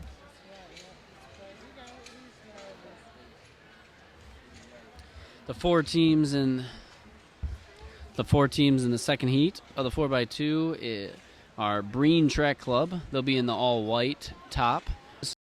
That are both be in lane 5 and 6, and they wear black with the white stripe. It'll probably be difficult to keep track of which Jackalope team is which for us, but those are the 4 teams involved.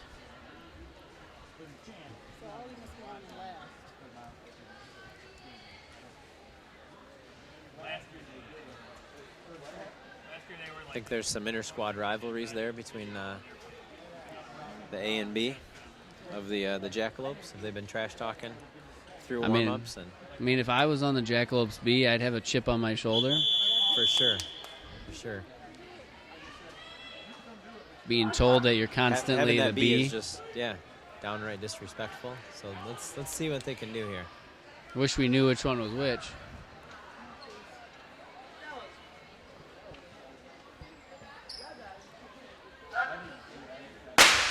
And they're off.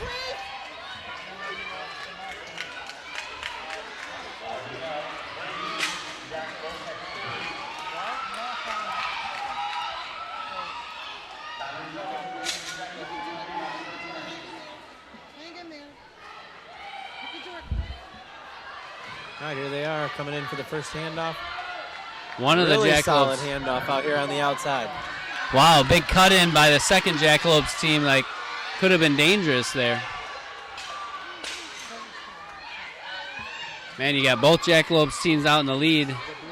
RDF in second, or no, now in second, making a pass. Breen in fourth. Another solid handoff.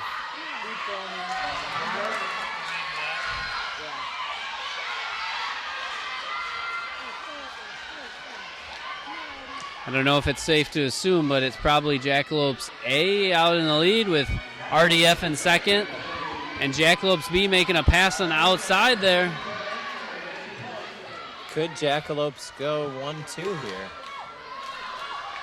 in this heat? They got a chance, but Breen and RDF chasing closely behind. The one Jackalopes team has a commanding lead. They're going to get first in this heat. They're chasing time, though.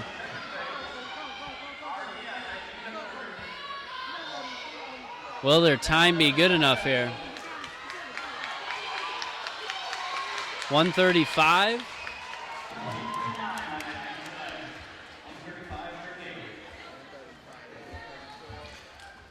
It's good enough to win the heat, but the first heat had a faster time, so they're already behind someone there. Congratulations to them on a PR on the season, though.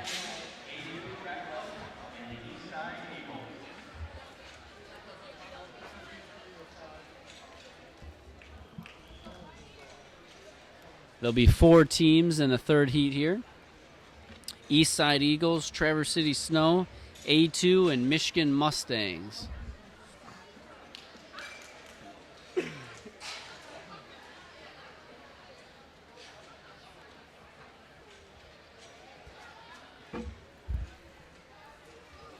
So this is our second A2 team here as well.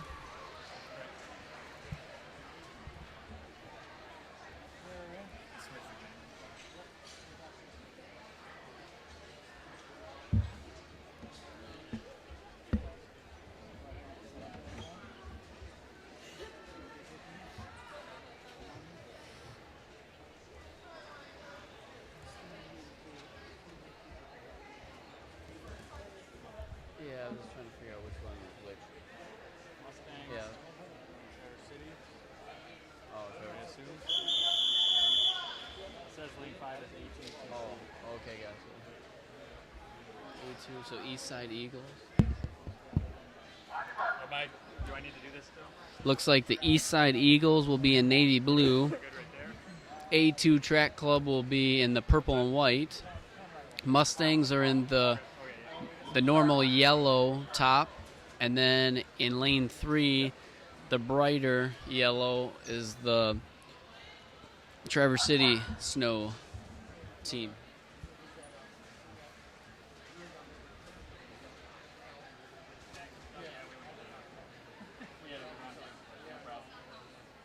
All these teams' PRs are within 1 second of each other, so we'll see if that pans out. We've seen races so far that haven't gone the way we thought.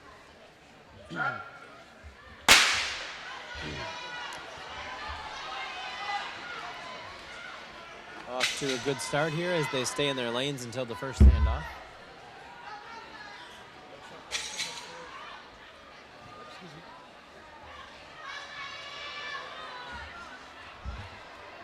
Looks like it'll be a 3-team race coming into the first handoffs.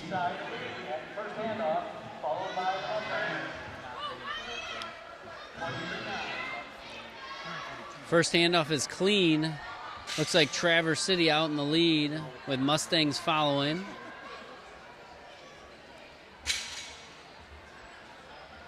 Eastside Eagles in third, and A2 is in fourth. Uh-oh.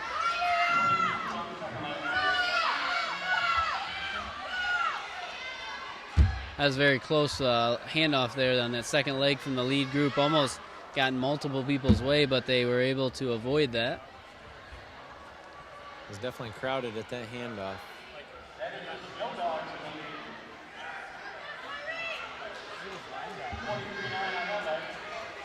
Snow Dogs are probably loving the footing here. Probably used to sprinting on the ice and the snow. They're doing Constantly well. up there in Traverse City.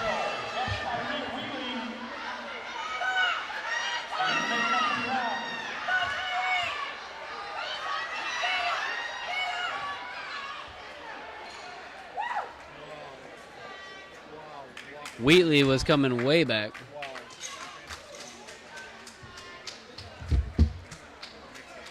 .134.86 wins that race. Still, unofficially not the fastest time of the day.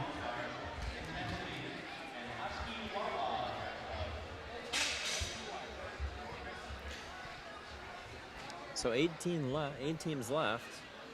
Correct. Still one of our early teams with a chance to hang on here for an all-state performance, correct? Right, all they have to do is beat one of these next two the teams that are in these next two heats, and out of the slowest heat they could win, or not win, but win a medal. Correct.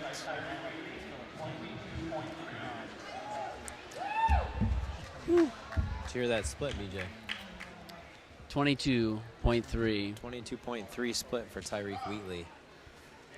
That's cooking. 4 teams in this race. We have Michigan All-Stars. They'll be in lane 4 in the red and blue. Then Intensity. Intensity's in lane 5. They're in the all black. In the gray in lane 3 is Quick Lightning Track Club. Quick Lightning. And in lane number 6, I might mess this one up, but Oski Wawa Track. Oski Wawa Track Club. Oski Wawa Track Club.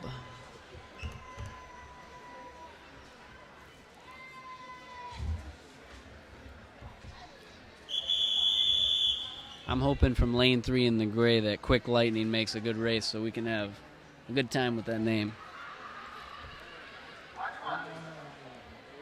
You better believe I will. So I'm pulling for them to run a really fast 4x2 here. I actually just want to have to hear you say Oski Wawa Track Club a bunch of times. So I think that's who I'm Oski going Wawa Track Club in lane 6.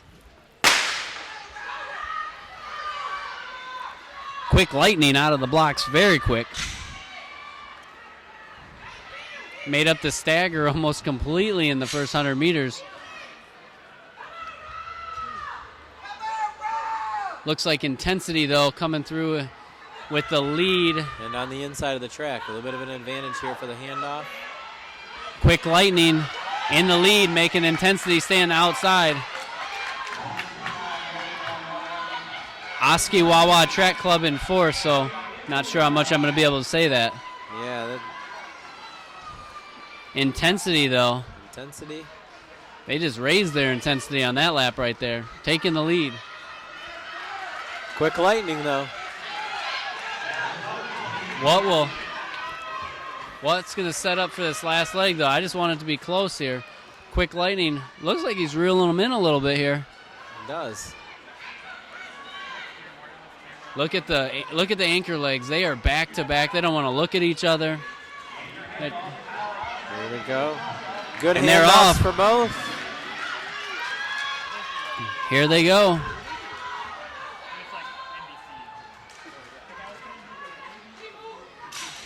Coming off this final curve here. What does Quick Lightning have? Intensity in the lead. They're going to keep the lead. And they're going to win with a 132 something. So those two teams are first and second place teams as of now. 132.78 for Intensity. And 133.21 for Quick Lightning. 135.56. So a team from the first heat, the slowest heat, will take home a medal. They will be at least 8th place. Very well it looks done. like 7th. Looks like they beat 2 teams there.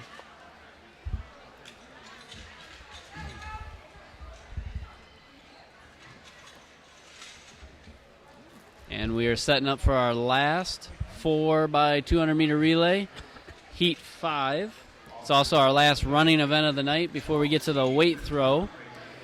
In this heat, we have 4 teams. We have Motor City Track Club. We have Michigan All-Stars, Grand Rapids Fire, and Maximum Output Track. And again, as we look at these times coming in, which we don't know which athletes are in these as far as the times that were put up for the season, but they're all within a half a second, so this could be an exciting one here. Grand Rapids Fire will be in the navy blue, Michigan All-Stars in the red tops, Maximum Output will be in the white top, and I can't see the Motor City. What are they wearing today? Maximum output in the white has the fastest time coming in, but only by 1/10 of a second. Motor City's in their traditional black top with the orange lettering. You see the time, Rick. State record 129.39. Maximum output with a 130. Uh-oh. I just saw a false start. I don't know what they're going to call there, though. Never seen a false start from them on your marks.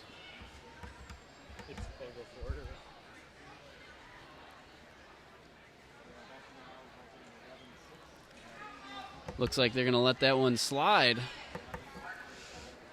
Very generous.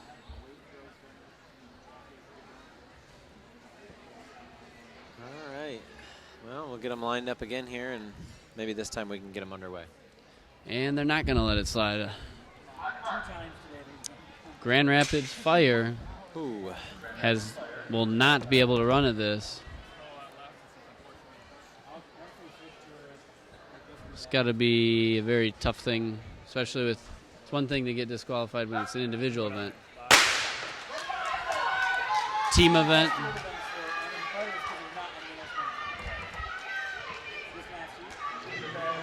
All right.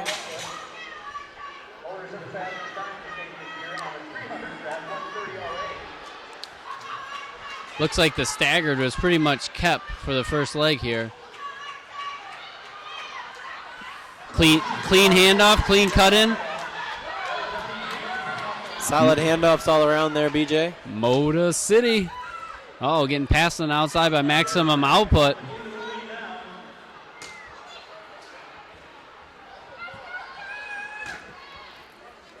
Maximum output with a great leg. Looks like a two-team race here.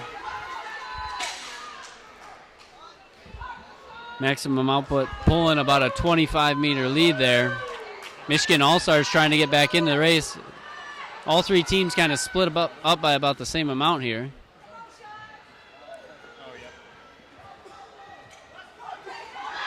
your leg. Maximum output. Pretty substantial lead. Michigan All-Star gaining on Motor City there. Will he go around him on the outside?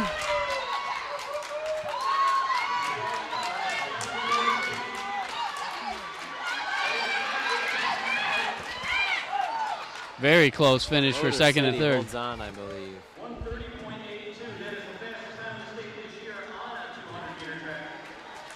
They're going to miss the first track this year. Was set by Maximum Output with a 130.82. So that team in the first heat may have pulled off sixth place with that DQ there. Yes, I believe that is where they're going to land, sixth place. Impressive. Can never go by the rankings. You want to remind the listeners where they can find results? Yeah, we can do that. You can find results for tonight and for tomorrow at bit.ly/MITS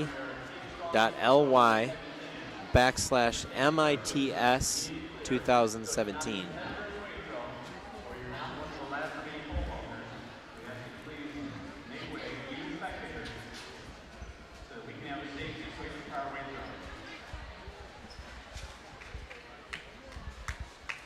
Don't shut out the one. So for field events, we still have going girls pole vault. Girls pole vault, a lot of girls are vaulting at high levels. But you can watch that at mactvnetwork.org/live2. The girls are still going at 11 feet 6 inches. There's a clear as we're watching right there. Very impressive. I don't know what height that is at, but it looks pretty high to me. Yes. All right, I think that's it from the track for tonight, BJ.